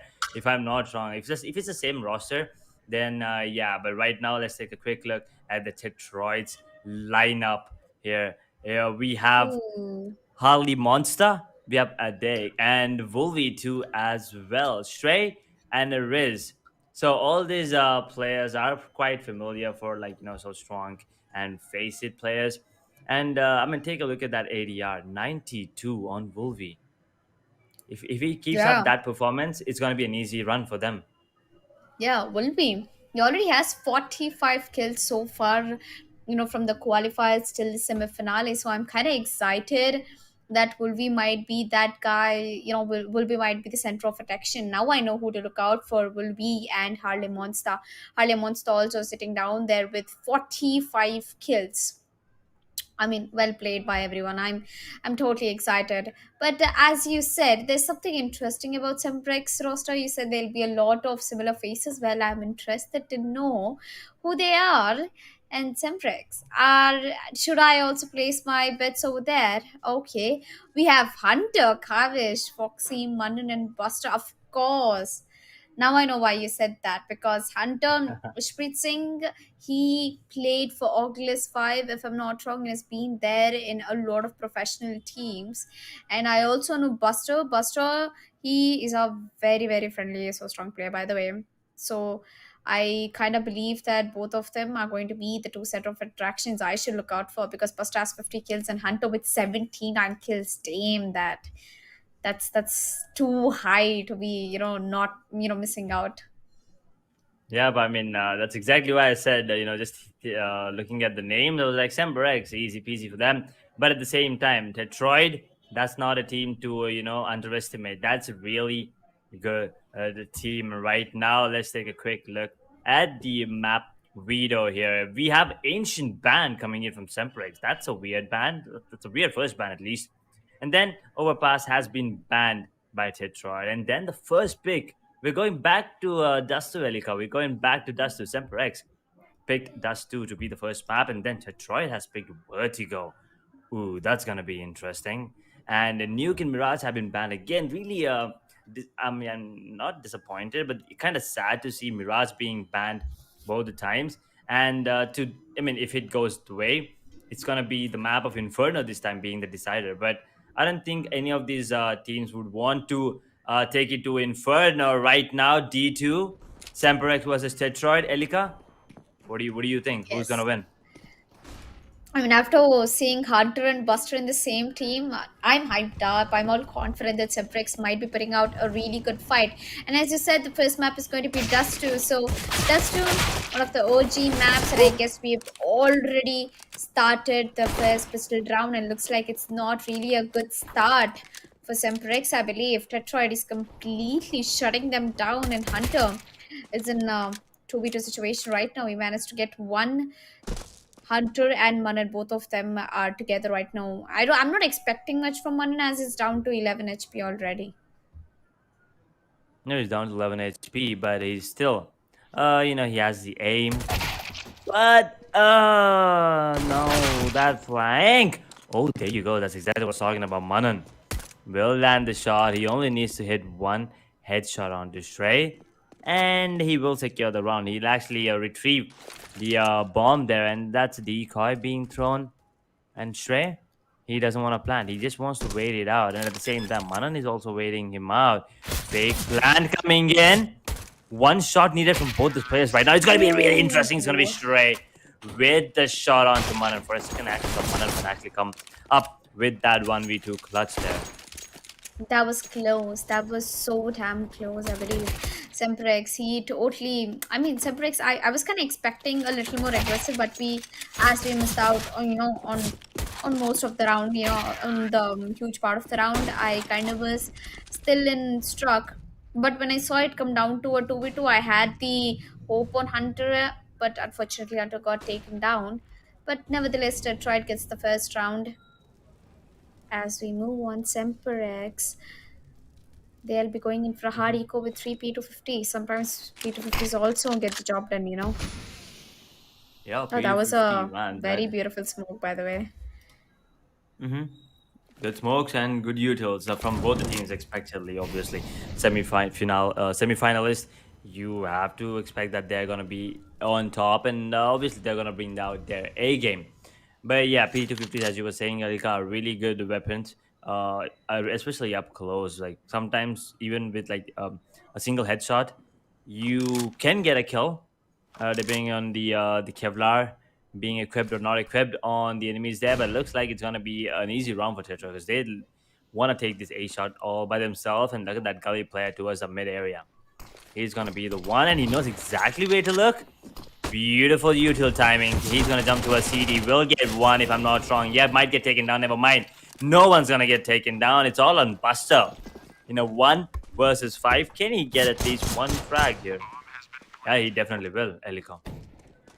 Yeah, I'm pretty sure that they're not gonna give up anytime soon. But Buster, will he go? Will he go ahead and save the Galil, or is he gonna get some exit frags? Is the question. I'm pretty sure he's gonna go for the exit frags because even if he saves the gun, he's gonna get haunted down anyway. Or maybe he's just waiting for them to push, which Swastik is absolutely trying to do. Ah, there you go. Buster is gonna go for the save, and Adi and Harley, they are definitely gonna hunt him down. Well, nobody knows except for Swastik, I guess. He might be at the A-longs. But if they make a move all the way from spawn to, the particular area, I guess Buster will get taken down. He's going in for the save. Yep, he went for the save. He will go for the save, and Tetroyd, a 2-round lead. I mean, that execution, it was an eco, and that was a really good strat. Jumping down towards the A shot, towards the CT from A shot.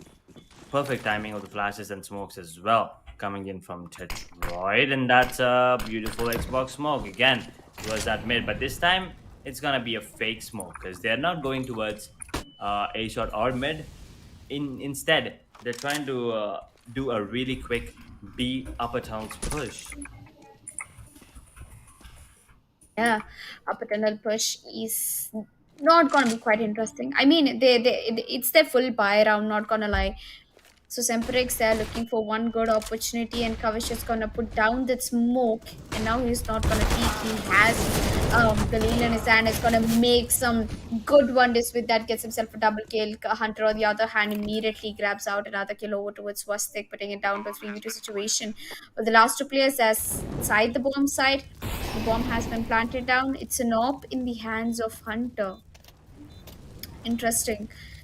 A 3v2 situation. Harley Monster managed to get one. That's Foxy Jace is going down. Galil in his hand. And op and an M4 versus a Galil and AK. Well, I think the advantages are definitely in the hands of op and M4.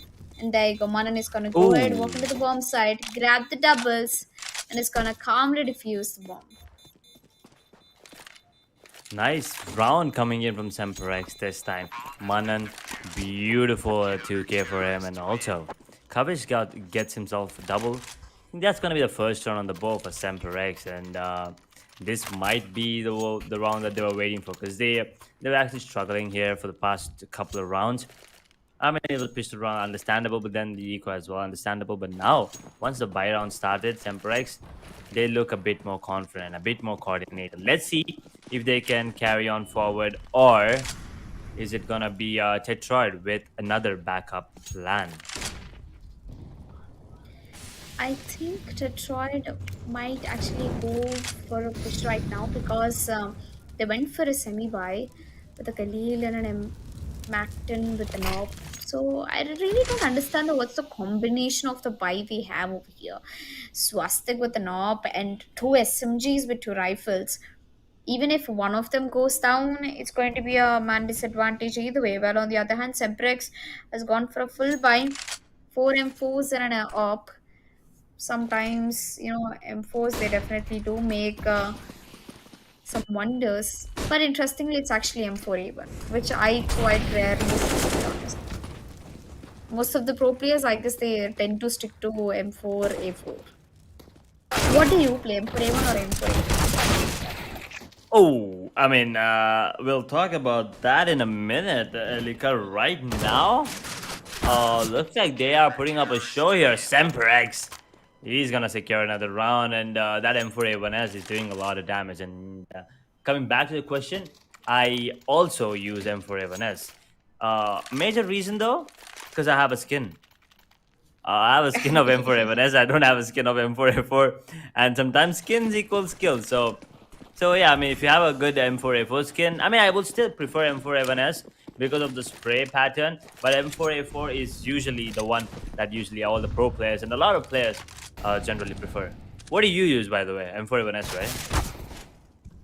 I do M4S. I mean, it's pretty easy to use, but on the other hand, I guess all the M4 even S are making a huge difference over here. That was an eco round, I believe, from coming in from Tetroyd. That was a entire clean shutdown coming in from SemperX. 3 rounds for SemperX, starting off at the CT in map of Dustone. I have a feeling that SemperX, who picked up D2? Was it SemperX or Yeah, Detroit? it was SemperX. It was actually SemperX picking the D2, and you can see why. But Tetroyd, okay. They get a beautiful shot. He's gonna get taken down by Stray. Will instantly get the trade there onto the player of CT. Pulls it back to a 3 versus 4. A man advantage, an early man advantage for Tetroid. And ooh, beautiful jump from Wolby. That was sneaky. That was sneaky and cheeky at the same time. Oh, smoke lineups. The old days. Every time I see a smoke lineup, it completely reminds me of how much I used to try hard in CS back then. But a 3v4 situation right now, and Terrorists, they definitely have the man advantage, and Wolvie is trying to get a kill through a very tiny exposure through the smoke, which I don't think, unfortunately, won't be able to find frag. They're waiting to get a pick, or they're waiting for the rotation. I believe they're waiting for the rotation, and that was a very bad time to be peeking as Buster gets both of them caught off guard. A 3v2 going into a 2v2, and now a 1v2. Kavish, I think he can absolutely do it because one of them is already in mid and the other one I believe is at the A bomb site. So the bomb mostly will be getting planted at the A bomb site. 25 seconds left on the clock. Kavish, he has to do something. Does he have a kit though? Yes, he definitely has a defuse kit. 19 seconds, 16, 15 seconds, and the bomb has been planted down at the right time. Kavish is going to be 45 making his way seconds, very and now in a aggressively. 1v2. 1v2, I mean, it's gonna be hard. But he actually makes it. Oh, Okay. not as much as hard as he thought.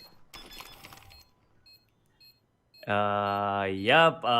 Maybe it's easy for coverage. He's gonna get that round clutched.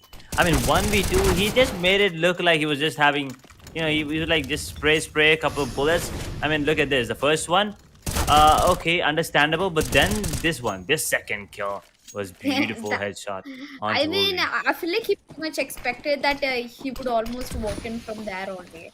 Like it made it look like it was that easy. And of course, Kavish, he makes the impossible things possible. And right now, 4 rounds for the SemperX. I'm expecting that Detroit should go for an eco next round if they lose this one. Because they're hardly surviving on Galil's right now. Galil. They are hardly surviving on Korea, but right now Tetroyd is making it happen. They get a 2-man advantage already here in the round. 1 minute 20 seconds on the clock, and the bomb is gonna get planted. Look at the player. Swastik, his positioning is gonna be crucial. He gets a kill on the one, but it's gonna be traded out by Foxy. And how did this happen now? SemperX, all of a sudden on the back foot, they are gonna be saving this tournament. They kind of have to save because the economy is not looking great on them. They also have an AVP in the hands of Hunter. And Foxy Jesus, he will be saving that M4 A1S going forward into the 8th round, Helicom. Yeah.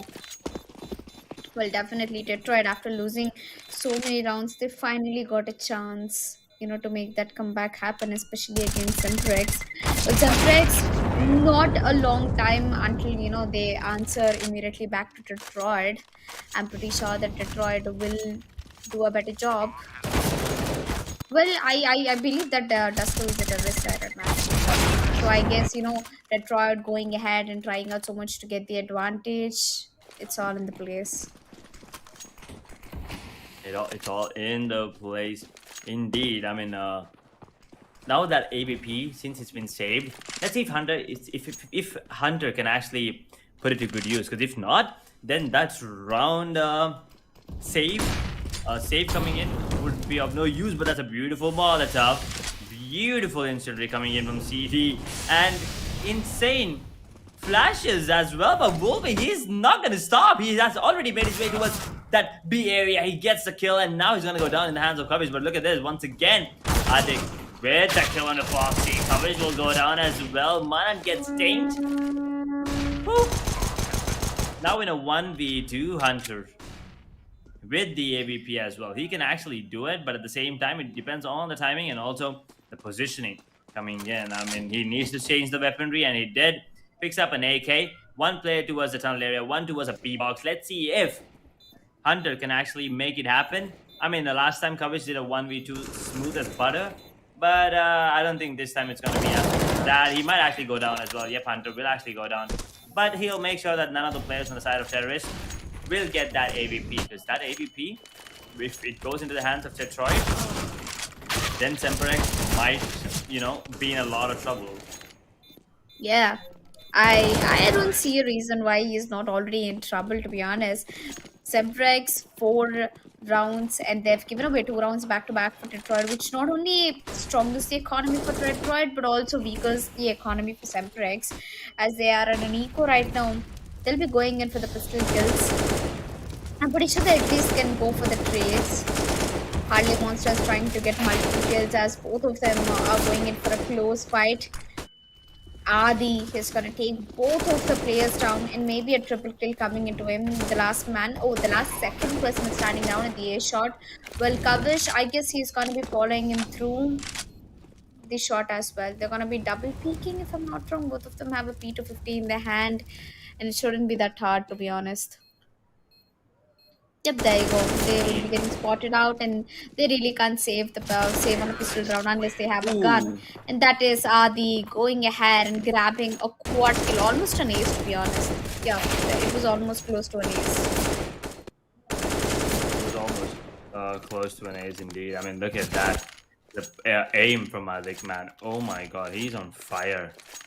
And it's the same in Tetroyd.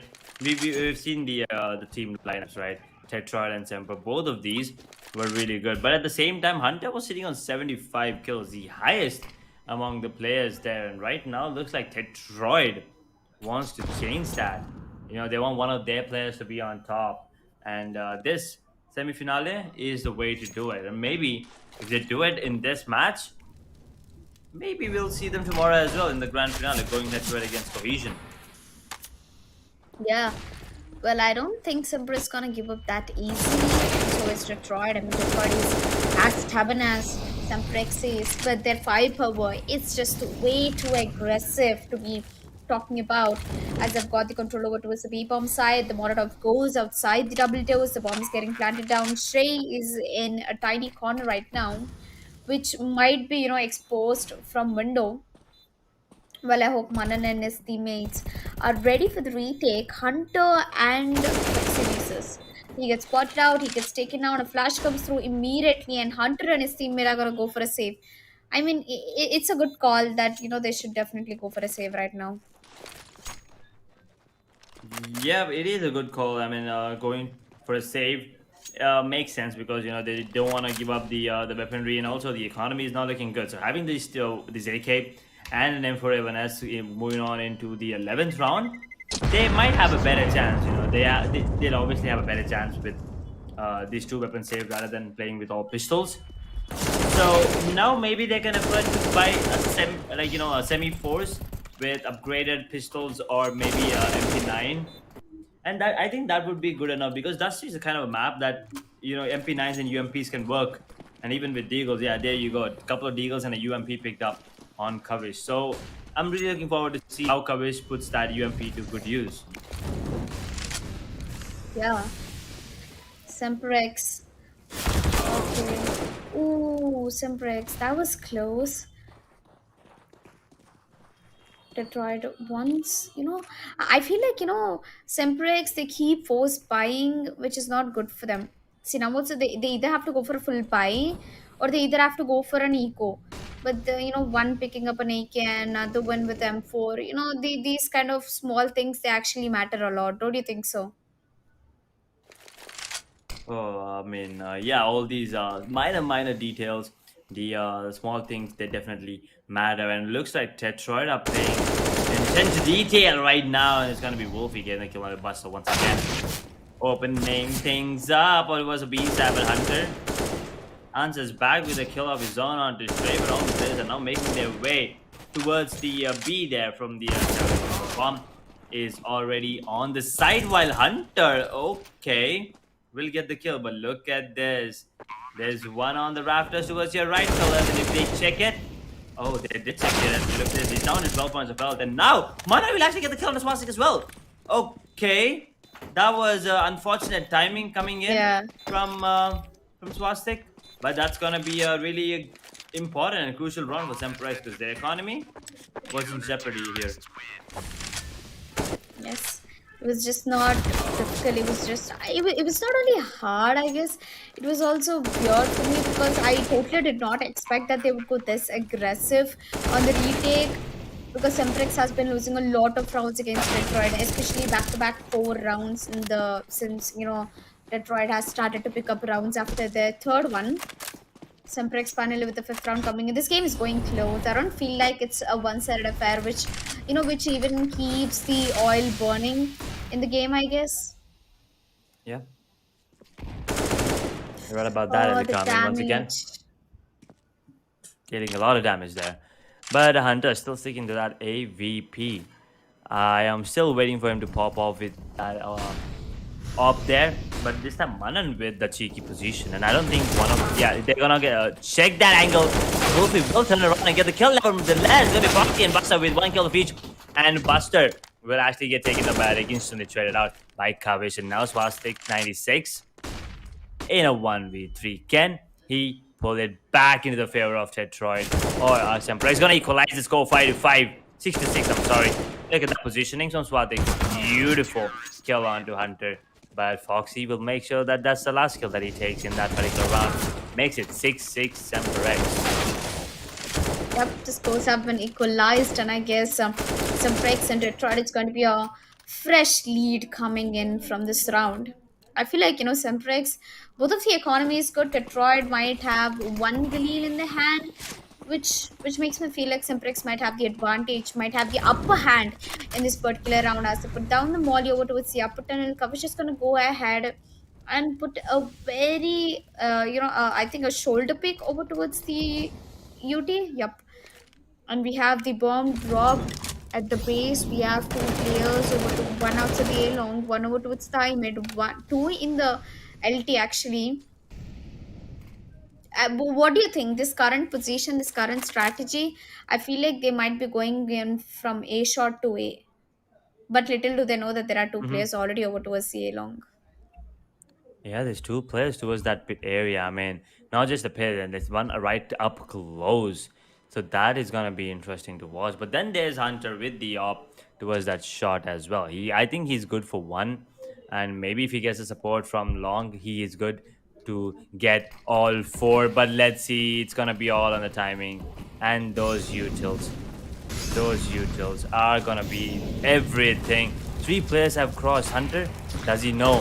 He's still managed to get 1 before going down in the hands of again. Manan will get the kill onto Shrey there towards a long area. It's gonna be 3 versus 4. It's gonna be a short plant as well. So there's no way those long players can do anything. But yeah, it's gonna be Spastic with the kill on the Fox with the goddamn op in his hand. Pulls it back to a 3v3. Kavish will get the kill. A beautiful flash coming in, but Wolvie once again with the trade onto Kavish. Now Buster, his positioning is good. Actually, both the CT's positions are really good. But once again, it's a short plan, and one towards short, one towards those boxes.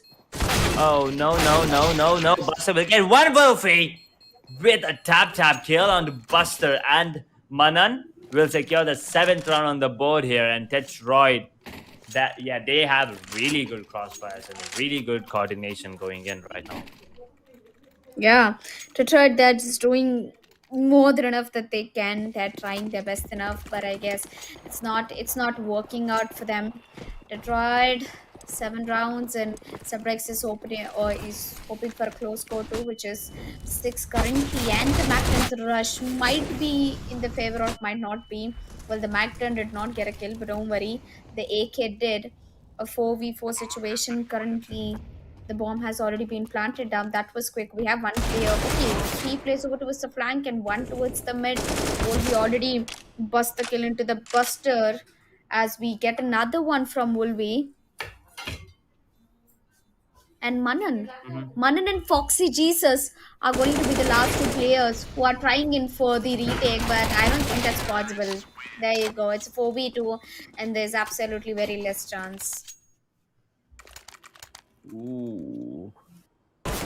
That was a really intense round once again by Tetroyd, pulls it back into their favor, 6-8 scoreline. And if it's 7-8, then I think SemperX would be happy with that. But at 6-9, I think Tetroyd would be the one happy on the terrorist side, because on the CT, I'm pretty sure they have many more strats coming in. But the run-in coming in, he gets one hunter, will instantly get taken down, and it's going to be added with the kill on the Foxy Jesus. Now Kavish pulls it back to a 3 versus 3, and look at that quick gun switch up. They're beautiful flashes though, but it's all about the timing and the positioning. And once again, Kavish is in a really cheeky position, will get one before going down the hands of Harley Monster there. Now a 2v2, one towards tunnels, but the flank, Manan did not see that coming, and Buster busts the head open of Harley Monster. Makes it 7-8 first half. And yeah, both the teams are going to be happy about this. Hunter, he should have been, Wolvie should have checked that corner. Hunter could have actually been taken down. But yeah, Kavish, look at this shot. Look at this shot. I mean, he just jumps, he gets the kill, and that was a bit of luck. I love this one there from Buster, the one on towards the window one. Yep, there you go. It was a smooth he took his time. tap. Yep, he took his time and landed the headshot. Makes it 7-8. But now, Erika, what do you think? Tetroyd, Semper, after the first half? To be honest, if you ask me, Dustoy is a terrorist-sided map. So when SemperX managed to get 7 rounds from the CT, I think they can do something even more better in the terrorist side. So I'm looking out for SemperX. Let's see how far and how good they can go. My bets are on them. They have few of the best players in the country, and so does Tetroyd. Shrey has also been performing very well. Especially, I want to talk about Wolvie. Wolvie with 18 kills, currently on top of the leaderboard. He's going totally crazy in terms of the fragging department. And the timeout as well, like 2 timeouts being taken by counter-terrorists there. That is a Tetroyd.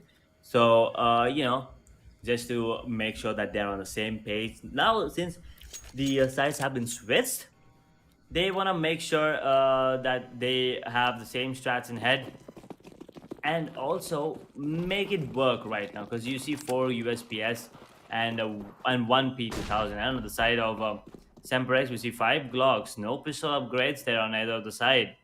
So that is interesting. I mean, usually people don't do it on CTs, but on terrorists, we usually see some P250s or Tech 9s, but this time that's not going to be the case. SemperX, if they win this round... Oh, whoa! Shrey!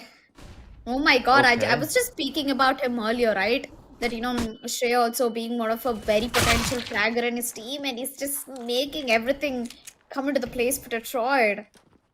That was such a crazy play coming in from Tetroyd to sneak up through the mid, get as many skills as they can. Hunter goes down. It's all in the hands of Kavish in a 1v3. I think Kavish can do it, to be honest, because the HP is very low for the players, and I guess the trade game will be stronger for Tetroyd. 9th round on board for Tetroyd. 9th round on board for Tetroyd, indeed.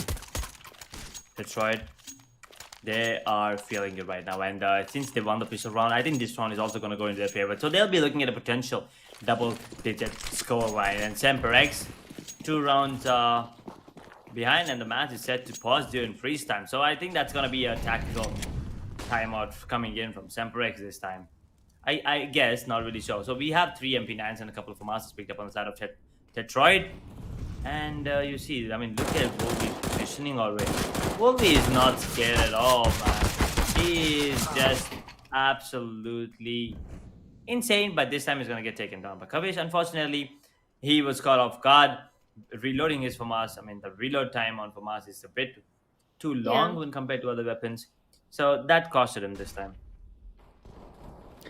Well, it's a hard eco coming in from SemperX, and they managed to got 1 man advantage. They're already over towards the A-bomb side. They're trying to get the bombs planted on. 8 HP for Swastik. He goes down in the flames.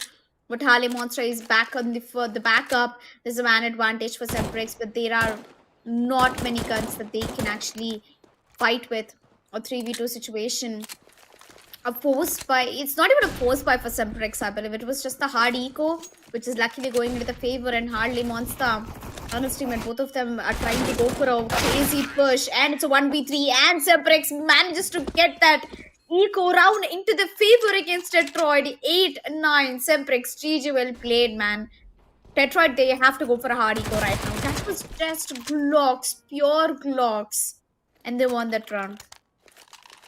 Yep, they have managed to pull out something from their miracle bag and secure another round. I mean, SemperX, you know the team, right? You know the players. They are not the ones to give up. They are the ones that actually take it. They're ready to take it down the wire and even overtime if needed.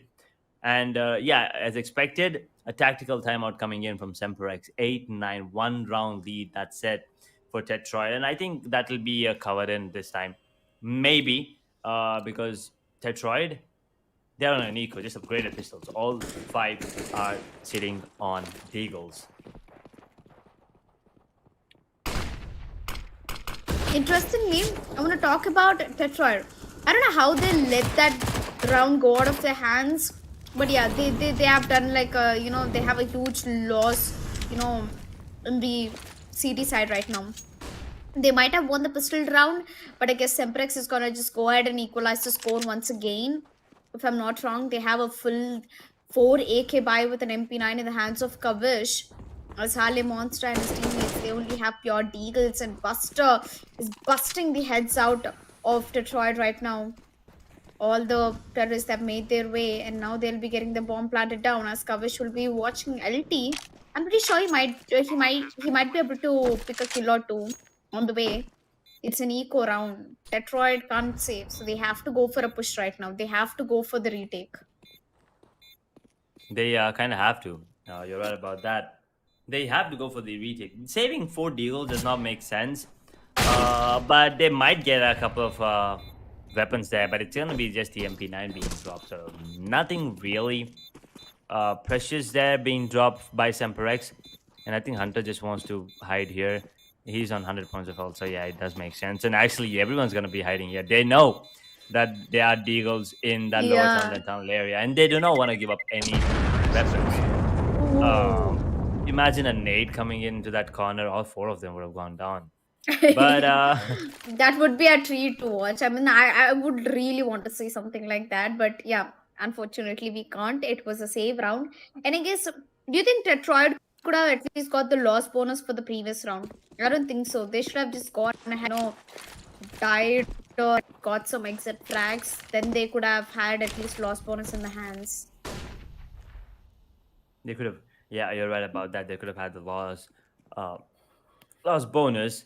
But right now, Tetroyd once again with the pistols. So nothing is really going into their favor. And SemperX, they are looking at the double-digit scoreline this time, Elika. Yeah. I feel like SemperX once again, they'll get another round against Tetroyd. I'm pretty sure it's going to go for a 10-9 because it's an eco for Tetroyd on the first place. And on the second one, Tetroyd is on an eco.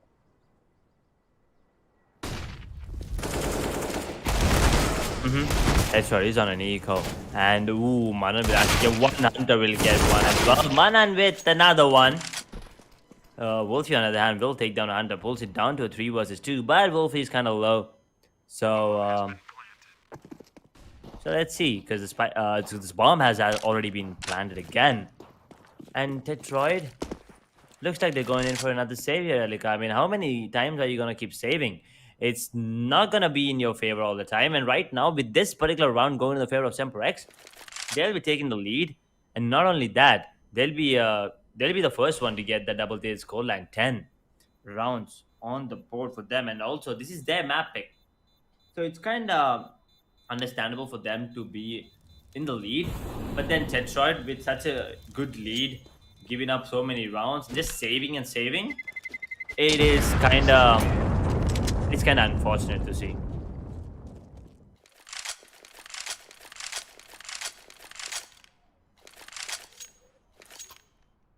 Good job coming in from SemperX. I kind of was expecting, I saw it coming through because Tetroyd, they went for an eco and they saved in the eco, not any guns also. They just saved their deagles. They didn't even die. They got hardly one, one exit kill, which led them to, go for another eco, which gave SemperX a lead. And now we are on the 20th round right now.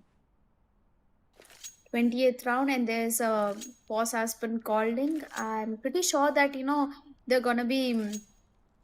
there's gonna be a reason why the pause has come through. I feel like it's a technical pause coming in from Hunter, if I'm not wrong. Yep, he's the only one who seems to be disconnected and who hasn't bought a gun. Yeah, I think I disconnected. Maybe a small technical issue here, but yeah, that gives enough time for both the teams to talk about what to do and what not to do, right? Because right now, Tetroyd, they're on the back foot. They have an M4, A4. They have actually 2 M4s, an AK and an ABP picked up on Swastik. While on the side of SemperX, I see 4 AKs picked up. And Hunter might actually pull out that ABP out. You never know. And Tetroyd, since they're on the CT side, they should have the advantage, a slight advantage. Take a look at the kills as well. Wolfie is sitting on 21. The next closest is 16. 5 kills. 5 kills different. That is just insane. I mean, Wolfie, he's on fire right now. While on the other hand, 14 kills for both Addicts and Harley Monster. So they are doing their part as well. While Swastik and Stray, they're still waiting to pop off. Yeah. As the match has been unpaused, SemperX is back in the action, and so is Tetroyd. Tetroyd with 9 rounds in the hand. Now it's finally a time that they've got a full buy for the hands and aggressive mollies and smokes coming in. Hunter is opping right now. Okay, interesting. I haven't seen Hunter op so much, but he's a good rifler. I can say that. And Swastik too. I don't know how good Swastik can be with op. Well, I guess it's time for me to find out. Looks like it was supposed to be a B head, but a rotation has been called in. They're going to be going in for an A-long push instead, and the grenade is going to do a lot of damage for Buster and Foxy Jesus. Harley Monster is waiting outside A-long. If anybody crosses through, they're going to cross through his crosshair. And if they find him out in the forehead, like, it's going to be an easy job. As Harley Monster unfortunately gets flashed, couldn't get a kill. But on the other hand, Hunter gets 1, Buster gets 1. Swastik, his op has been put down. He's the only one over towards the A-bomb side. And now he's going to be falling back to play for a retake, if I'm not wrong. And Kavish, he messed up that molly big time. Oh, what? Shrey was walking through the molly to get the kill. Unfortunately, he could not, as we came down to a 3v2 situation right now. Hunter still has the op. The bomb has been planted down. Adi and Wolfie, they're again gonna go for a save. Tetroyd, this is the 3rd round they're saving consistently. Yeah, saving another round. Not something I would advise, not something I would prefer either. But something that has to be done right now. I mean, look at the economy. They have no economy whatsoever. They're moving on into the 21st round. They kind of have to say whatever they can at this point. It's going to be SemperX. 11 rounds. a 2-round lead for them this time. 4 more rounds and they'll be hitting that match point. Tetroyd. Oh, actually, they're going to pick up the AVP on Swastik once again. They're taking that risk again. So if they lose this round, Elika, I think, Wolby will still have the money to invest. But apart from him, if there's no save, that is, I think they'll be forced into an eco. Yeah, I pretty much feel the same as well. They will be forced into an ecom. They've been saving from the past 3 rounds, and look at SemperX economy. It's like a handful of dollars over there. But I guess that rush is definitely not going to go into the favor as Tetroyd Stray managed to get a double kill and Lumpy coming in for the trade. Hunter all by himself along with Manan. They're going to do a lot of aggression towards the B-bomb side. They got the bomb now. They're going to be falling back if I'm not wrong. It's a 2v3 situation. I think it's completely doable. Not until, Hunter died. Now Manan all by himself in a 1v2 situation. He's got one of them in upper tunnel. He takes him down. 2 kills for Manan. Unfortunately couldn't clutch the round as it's going to be Harley Monster coming from the above. And Tetroyd finally gets the 10th round on board. Yep. Now Tetroyd finally breaks the curse. And, 10 rounds. Still a round advantage. A round lead for SemperX, but Tetroyd, they're gonna get that confidence back. And right now we see a bit too much confidence. 2 ops, Elika? 2 ops setup. What do you think on CT?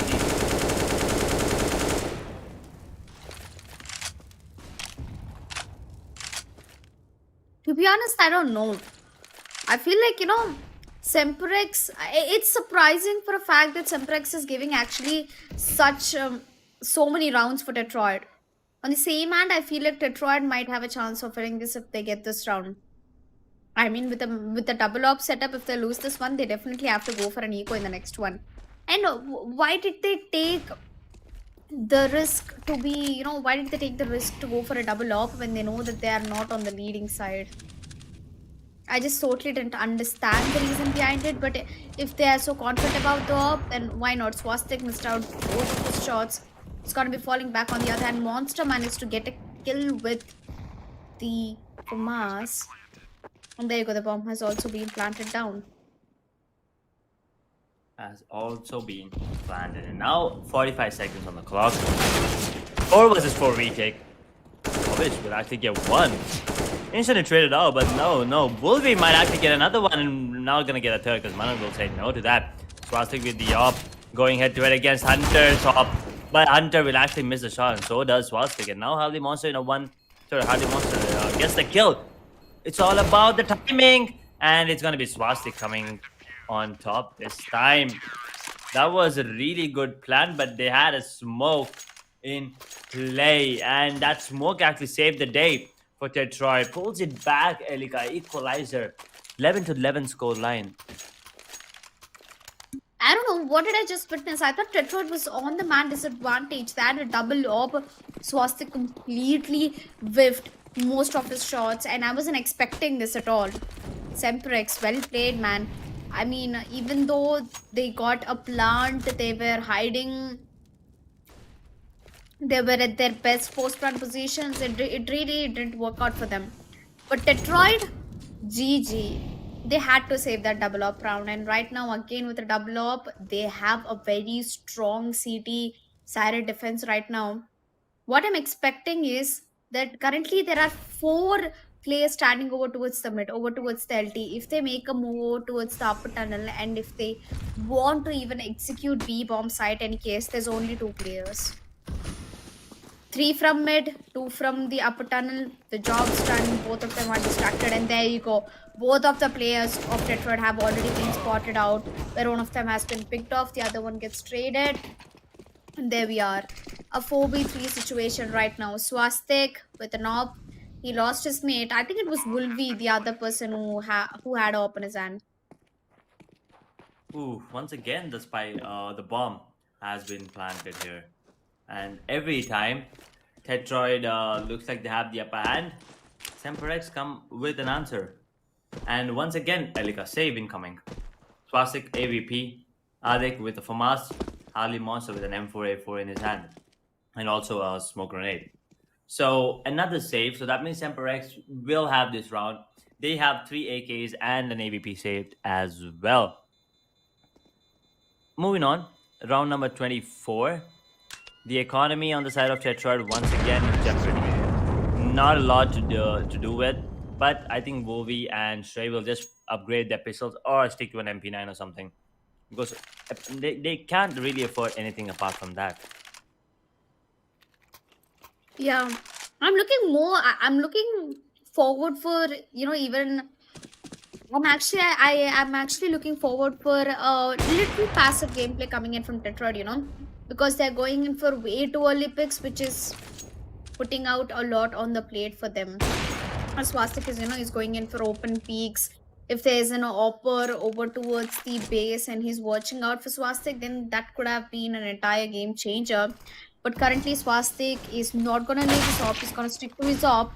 And Adi, on the other hand, gets immediately headshotted by Manan. It's going to be Harley Monster who's trying his level best to save his M4. He's barely surviving, 74 HP, man. Kavish, on the other hand, gets another one on towards Wolvie. That's brought down to a 2 situation right now. Kavish gets taken down by Harley Monster.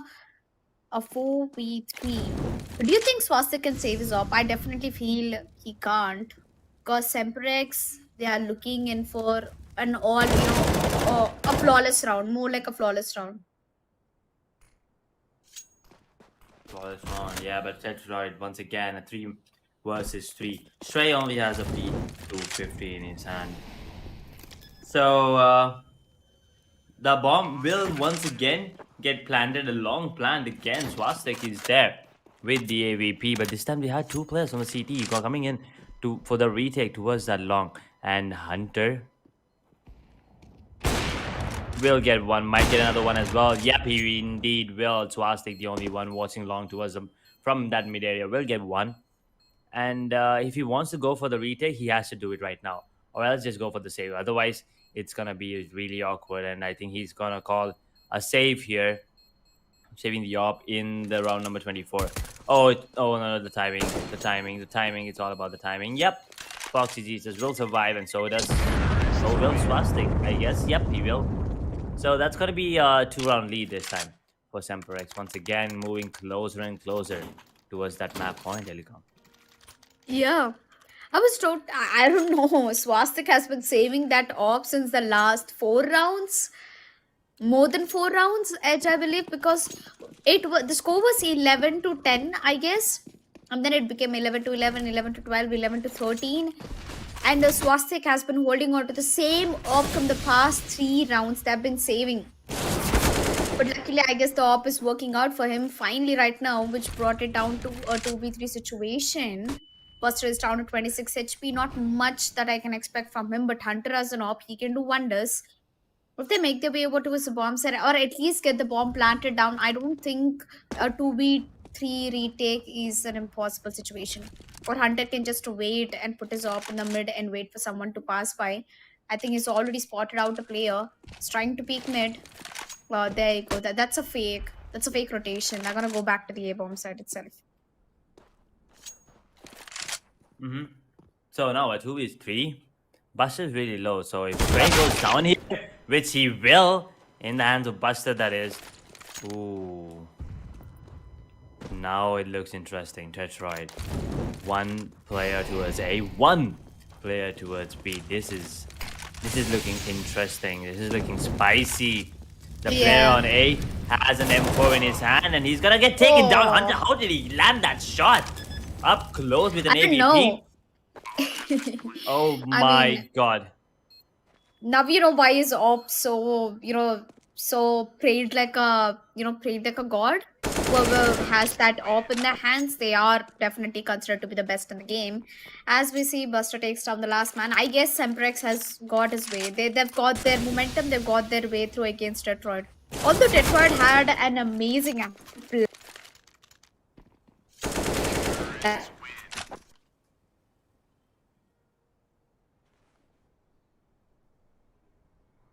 well, another timeout has been called in by the C team. Tetroyd, after losing so many rounds, they finally have to like go for a timeout, rediscuss what's going wrong, what's going wrong for them. They need to know that what mistakes they are making, and now it's an eco for them. Obviously, if Tetroyd ecos this round, that clearly means that they are gonna be giving away the match point for SemperX. Hmm. One more round and map point. Map point for SemperX. That's gonna be interesting. And right now, it looks like Tetroid are will let SemperX actually go to the map point because they are gonna be on an eco.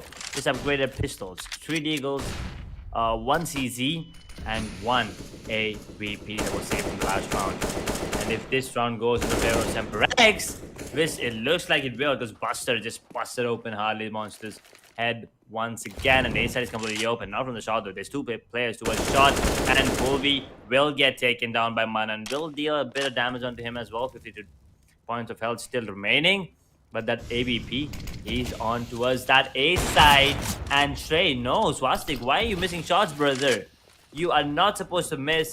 And now his position is kind of compromised. So, Molly or a nade will secure the kill. And I think they know he's there. And Buster, once again, just too There you good. go. Now with a Nice. 1v1, he will obviously be the one winning that 1v1. And Buster with the 3k secures a 15th one on the board. Map point, helicopter. Yep, that's definitely a match point coming in through the play. And I think SemperX, it wasn't that difficult for them to reach the match point, but Tetroid, they have lost an op. They've lost all the big guns, but nevertheless, of everything, they're still gonna pick up 2 ops in the team. Surprisingly, are they challenging SemperX to go for an overtime over here? There you go. These are the mistakes that Tetroid is making. Getting caught off guard, giving away the first bloods.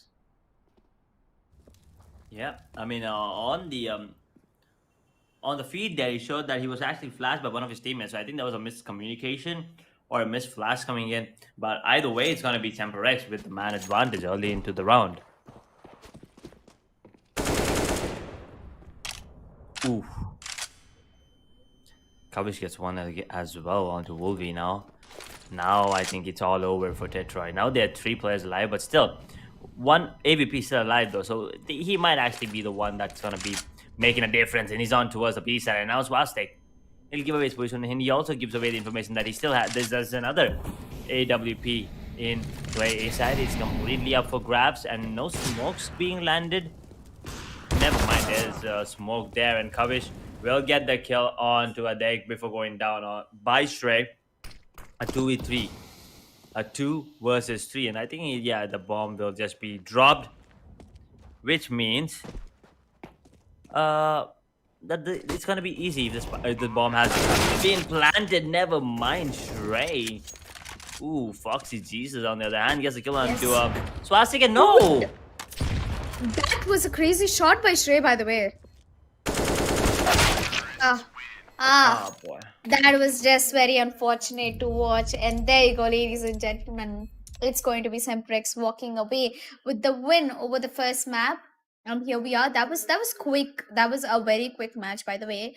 Although I was kind of expecting it to go for an overtime, but I guess the economy, it was. Detroit had the firepower. Detroit had the potential. The only thing they lacked was how to properly balance the economy. If there's an Mhm. eco round, if it was an eco round, they could have pushed it entirely instead of going in for the save with deagles, which not only which don't give them loss bonus. That's the main point of it. And they've done that for what, 3 rounds back to back, and then they got they got taken down, they got haunted down. They could not save any guns. But yeah, GG, well played. Semprex is gonna be walking away with the first map in the bag of Dust 2. Well, I'm excited for the scorecard and the MVP, because I kind of feel like Shrey and Shrey has done a good job. Like, he got those important kills even in the last round where you saw Shrey from the long. He managed to get a kill, but not really his day. Yep, unfortunately, not really his day, as you said, Erika. But the way I mean, SemperX were playing, it was their map pick, and they were on fire, right? They were on fire from the get go. But Tetroyd I did not expect such kind of dominance early in the game by them, and it's either like they completely being dominated, or they them being completely dominant. It's either one of them. There's no in between. They either go full in, or they usually get taken down pretty easily. But yeah, the ops, they're like some incredible oppers in both of these teams. Yes, they definitely are. Hunter being one of the, yeah, one of the important one, I would say. And there we are, Manan with 23 kills, Hunter with 21, Wolvie with 26, Harley Monster with 20. Okay, they've got the top four fraggers from both of the teams. I guess most of the job, I think when it came down to Hunter and Burster, they played like a deadly duo. Whenever they were put in a 2v3 situation or 2v5, they had a perfect smooth ride all over through it. Yep, I mean, if you take a look at the scoreboard, Manan sitting on 23, 18, and 2 assists with an ADR of 85, 48 headshot percentage. But yeah, Hunter 21, Kavish 20, Buster sitting on 18. But look at that headshot percentage, 67, the highest on the server there. And then Foxy Jesus with 60 headshot percentage, but he only has 10 kills, right? But it doesn't really matter because it's a team game and their team won, so it doesn't really matter. But once again, Wolvie 26 frags, 94.96 ADR, highest on the server once again, and 58 headshot percentage. Ali Monster with 20 kills, Adik with 16, Stray with 14, and Swastik with 12. And I think it's kind of evident that it's kind of clear. It's going to be Wolvie, the match MVP, and once again he's on the losing side. Elik, I mean, what's up with these MVPs and them being on the losing side? I mean, that means they clearly try hard very much. They put out the best, but when it comes down to winning a match, they come so close. And all their fragging, all the frag work, all the kills that they have taken, nothing gets considered anymore. I just feel very bad for that part. And Wolvie, you did try your level best, mate. I'm looking for the player to play ahead here and the match MVP. I'm pretty sure the match MVP is gonna be Wolvie itself, and we might have Wolvie versus Manan overthrow at the player to player. Whatever it is, I mean, Wolvie obviously deserves appreciation there. But yeah, once again, I mean, yeah, Wolvie did a good job, but his team just wasn't up to the mark. But on the other hand, on the side of SemperX, everyone were a bit more composed. There was a bit more balance in their team, and that's one of the reasons, right? I mean, team composition, the way that the number of kills are on each of the players. I mean, if you're playing complete support just with the util and stuff, it's okay if you don't frag. But apart from that, in the game of CS:GO, we need everyone to get as many kills as they can. Yes, and here we are with the map wise MVP is going to be Wolby itself with 26 kills and 19 deaths and 5 assists. I think he did his job for the team. He definitely did his job, but I think they lost most of the rounds in CT side. hmm Yeah, they kind of did. 26 kills, 19 deaths, and 5 assists. 94.96 ADR. I've already mentioned that. 58 headshot percentage. More than half of his kills. That is maybe around 15, 16 kills were headshots there. So that is something to look out for. And also, it's just a map number one. Now we'll be moving on to Vertigo, the map of Tetroyd. So maybe they have something in store for us. So it's not over yet. Just one map, and that was a map pick of SemperX. And right now, Tetroid. Let's see what happens on Vertigo. Well, I'm kind of expecting a very aggressive play from Detroit in the Vertigo. On Dust 2 itself, they had such good advantage, but imagine how well can they perform in their own map pick. And I'm pretty sure that hmm they will definitely manage to take the win away in the second map, as we have both of the player to player cards. I said Manan versus Wolvie. And Wolvie still stands out because he has 26 kills and maybe just a better KD and an assist compared to Bonan. hmm Yeah, I think actually Manan has a better KD when compared. I mean, 23-18, 26-19. I think Manan has like a point something difference, just because of that one death. But yeah, apart from that, 5 assists on Wolvie compared to 2 on Manan. ADR 85 on Manan to 94. Obviously, Wolvie, dude. I mean, he was on fire this map, and unfortunately, it was not his team coming on top. It was SemperX team in which Manan was, and the team that Manan led towards victory. The way he was playing was absolutely good to watch. And one of the reasons why Manan could not get a lot of kills is because there are other players on his team that were actually putting up one hell of a show as well. So, when you have other players that are as good as you are, you usually do not get a lot of kills because they are constantly taking away your kills. But then if you have players that are unable to show up, you usually be the one getting those 30 bomb and 40 bombs. Yeah, I was kind of expecting a better performance from Hunter and Buster because they are very well known in the community, and yes, they played in few of the best teams in India. But I guess nevertheless, the win is that the important thing which matters, and I guess Hunter's team winning out was one thing which I quite expected it to be, and here we are. SemperX walks away with the first map, and I'm eagerly waiting for the second map, especially when you said it's Vertigo. It's been a long time I saw Vertigo, man. It's been a really long time. So to witness the action in Vertigo, we might have to go for a short break. Me and Edge will meet you right back here, so don't go anywhere. Stay tuned.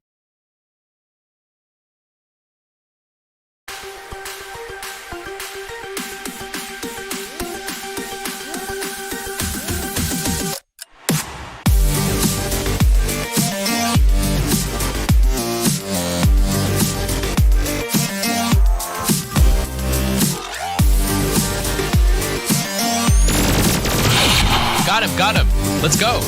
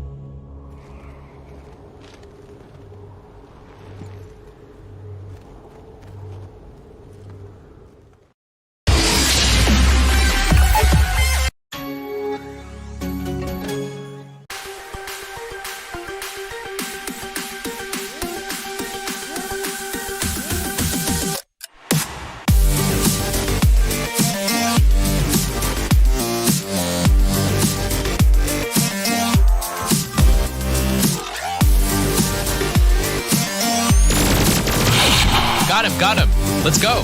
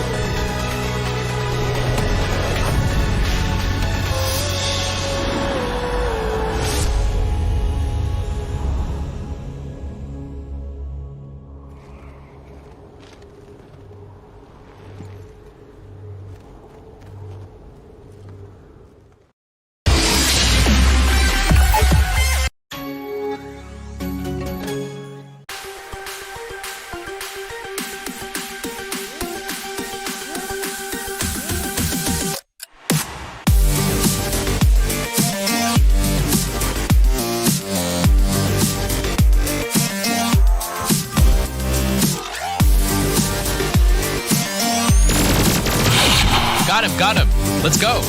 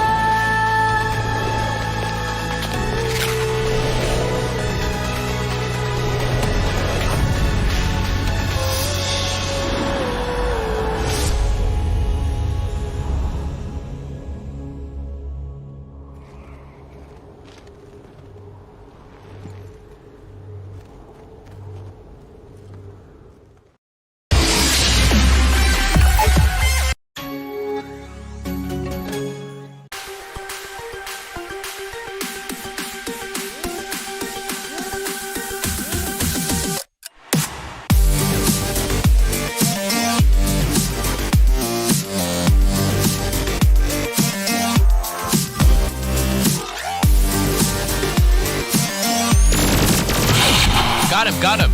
Let's go.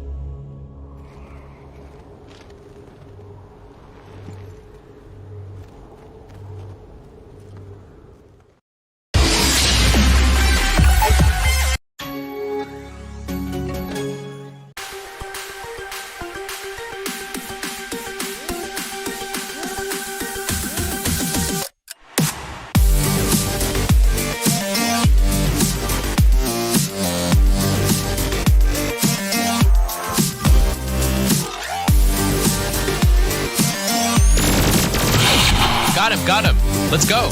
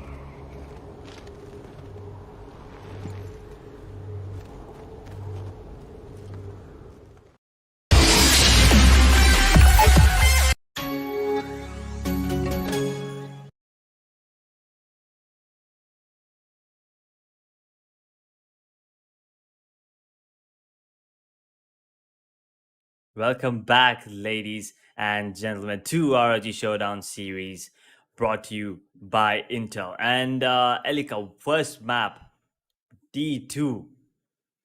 Now we'll be jumping into Vertigo, something I did not expect, to be honest. Vertigo, not, I mean, yeah, we've seen the map of Vertigo a lot in Pro Scene as well now, but usually when people think of Vertigo, that's like an insta ban, right? So, what are your expectations moving on into the map of Vertigo here? Vertigo. One map which I'm really uncomfortable playing it. I think if there's something called the least maps you've played in CSGO, number one would be Vertigo, and then comes Nuke. Because I played Nuke for tournaments, I remember that. But Vertigo is one of the most annoying maps I've seen so far. A lot of wall bangable places. I believe we have a lot of places. I mean, it's just very, it just suffocates me. The map itself suffocates me a lot. First of all, it confuses me, and then it suffocates me. But yeah, overall I feel like it's one of the most played map in the in the CSGO professional scene. I've seen a lot of, a lot of international tournaments being played on Vertigo, and I've seen a lot of overtimes in Vertigo itself in the last Asus ROG CSGO showdown, and I'm expecting something similar coming here as well. So Vertigo is not my go-to map, but I would definitely say that it's a go-to map for any of the professional player. I believe it's a pick coming in from SemperX, if I'm not wrong. No, I think it was Tetroyd this time. D2 was SemperX's pick, and they did win it 16-11. They were really confident and dominant, so the series score stands 1-0 in the favor of SemperX right now. But now we'll be jumping into the map of Vertigo, the pick of Tetroyd. So it's going to be really interesting to see because Vertigo is a map that has a lot of angles, and as Elika said, it is suffocating because it's really high in the sky, and if you jump down it's all done and dusted, so please don't do that. Do not give away your kill for free. But yeah, apart from that, I mean, there are a lot of smoke lineups, a lot of flashbangs. It can be used from multiple angles, and there are some incredible plays that can be made, and also the wall banks, so you never really know where you're being hit from, because as you said, Vertigo is like a two level, is it two levels? Yeah, it's two level map. So two levels, just like Nuke, right? But the Nuke is kind of like hard shielded, but here everything is wall bangable. 90% of the map is wall bangable, if I'm not wrong. Yes, it definitely is. 90% of the map is wall bankable, which is the most annoying part of the map. And I guess for all the players who are playing, for them, it's actually a treat to play for. Get the position, or even the slightest sound can make the difference. As we are already live with the match going, it's going to be SemperX versus Tetroyd in the map of Vertigo, where SemperX will be starting off at the counter terrorist side. I believe that's a huge advantage. SemperX is highly city sided map, if I'm not wrong, isn't it? E- you mean Vertigo, right? Yeah, I think Vertigo is a city sided. But look at this. That fake actually worked from Tetroyd. They had four players die towards the air, but then then the bomb has been planted here. And Buster, I mean, actually, it's gonna be Shrey in a What? 1v4. He actually managed to take down one before going down in the hands of Buster. So yeah, first round, SemperX. And SemperX have already won the first map. Keep that in mind. So if they win this map as well, they'll be moving on. They'll be confirming their slot into that finals against Cohesion there. Yeah, I was definitely not expecting that round to end so quick by SemperX. I thought it was, I mean, the bomb got planted, so they're gonna be gunfight, but nope. They quickly closed it up by getting a defuse done. I would rather call it a ninja defuse, because Tetroid's players were still alive. And SemperX looks like they've gone for a full buy. 3 for Mars and M4 and a UMP. And I guess something similar from Tetroid. They have a double AK setup, which is quite very risky for them. If they lose this, they have to go for an eco in the next round. A lot of grenades popping up. Well, a very little damage done to Harley Monster, by the way. They were trying to make their way over towards the A-bomb side, but looks like they have to change their way. Adi gets an opening frag over towards Manat. That's one of the gun dropped. That's unfortunately a FAMAS going down. Foxy Jesus, on the other hand, is trying to get an entry. He might spot one of the players, and yes, UMP versus the Deagle. I would definitely say that UMP has the better advantage, but not unless if you don't pick. And there you go. That's another kill. Tetroyd might actually be getting this full buy round. If they get this, sorry, if they get this post buy round, then it's done. SemperX might, they have to go for an eco again. Ooh, 1-0 and Tetroyd are on the are at an advantage. That force buy is working brilliantly in their favor right now, and you kind of expect it to do so because it's their map pick. So obviously they have a lot more strats than SemperX, at least on paper, must have figured it out, right? And that's exactly why they were so confident in picking a map like Vertigo and SemperX. Not really sure if they saw this coming, but by the looks of it, it looks like they're going to be saving. And will we? No! Did he jump off with an AK, or was that a Galil in his hand? Did he even jump off, or did he do that on purpose? I'm not really sure what happened there. All I know is he gave away his kill for free there.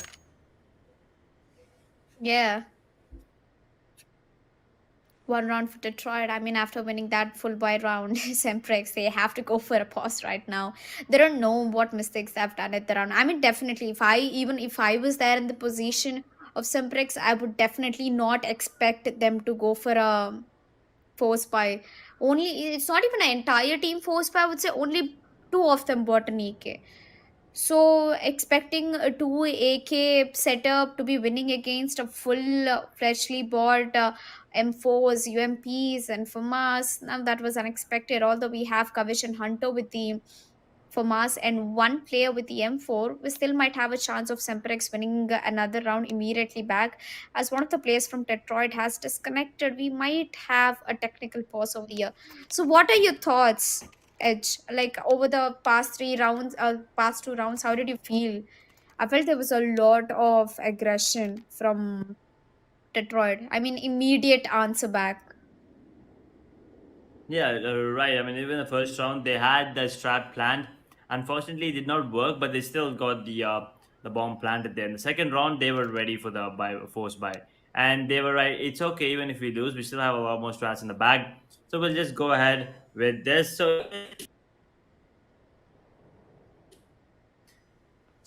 Tetroid looks like they're much more confident on this map than they were on D2, right? I mean, D2 was a classic, is a classic map for CS:GO, but I think they are just better and much more confident and comfortable on the map of Vertigo, and you can clearly see it.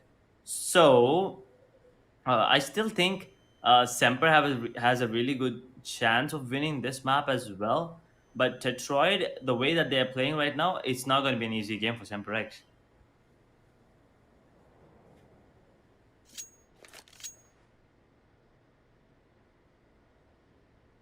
And the player still did not get connected. So we're still waiting on that player. Not really sure what happened. Maybe a minor technical issue.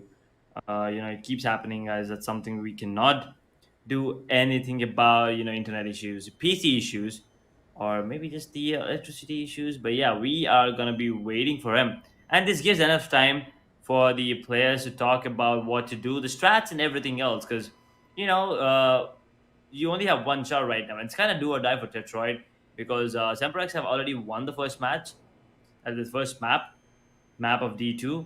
And if they win this one, they'll be the one kicking Tetra out of the tournament and moving forward into that grand finale tomorrow. But if Tetroid wins this, then they have to go and play Inferno this time against SemperX once again, obviously. And the winner of that will be moving on to the finals. So, either way, and the pressure's on Tetroid, this game at least. SemperX, they can chill because they have two games and they have to win one of them. And if not Vertigo, they can take the game into Inferno. But I'm pretty sure they don't want to do that. They want to finish it ASAP, right? So Tetroid, the pressure's all on them, and I think they might not feel the pressure just because it's their map pick and they're much more comfortable on it. And the way they're playing, you can see it.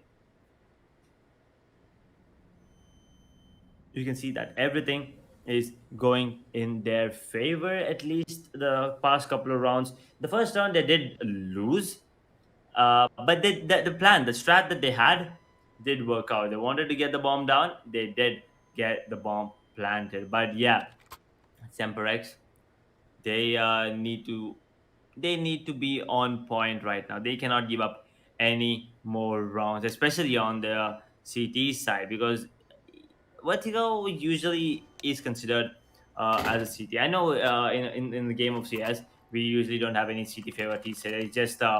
It's just people in their heads. Usually it's not there, but since everyone agrees to Vertigo, I mean most of the people agree to Vertigo being a CT favorite, we'll also just stick to that and call it a CT favored map as of now. While SemperX are on the CT and Tetroyd on the T.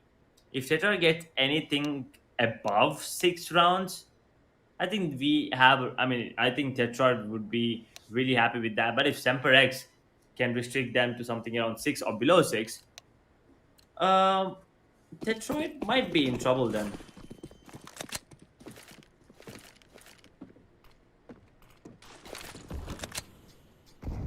But with that being said and done, we are back as the player has reconnected, and right now, SemperX will SemperX will actually play really passive coming in this time. They will make sure not to overpeak because they understand that the economy on them is not looking good. They have a P250, a Deagle, 2 FAMASas, and an M4A4. But look at that Molly lineups and all coming in from Tetroyd. No wonder they wanted to play Vertigo, and he's burning to a crisp almost. Never mind, Stray will get the kill onto Buster and V. Oh my god, how did this happen? The third round now, the 2 versus 3. But they're 2 pistols actually, so they need to retrieve at least one more weapon.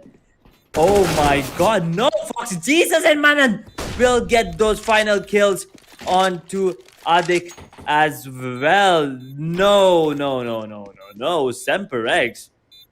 I actually thought that he will be going down because he had a P215 in his hand. But then he proves me wrong. He pops the head of Swastik. Boom, headshot. Gets the second round on the board for SemperX, and somehow they made it work. And now, Tetroyd, after that heavy investment into that third round, they are gonna be disappointed, and the economy as well is gonna be in jeopardy. But they still decide to force buy, and they're gonna be having 3 AKs, a Deagle, and a Gullet AR moving into the 4th round. And Buster with the early frag drops one of the AKs down. Can it be retrieved though? I'm not really sure if... Oh yeah, it actually can be retrieved, so never mind. It's gonna get retrieved instantly. So Swastik will be happy with that AK in his hand rather than the Deagle this time. And Molotov towards the sandbag, it's gonna get cleared. But there's no one there, my man. So unfortunate for you, and fortunate enough for SemperX. They still have a man lead. 1 minute 26 on the clock, and the bomb is now making its way towards the A set. The ramp area looks really cheesy right now. And look at Stray's position towards the mid area, and there's one player lurking and waiting. That's gonna be a Kavish there, and also Hunter with a beautiful crossfire. So as soon as Stray peaks, it's all about the timing, and actually Shay's position has been given away, and now he's gonna use a flashbang to kinda make way. But yeah, counter flash is coming in. 2 flashes being wasted. Tetroyd, 45 seconds on the clock.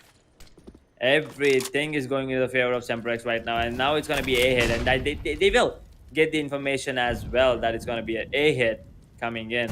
But there's one player still in mid, so that is something to watch out for. But apart from that, 30 seconds, why is the bomb not being planted? Stray will actually get the kill on the coverage there. Now that's the cue there. It's going to be Swastik. Gets one, Stray gets another one. Okay, a big beautiful headshot onto Manan, just like that. 4 kills. 4 kills. Stray with that flank. Beautiful gameplay towards the mid area. Now it's all on Buster.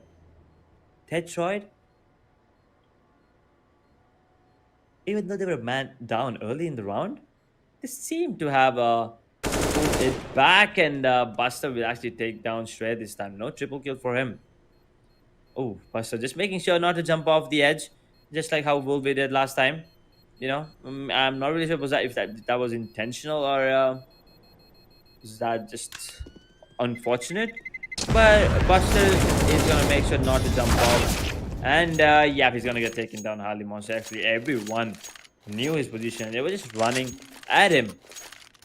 So that is something you have to keep in mind. And now the score line's all tied up once again, 2-2. Tetroyd, the economy is back, and SemperX. This time they're gonna be the one forcing. A UMP, a Deagle, a CZ, a PU50, and a FAMAS on Buster, who actually takes a bit of damage at 29 health points down to 71 points of health. And look at this. Manan, if you can get one shot with the Deagle here, that'll be really good. If he gets anything more than that, it'll be really cheeky. But look at his positioning. Oh my god, it's all about the timing. And he's actually gonna, I think, will be the one getting the kill if I'm not wrong. It's all about the timing once again. Crossfires here and there. Mana will go down, but the Foxy Jesus will make sure to pull it down to a 4 versus 4. While Wolvie, on the other hand, gets a kill on the Buster. Clearing things out onto us a B all by himself. Wolvie is putting up one hell of a show. He's going to give the cause that B is going to be clear. He might actually get the kill onto Kavish. He might actually go down as well. Foxy gets another one onto Shred towards that mid area. Now in a 3 versus 2. The HP on Wolvie and Swastik is not looking good, but doesn't really matter because Wolvie is landing those headshots, boys. Those headshots is all that matters. 11 points of health on Foxy Jesus, and Harley Monster will make sure that he cannot be stopped right now. So Tetroyd, third one on the board, and looks like we are on an eco for SemperX this time, and rightfully so, because Tetroyd's map pick, we expect them to be dominant, obviously, but at the same time, SemperX, they're putting a really good fight as well. They are a round behind, but it's okay. I mean, the game just started. There's still a long way to go. It's going to be an equal round here. And this time, a much more coordinated push coming in from Tetra. They are going to be taking each and every angle and also being well aware of any of the crossfire that might be. What? Is Wolvie doing that on purpose?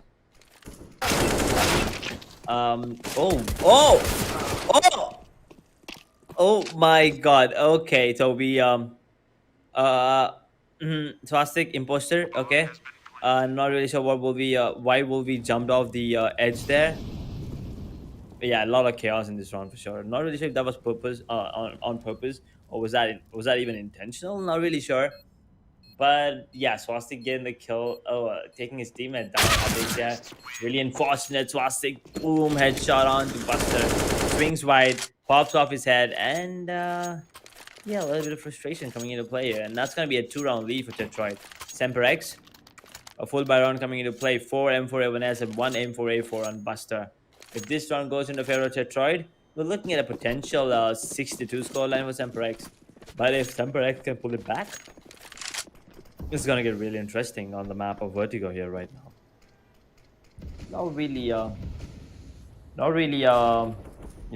sure what the game plan is from SemperX, because they're doing the same thing over and over again. So while Tetroyd at least tries to keep changing things up by sending an extra man towards the ramp area or sending a man.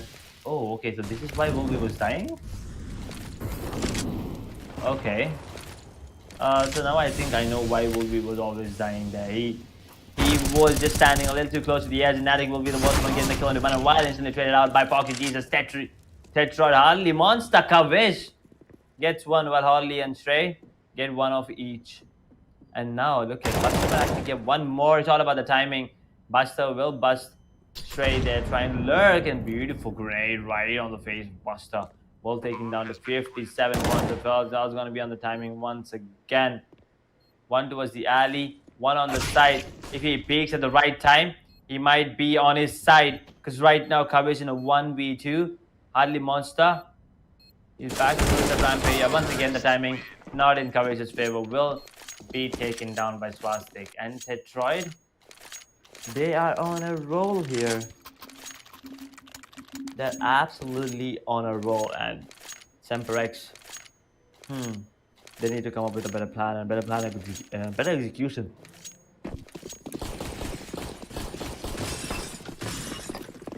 because nothing is going in their favor, and that is not something you usually want, right? You usually need someone in their team at least to show what to do. Right now it's actually Shrey telling everyone what to do, and I think his position is known. That's a beautiful Molotov. Beautiful Molotov. Will not get Shrey though. But yeah, Kavish actually gets Swastik. On the other hand, Kavish in a 1v4. He does have the AK there, but look at Stray and Monster's HP. 9 HP combined. So, oh my god. He can actually do this if he wants to, but never mind. There's no time, no kid as well. And it's no positioning as well. Ali Monster in a really cheeky position. Will get the kill on the Kavish. Secure the 6th round on the board for Tetroyd.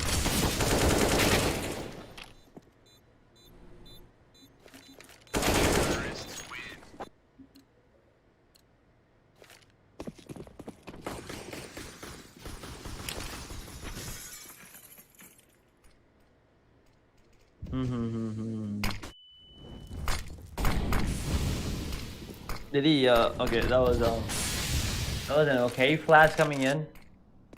Not something I expected, but yeah, that's gonna be the lineups. And Hunter is back on his AVP this time. Let's see if he can put that to good use on the map of Vertigo. So, because the map of Vertigo, you really need to be the kind of operator that's good with close range, and this is exactly why. And no wonder Hunter is really good, and Kavish will actually get the kill on Duadik as well, pulling it down to a 3 versus 5. Tetroyd on the back foot in a really long time. 3 versus 5. They can still make it work. They have the firepower. They have the potential. But will SemperX let them do that? That's the real question here. Will SemperX give away the round? And their kills pretty easily. And he's actually running away. AK versus M4 up close. AK wins. Stray will actually get the kill on the coverage. And look at Harley Monster's SP, man. 62 points of health, and the positioning is just too good. Will get the kill on the Manan. 3v3.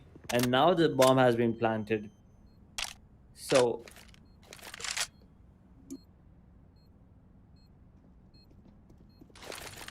the positioning. Oh boy, that flash was good. But Harley Monster will get one. Buster just casually runs and gets the kill. Now it's all on Harley Monster, by the way. 1 versus 2. Will get the kill on to Hunter. Beautiful headshot. But that's gonna be it. Buster will actually turn around and get the kill on to Harley. Will not retrieve the AVP though, but will secure the round and also get the kill onto the Monster. 3 to 6 score line. And on the map of Vertigo, that is a map pick of Tetroyd, by the way.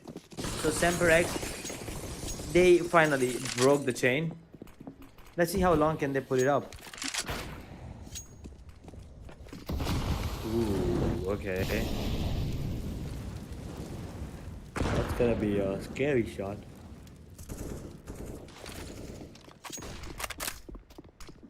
But nothing really apart from that. They tried to switch things up, but once again, SemperX putting the brakes on Tetroyd's pushes. Hunter will take a bit of damage there. Kavish will actually get the kill onto Harley Monster before going down there. Now a 3 versus 4. But look at Wolvie's health. 20 health will go down to Buster. Buster is on fire here towards that B position. But yeah, once again, looks like SemperX might be the one winning away the round number 4 here.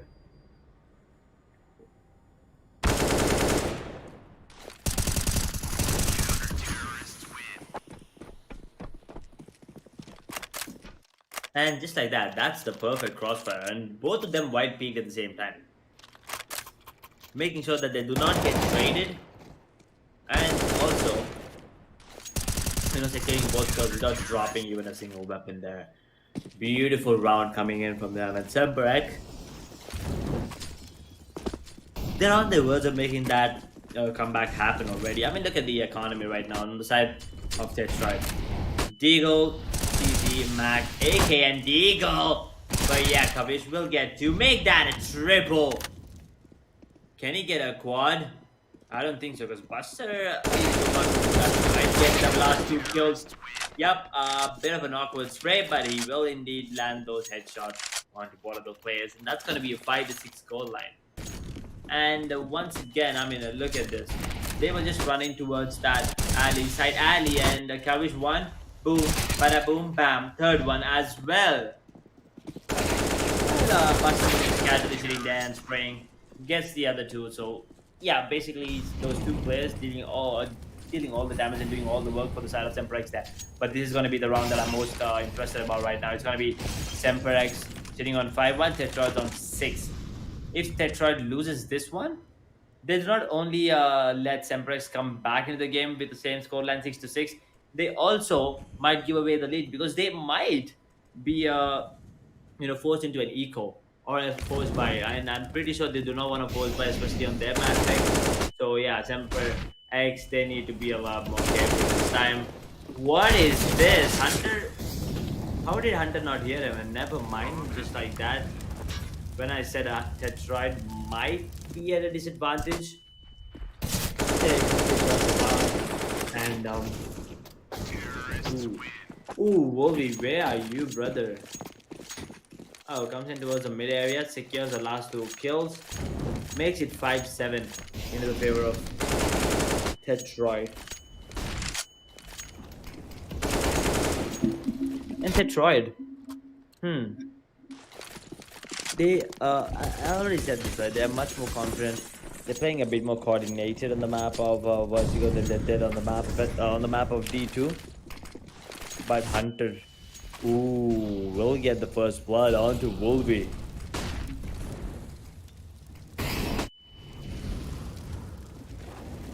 Making it a 4v5 early in the game. Let's see, I mean, he's down to 12 points of health, and yeah, SemperX, they need 2 rounds right now to equalize the score. At the same time, Tetroyd, they do not want to equalize. They want to win the next 3 rounds and make it 10-5 half. Because after it's 10-5, it's going to be really, really easy for them on the defensive side. But right now, Tetroyd, they are on the terrorists, and they are dominant as ever. But look at Hunter's position. He did manage to get 1 more. Did he? Okay. I thought he knew that even Halimas was on side, but never mind. He did not know that, and it's going to get taken down by him. But yeah, he did enough damage. That 4v3 is now a 2v3. Never mind. Make that a 2v2, because Monster is an absolute monster. Gets a kill on the Manon. And the bomb is going to be planted. Both the players coming in towards the CT area. Oh, Monster with the quad kill. Secures the round. He did all the heavy lifting for Tetroyd. I mean, look at this Hunter. He was cheeky. He got 1. He did not expect Monster to be on the side already. That's a beautiful shot from Monster. At the same time, this shot at the same time as the smoke made sure that there's no one lurking in from behind. But apart from that, SemperX, they need to start worrying, to be honest. 14th round on the board.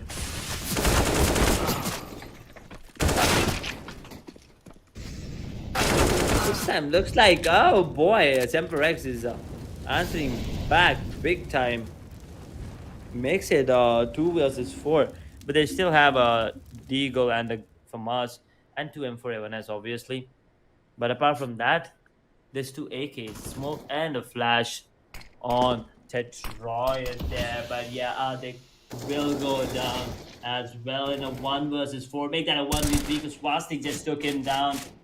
Now Buster is gonna pick off the head off of Swastik's body, make it 6-8 into the favor of Tetroyd. Still, I mean, 6-8 scoreline, a 2-round lead for Tetroyd. And if this round goes into the favor of SemperX, then we are looking at a really interesting gameplay here. And as I've already said, Tetroyd, if they get more than 6 rounds, they'll be happy, and they already have 8. We are looking at the 9th and Hunter. Oh no, why did he give a lot of noise there, brother?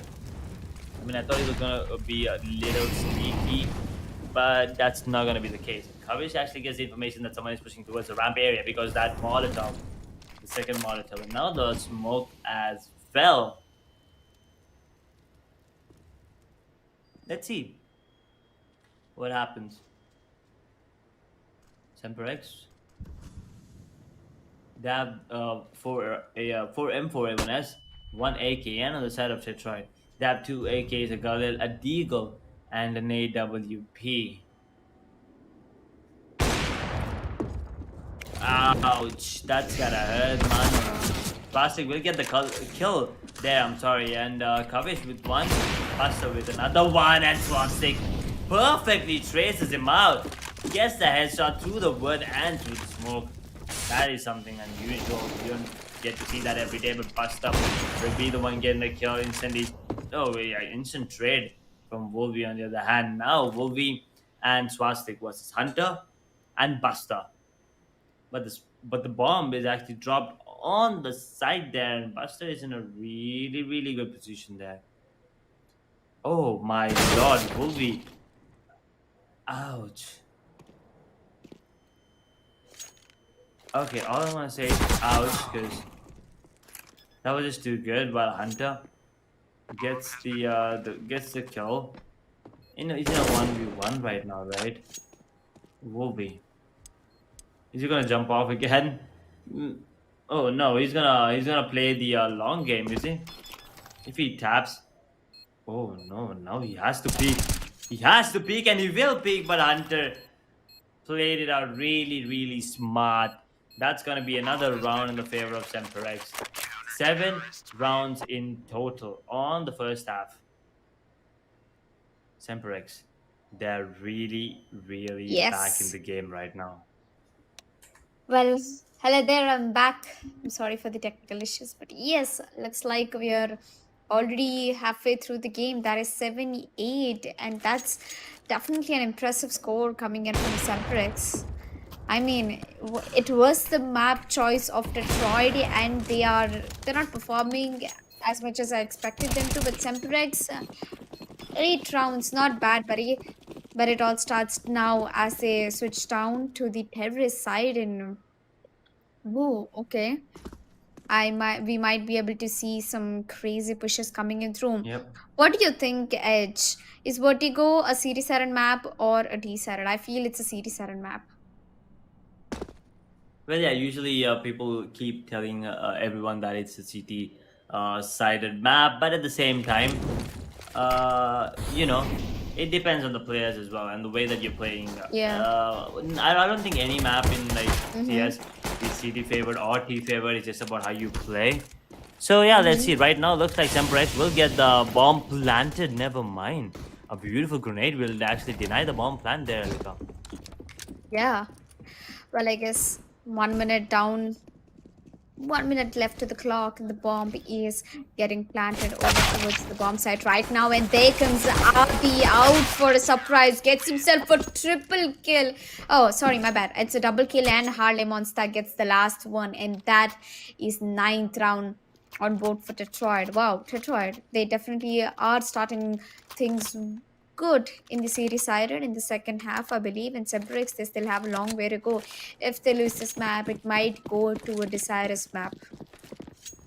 SemperX, right now they'll be holding off against Glocks and P250s. Well, on the other hand, Tetroyd has gone for a full buy. Shower of grenades and Molotovs coming in from Tetroyd over there. Very absolutely outstanding ability usage coming in from them. Well, Shay, on the other hand, is going to be taking a boost, and he's trying to peek through the headshot angles. Kavish managed to get one. That's a 4v4, although HP looks very less onto the side of SemperX. Man also managed to get another one. It's a 3v3 situation. It's a 2v3 situation. Immediate trades coming in through. Harley Monster is tagged down to very low HP. If he gets spotted out, he will be in a big trouble. Although he has a phantom, he has a FAMAS in his hand. He can put that to a good use. Kavish and Buster, both of them, they're trying to get a peek. Well, where exactly is Harley Monster standing right now? If Harley Monster gets taken down, then it's an easy deal for them. And it looks like it's gonna be going aggressive. Ah, almost.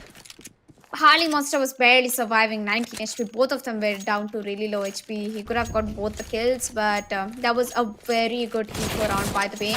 We're down to a 1v2. 10th round on board for Tetroyd, and now SemperX with 7 rounds in their hands. They have to do something. It's a pull by round. No ops coming in whatsoever from both of the teams. They're going to be sticking to SMGs and rifles. And all AK setup coming in. Harley Monster with the AUG, the automated gun. He's waiting to get all the frags into his names, and a very strong grenade comes through. Doesn't do any damage, but yeah, he's still holding off at that positions. Foxy Jesus, on the other hand, is trying to make noise from the mains. Kavish is going to be the first point of contact, to be honest. Well, that grenade is gonna land nowhere. I believe none of them have actually got damaged regarding this. Kavish is trying to peek out, and there comes a boost. Oh my god, Kavish is in a big trouble. If he goes ahead and gives out the same peak again, he might get taken down by Wolvie. And Harley Monster is trying to get a peek through the gap, but I guess he won't be able to as he walks into the crosshair. AUG is the deadliest gun. Kavish gets tagged now. I think they're gonna fall back. Manan, on the other hand, gets the entry over towards the Shay, so they might be rotating anytime soon over towards the other bomb side.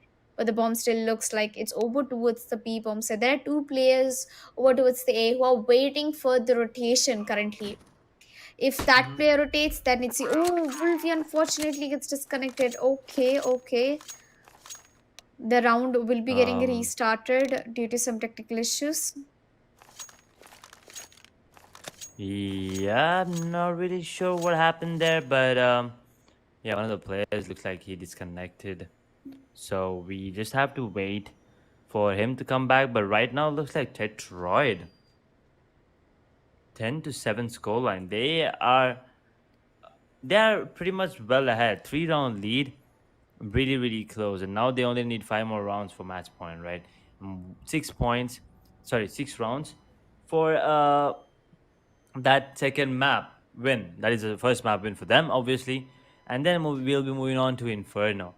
But SemperX, they're not done yet. 9 more rounds. And 9 more rounds. And I think they'll be moving in towards the finals directly because they they're playing really good even on Vertigo. I mean, by the looks of it, it's not their most comfortable map because I can see the hesitation in a lot of moves and a lot of plays coming in from them. But at the same time, Tetroyd is absolutely brilliant on the map of Vertigo. There is. Yeah.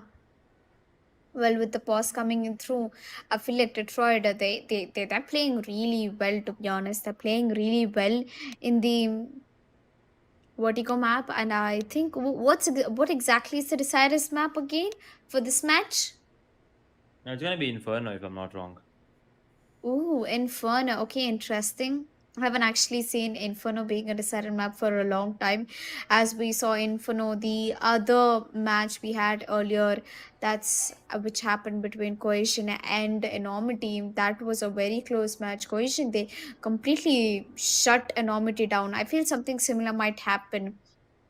I think that it's a pick coming in from SemperX, if I'm not wrong. Yes, it's a pick coming in from SemperX, and they're very good at it. Inferno is one of their best maps, so I'm just waiting eagerly for the Desirous map. But I don't think SemperX would be able to make it to the win for this map. Rest Tetrod looks, they really looks so strong. Tetrod actually looks very strong in this map. Detroit does look really really strong, and we're still waiting for the player. So we just gotta hold on, and this also gives a lot of time and a lot of strats coming in from Semper right now because they are 3 rounds behind Tetroid, and they need to get this win because I mean Tetroid, it's a do or die for them, but for Semper X, even if they lose this, they'll be going on to the Inferno. But I'm pretty sure they want to end it here in the map of Vertigo because anything can happen on Inferno, right? And right now, SemperX have already seen how Tetroyd plays on the map of Vertigo, so they can come up with counter strats, and this gives enough time for them. So as long as the player is disconnected, SemperX, I'm pretty sure they'll be utilizing whatever time that they have against Tetroid right now.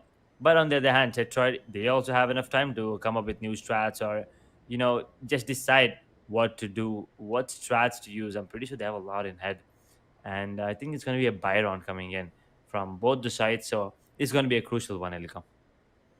It's definitely going to be a crucial one. There's no way that, either of the teams is giving up anytime soon, unless, it's a serious technical issue or one of them has problems. But let's have a look at the scoreboard meanwhile. Why don't we? Buster is standing on top of the leaderboard with 17 kills, followed by Hunter with 10 kills. Okay. Buster didn't perform much in Dust 2, but he's definitely showing a huge improvement in the map of Vertigo. It's Speaking about Harley Monster, he's always been the top fragger for his team. And once again, he is still the top fragger with 10 kills in his name. As we know that, Hunter and Foxy Jesus, both of them are trying their level best. I think Hunter is more like a IGL rather than a fragger. Who do you think is the IGL for SemperX? I think it's Hunter. I have a feeling that it's Hunter. It might be, it might be. But at the same time, Tetroid, not really sure who the IGL might be there. But yeah, SemperX is kind of clear that it's going to be Hunter. But on Tetroid, I was just wondering who is the one that's giving calls, because those calls are on point. Those are some insane early round calls and also mid round calls coming in. And Elika, just looking at the score right now, 7-10, and also the momentum being carried. Who do you think might come here? Might come on top? I totally put my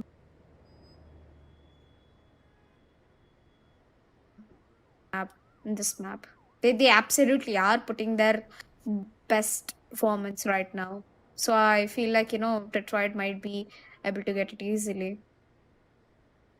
Okay. Looks like we have a minor technical issue here from one of the players of Tetroid. So until the player comes back, Elika, I think we'll also just go and sip some water and be back after a short break. Yes, definitely.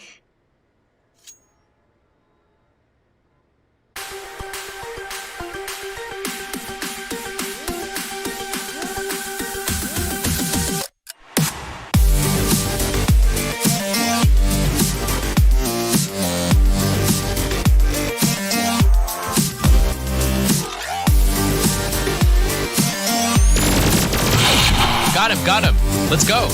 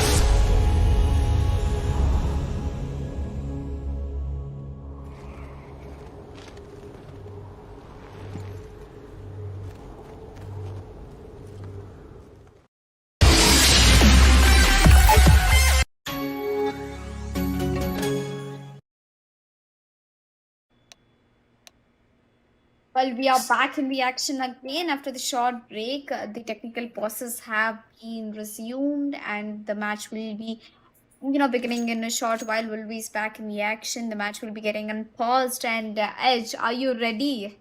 I'm pretty sure you're ready Hmm. to find out who the winner is going to be for this particular map.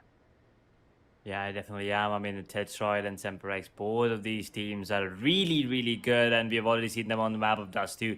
SemperX outplaying Tetroyd there, 16 to 11. But on the map of Vertigo, the things have changed. Tetroid are the ones that are coming out on top every single time. SemperX try to do something. Tetroid, they have an answer back. They have a lot of counter strats as well on the map of Vertigo. That is something not a lot of teams do. But yeah, if you're a good team on Vertigo, that means you are overall a really good team because having a good coordination on Vertigo is not that easy to pull off, Helicom. Yes, I totally agree with you. And meanwhile, while the match gets unpaused, I feel I have a really good feeling. Currently speaking about the economy coming in from both of the teams, Semprex might not really have a good time going in for a full buy, but Detroit is definitely on the brighter side of the map, I would say. Right side of the map, okay. I mean, yeah, it definitely looks like that, Detroit. For now, they might actually, as you said, be on the brighter side. But yeah, I think we are good to go. We will be jumping into the game any second now, and Tetroid 3-round lead, and it's gonna be a first buy round on the side of terrorists for the for the team of SemperX. So if they win this one, I think we are on for a close game. But if Tetroid pulls off another incredible round, I think Tetroid might actually walk away with the win, and we might be heading on to the Inferno here. Yeah, if Detroit keeps continuing the momentum, then I'm pretty sure that we might be seeing Inferno coming on the way. Although I want Inferno to be there because, one, two maps can't seriously, judge your entire gameplay. So I'm waiting for the Desirous map. There should be a close match, of course.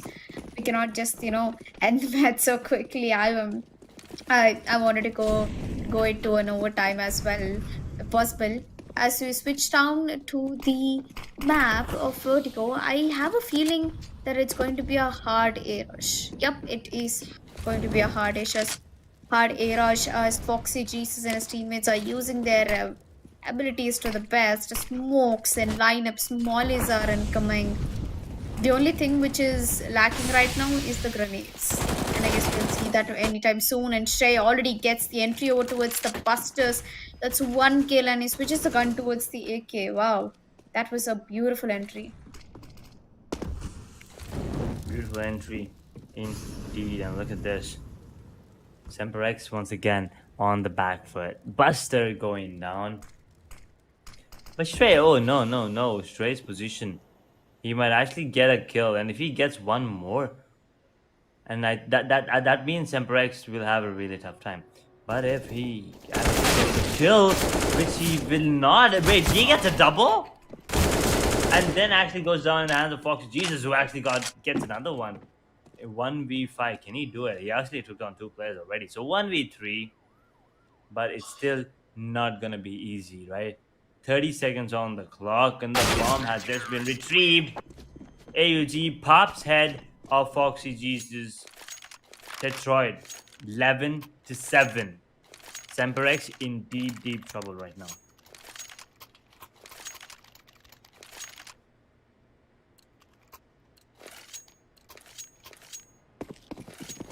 A lot of trouble. SemperX, they have to make a comeback. Otherwise, Tetroid might just walk away with the win. Because right now they already have a 4-round lead. I mean, we did see a lot of comebacks happen today. Especially the last one, 1 to 11 to 13 14. So yeah, never rule them out, but it's good to be on the safer side. And right now, Foxy with the entry there. First time in a long time, Semper with the man advantage. And he pulls it back. Never mind, Foxy once again takes it away. I think he pull it back, but Carbish will instantly grab that advantage back into his favor. That's going to be Wolvie and Harley Monster. 2 versus 3 there. But Hunter's health is 6. And he will actually go down while Kavish gets the headshot onto Wolvie. Now Harley Monster in a 1 versus 2. He does have a smoke and the kit available. He's down at 48 points of health, but apart from that, nothing really going in his favor. And no. That's a really weird round coming in from SemperX and Tetroyd at the same time. But SemperX will be the one. I mean, the way that the Foxy G's is entering right now, I think SemperX should just, follow his lead and take it from there on. So, just keep doing whatever you're doing, because right now the economy on the side of Tetroyd is not looking good, but they did manage to invest into a goddamn M4A4 FMRs and 2 Deagles and 1 P250. This is not good. This is not something I usually prefer teams to do. I do not suggest teams to do this, but let's see if that works out in the favor. It's going to be Buster with the first one. It's going to be Foxy getting the headshot onto a deck, pulls it down to a 3 versus 5. But look at Swastik's position. He's in a really good spot. If he gets a couple of kills here, he might actually retrieve the weapon and get the entire run for himself. But right now, Wolvie will be taken down, and Swastik, just as I said that, will take down Buster and retrieves the weapon. And if he gets the kill onto Kavish, but never mind, it might actually be Kavish with the kill onto Swastik 96. And the only player alive on the side of Tetroyd right now, Ali Monster, with the goddamn FAMAS in his hand, a flash and smoke, and only Kevlar and no helmet. This round is done and dusted, and SemperX looks like they are finally getting in the groove. Tetroyd. Something is going wrong. They are unable. Okay, now since SemperX have switched things up, they got a couple of rounds in the favor, right? So now what's gonna happen is, I'll tell you what's gonna happen, boys. I'll tell you exactly what's gonna happen. Tetroyd, they're gonna start analyzing things, and they'll come up with counter strats. And once again, they'll be on top of the score, on top of the game, and they'll lead the game. Or SemperX are gonna keep switching things up, make it hard for Tetroyd to come up with a counter strat and walk away with the win, and also with the match point there,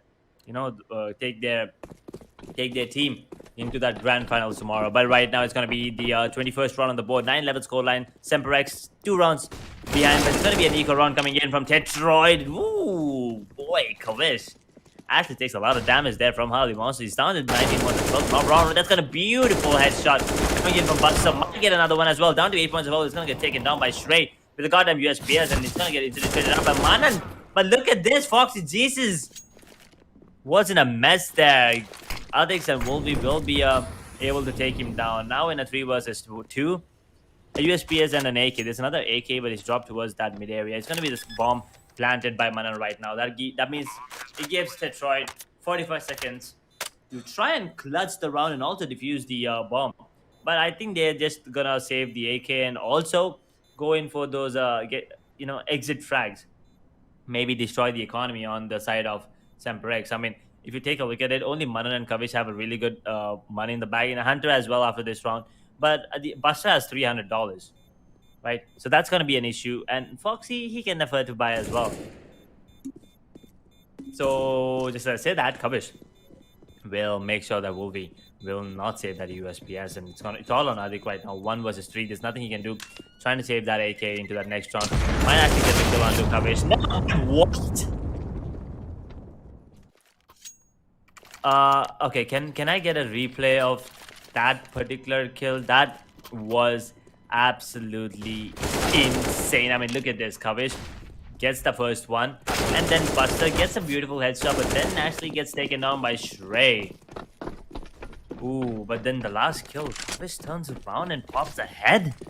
I did not expect that, but yeah, nevertheless, it's going to be the 10th round on the board for SemperX, and one more round, and the score's going to be all tied up, and Tetroyd's not going to be happy about that. But look at this, Buster with a cheeky little boost might get the kill, but there's a boost, but Buster, he's ready for this. He'll actually get the kill onto Wolvie there, one of the best players for the side of Tetroyd, and a flashbang. No one's going to be peeking that angle for sure. It's going to be 4 versus 5. Early man advantage for the side of SemperX, but look at this. There's one player right next to Kavish. Ali Monster, that is. It all depends on the timing and the sound cues. Hardly will actually get the kill on the Kavish. Back up to a 4 versus 4. And Foxy Jesus has already taken the control. And there's 3 players, 3 CTs actually, on towards that his side. Oh no, but Trey, you're not supposed to do that, brother. But I think we'll actually take him down. I think we'll actually take Jesus down, and Buster gets the kill onto Adik once again. Hunter with a beautiful headshot onto Ali Monster, who's gonna go down to Hunter before.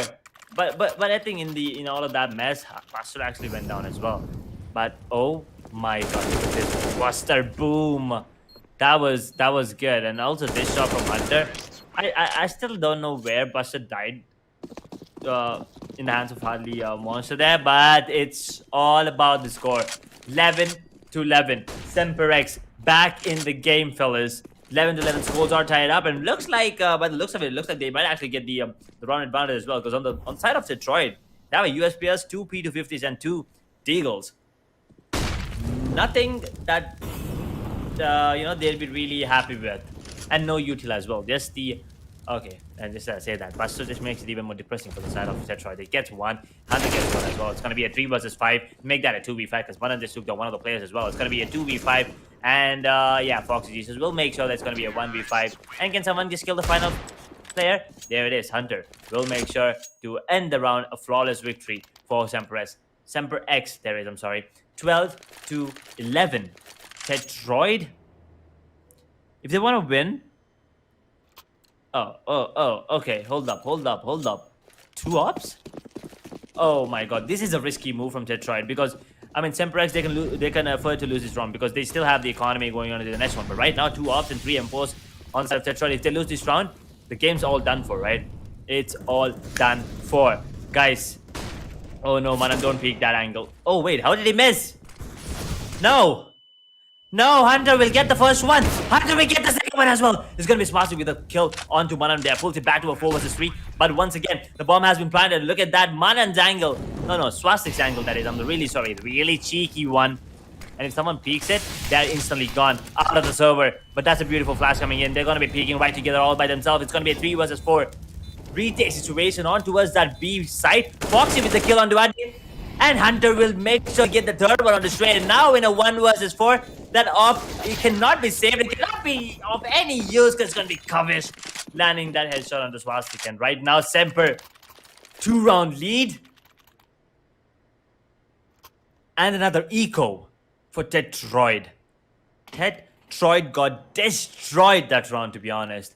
But yeah, they're going to be investing 3 Deagles, USPS, and an MP9. Picked up a little bit of a util there, a couple of Molotovs of smoke, a couple of flashes there, but that's about it. And if they lose this round, they can still afford to buy in the next one. But right now, if they lose this round, they're going to be 3 rounds behind SemperX. And SemperX, the way that they're playing, they're not going to give up any single round. The confidence is pumping through them right now. You can see they already have the side control of A. They're going to be given in a free plan there. I mean, guys, you cannot just do this. And Foxy Jesus, beautiful crisp headshot. Gets one, get another one before get taken down. Never mind. Trade. Landing those 1Ds, fella, and now it's all in the hands of Wolf V. 1 versus 3, never mind, nothing can be done because Hunter just hunts his praise. And Wolf V was the prey this time, and SemperX 14-11. Tetroyd? Something to worry about. Maybe take a timeout right now because you definitely need it. I mean, there was a huge technical timeout there, but that was technical. Right now, it looks like they need a tactical timeout because if this round goes to the favor of SemperX, if this round goes in the favor of SemperX, they'll be moving on to the match point, not just a map point. But it's going to be Swastik with a beautiful shot onto Foxy, along with the flash, accompanied, assisted from his team. But look at this, they're not going to be taking sandbags, guys.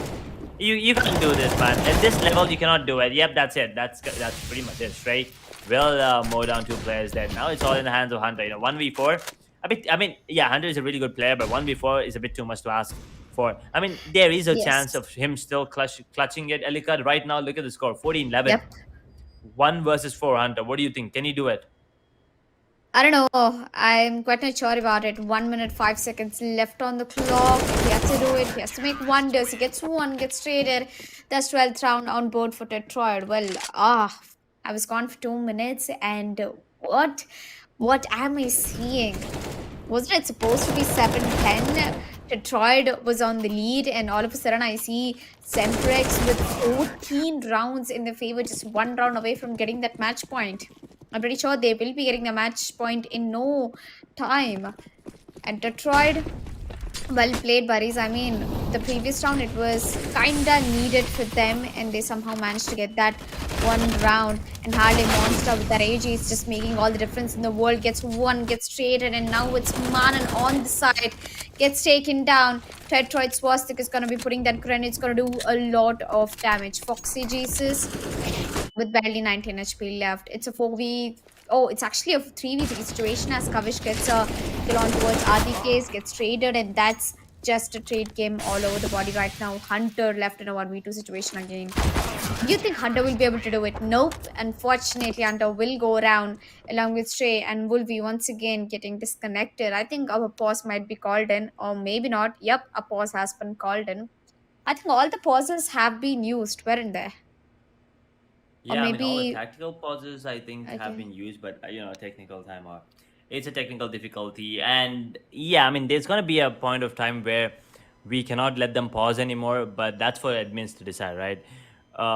We'll see if they have any more time left, then they have it. If not, then unfortunately for Tetroid, they have to go in and play a 4 versus 5, and having no Wolvie, their best player in the team, that's gonna be a really hard one and a tough one as well. Because right now the economy is starting to build up on Tetroid's side and SemperX. They have a really good bank as well. Yeah. Well, I think the match will be resumed very soon as no more pauses are allotted for Detroit, and having a lot of technical issues is one of the reasons why they are losing rounds against Semprex. Well, Semprex, they are trying their level best, and it's what happened there, Edge. I mean, I was gone for like what 5 minutes, and I come back. I was sort of expecting Detroit to be on the 14th round, but instead I see Semprex. Well, looks like someone had a really good time without me. Yeah, I mean SemperX, they were going ham there, though. I mean Tetroid, we still waiting on the player, right? We are waiting for the Wolvie to connect back and maybe take us into overtime or maybe even map number 3. And yeah, definitely, I do not want them to pause all day, but it's gonna be a long pause, Eliko. That's for sure. We're still waiting on maybe it's a PC issue or maybe just the electrical issues. Not really sure what it is, but it gives enough time for both the teams to talk about what to do in the next few rounds. Maybe, maybe Semprex can close things off 2 more rounds, and they'll be confirming their slot into that grand finals tomorrow. But if Tetroid can pull off the next 3 rounds into their favor, we'll be heading on to Inferno. And Inferno, I cannot wait to see what these teams bring to the table and on the map of Inferno. Yeah.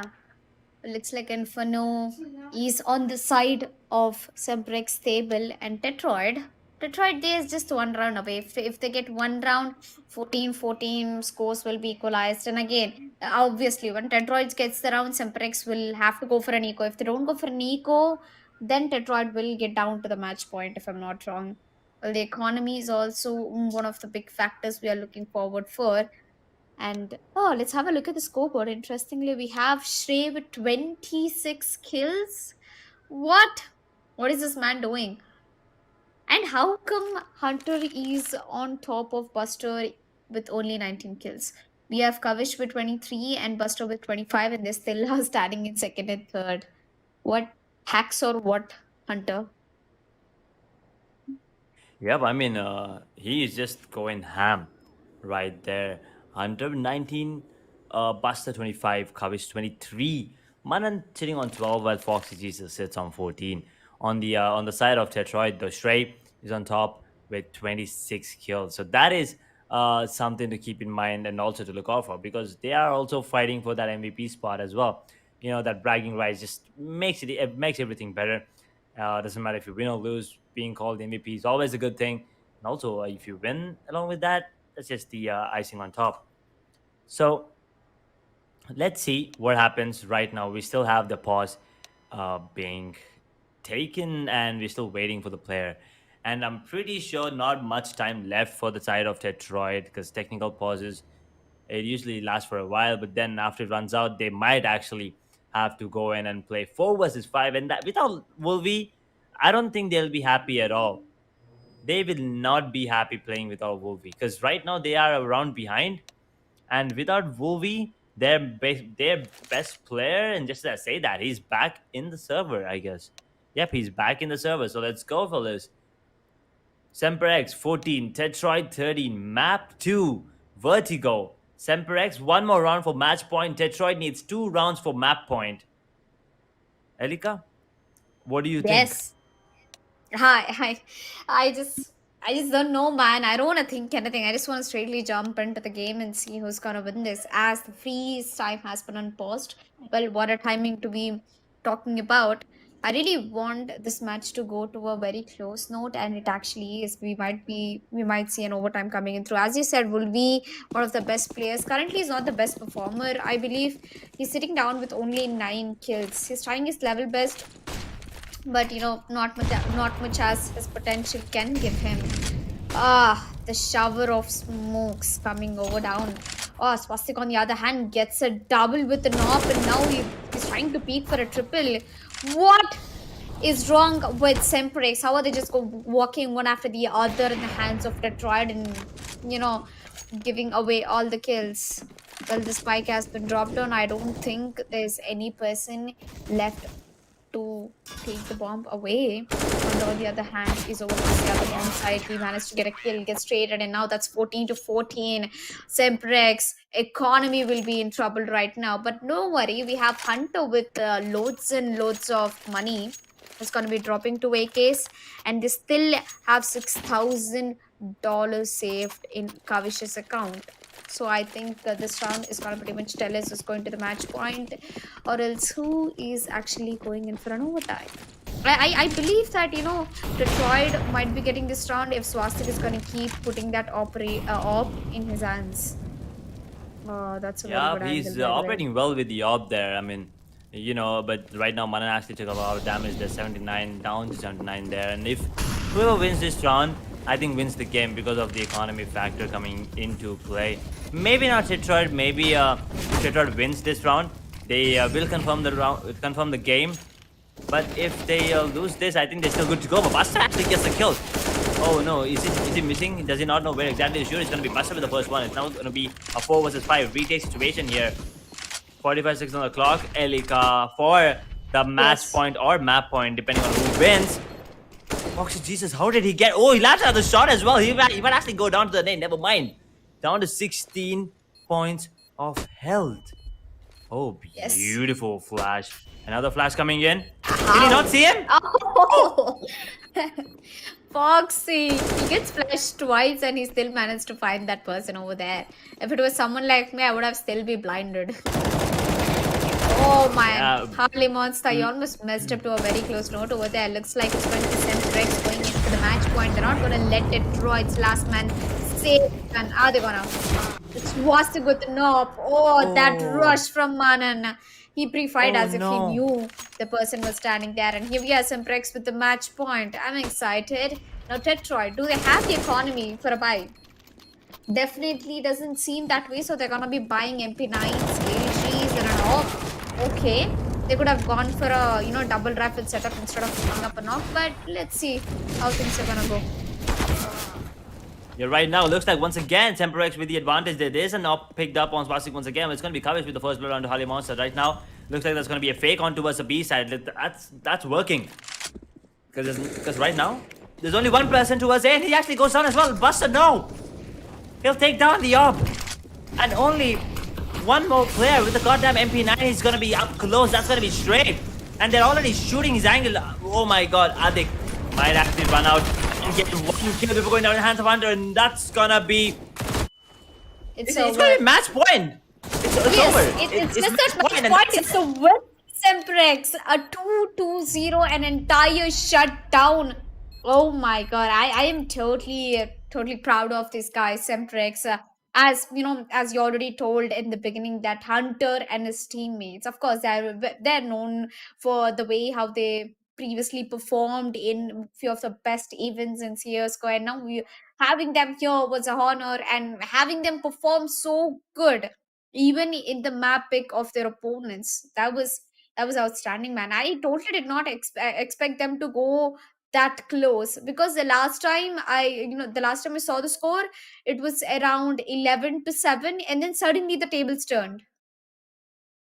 Exactly. I mean, it was all happening on the map of Vertigo. There, in the first map, it was a pick of SemperX D2, and they did win it pretty easily, 16-11. And then on the map of Vertigo, it was all mayhem. I mean, even from right from the get go, it was Tetroyd with the lead, doing a lot of work, maybe trying to be dominant. But then SemperX came with the reply, and you were right, Elika. There was 7-11. There was a point of time when it was 7-11 in the favor of the Tetroid there. But then that pause, I believe, gave enough time for SemperX to come up with really good strats. And once again, another comeback. I mean, today we have seen a lot of comebacks, right? So, yeah, this is just going to be another one, but 2-0 this time, not a 1-2 or a 2-1. A 2-0 clean sweep for who's the team again? I keep forgetting. Oh my god, my brain Temp now working Semprex. after that comeback. Yeah, SemperX, right? So Tetroid, really good game coming in from you guys. Don't be disheartened. You did a good job making it this far towards that semi-finale. But yeah, it's gonna be a SemperX moving on forward. And right now, Elika, map-wise scorecard. Do you want to take us through that? Yes, I definitely want to, because I always rooted for Buster and Hunter, which actually comes out to be true. Buster is gonna be the MVP with 27 kills and 21 deaths. Well, on the other hand, I was surprised by the performance of Shrey. 26 kills and 21 deaths. Unfortunately, Detroit, they couldn't make it to the finale, but Shrey, well played, man. Shrey, Harley Monster, Swastik's op was great, Adi and Wolfie. You guys did a good job, but don't worry, guys, don't get disheartened. We still have a lot of tournaments coming on the way for you guys, but currently it's going to be Team SemperX walking away with that win in the semi-finale too, and it's going to be the best two duos tomorrow, fighting off each other Yep. for that 75,000 rupees prize pool. I'm pretty sure that Semprex is gonna grind hard tonight to get that final championship cup tomorrow. And Kavish with 25 kills, Hunter with 23, Foxy and Man was not able to frag a lot this match, but he made sure that he always supports his teams, you know, and especially Hunter. He has 11 assists, man. Damn, this boy, he got few of the important kills, I would say. I think Hunter was also the lurk, I believe. Yeah, Hunter was the one clutching rounds, getting those crucial frags. But on the side of Tetroid, once again, straight 26, Harley Monster 23, Swastik 20, Adek sitting on 15. Wolvie, unfortunately for him this time, he was on 14. I think he was having PC issues or something. So, yeah, we'll just leave that as it is. And congratulate SemperX once again. And yeah, they'll be facing Cohesion tomorrow in that grand finale. Paradox versus Buster. That's gonna be interesting to watch, Elika. That's for sure. That's gonna be really intense. I mean, both of these players, I'm pretty sure, know each other really well. So them going head to head against each other in a BO5, it's gonna be incredible to watch. Well, I'm quite interested to watch who's going to be the MVP. Importantly, it's just not only the MVP; it's also the player to player. I'm looking forward for the overall MVP as well. Who do you think will be the overall MVP? For me, if you ask, Harley Monster was the most consistent guy in the frags department, so he might be the overall MVP from his team. Like the player to player. And if you ask me from Team Semprex, could be Buster, could be Hunter, could be Buster or Uh, Hunter, anyone from both of the yeah, I think players. it's gonna be Buster too, like to be honest. But before that, we'll take a look at the overall scorecard here, and obviously Buster is Yeah, sitting on there top you with go. That's 45. right. Buster and Harley Monster. But surprisingly, Buster has more Mm-hmm. kills than Harley Monster. 45 kills, man. Oh yeah, 45 kills on Buster, 45 on Kavish as well, and Hunter just one kill behind them. So he was also there hitting that 45 mark, and Manan sitting on 36, while Foxy Jesus 26 as well. I mean, look at that, 27 out of 45 were headshots from Buster, and 22 out of 45 were headshots from Kavish as well. But look at this, 40 kills on Wolvie, 26 of them were headshot kills, right? That is insane. Harley Monster as well, 43 kills, and 24 of them were headshots. Shrey, on the other hand, 22 out of 40. Absolutely insane, man. All these players with their insane crosshair placement and flicks confirm the kills. And Manan as well, like 36 and 18, 50%. Not bad at all. And Adik sits on 31. So, as you said, Elika, I'm not really sure who's going to be the overall MVP because Buster and Kavish, both of them are with 45 kills. But I I think, think it's because of Buster, that, because he yeah, with has more, 39 he has deaths. less deaths and more assists. Yeah, I think that's gonna be the case. Then everything else is kind of the same. Look at that FPR 0.79 and oh wait a second. Okay, Kavish has better ADR. Maybe that might come into play. You never know. 88 when compared to 80 is a lot. So we'll see. We'll see what happens. But right now, SemperX, they're one happy bunch. Taking out a team Tetroyd in a 2-0, especially on the map of Vertigo. That was their pick. They deserve to be happy, to be honest. They definitely deserve to be happy. I'm just waiting on for who's going to be the overall MVP. Can we like quickly switch down the screens? Cause I believe it's, I mean, as you said, it can be Kavish or Buster. But according to the scoreboard we have right in front of our eyes, I think it's going to be Buster because of the deaths and the number of assists he has. Don't you think the same? Or Mm-hmm. maybe when you say if ADR, what exactly is an ADR? I mean, assist death It's ratio. average. No, it's average damage per round, Elika. Come on, Elika. Please. Oh, there you go. It's definitely going to be Buster. I was having fun. Of course, if it was assist death ratio, then it should be Buster on top, not Kavish exactly. I was just kidding. Oh my god. I hope you didn't have an heart attack. Yeah, I mean, yeah, that gave me a mini heart attack. But yeah, map wise MVP is going to be Buster in that second map. 27 kills, 21 deaths, and 3 assists with an insane ADR of 94.13. Headshot percentage 56. That's always a good thing. And yeah, Buster once again, not their map pick, SemperX, but they still managed to come out on top. And not just come out on top, they did an insane comeback. They had to wait for a really long time. Not only them, we had to wait a really long time for the players to come into the server because of some technical issues and other issues as well. So yeah, map of Vertigo, pick of Tetroyd, won by SemperX, especially because of that performance from Buster. And once again, obviously, dude, overall MVP is gonna be Buster. 45 kills, 39 deaths, 9 assists, 80.93 ADR, 27 headshot kills, Elika. Yes, Buster absolutely surprised me over there. 45 kills, 39 deaths. And I'm looking for the overall MVP player to player. It should be, if it's not, if you can add both of the, two players from the same team, then it should be Buster versus Kavish. But if you're having someone from the opponent, then it's going to be Harley Monster.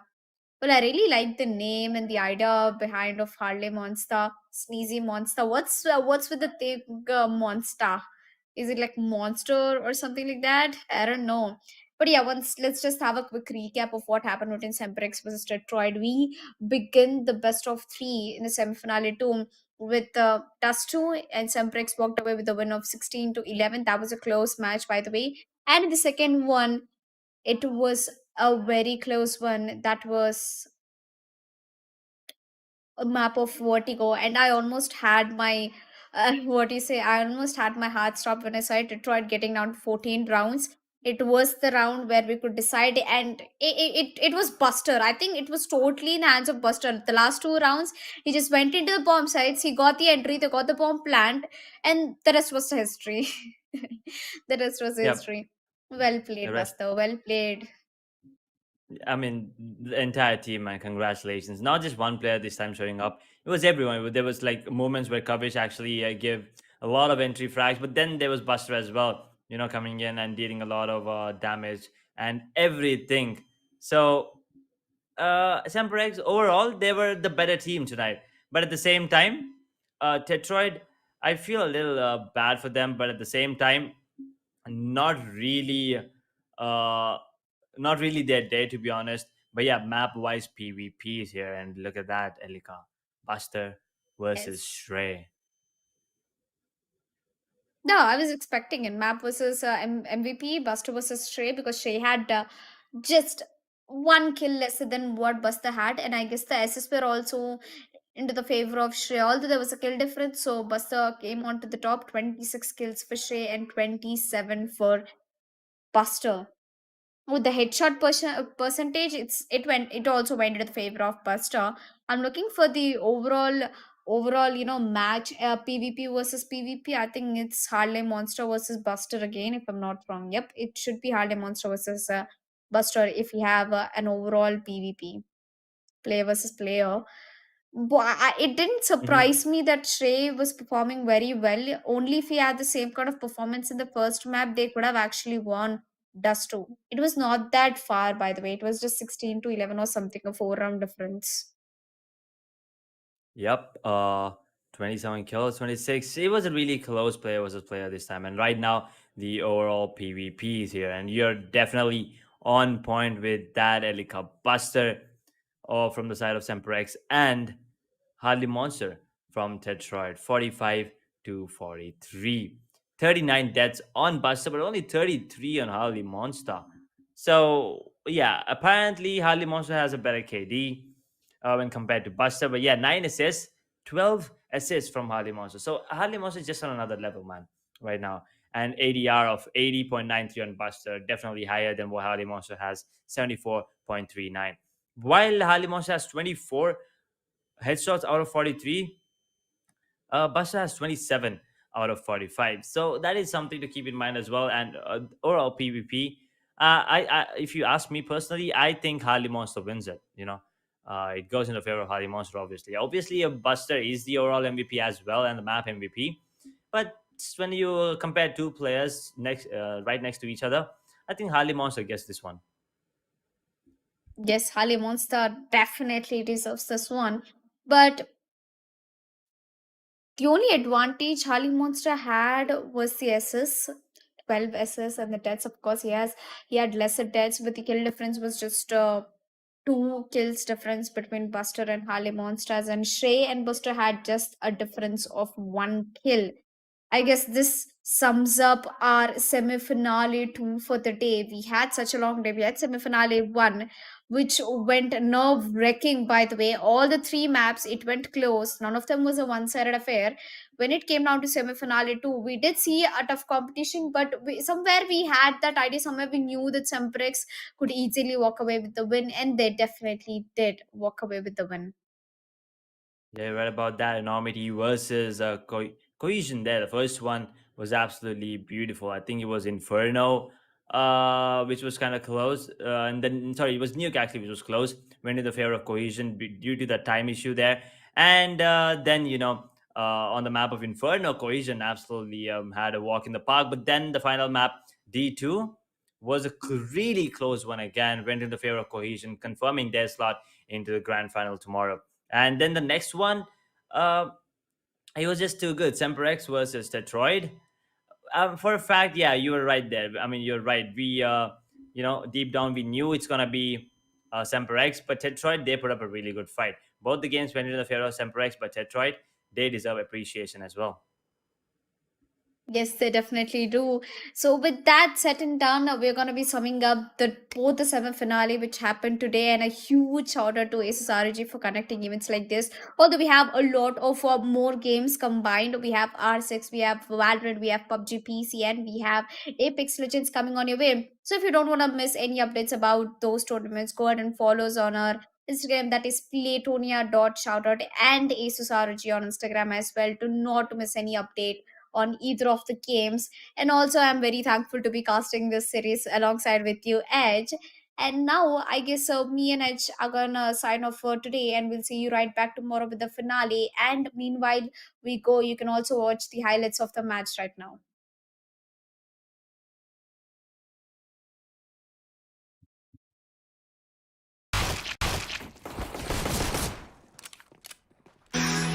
Yeah, I'm surrender.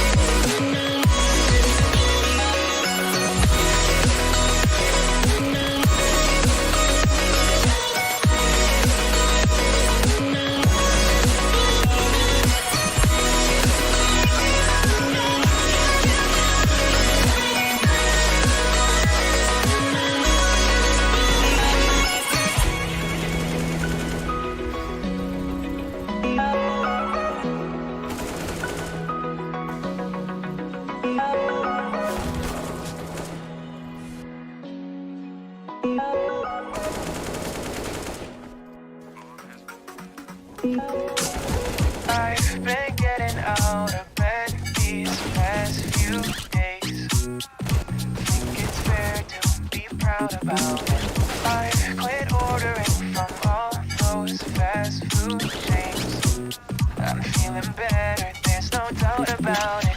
And my days are brighter, my shoulders are so much lighter. Just for a moment there, I thought that there was nothing more to life. I thought about it, wrote a couple songs about it. Just for a moment there, I lost myself. Mind if I be real for a minute? It's almost like everything I feel had a limit. It now gone past. Finding reasons to smile and to laugh, and whenever it's a bad day, music is my band-aid.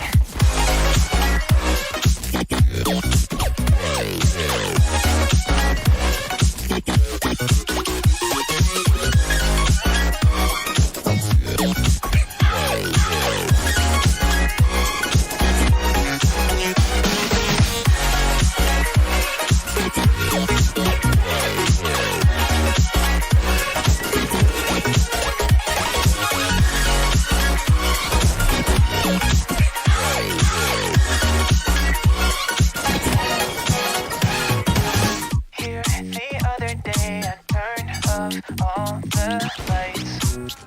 Spent an hour with my memories, and then I realized it's not all black and white. Like I was colorblind, but mentally, yeah. Now my days are brighter, just no longer feeling tired. I don't wear my PJs every day, 'cause I would rather be on site. I thought about it, wrote a couple songs about it. Just for a moment there, I lost myself.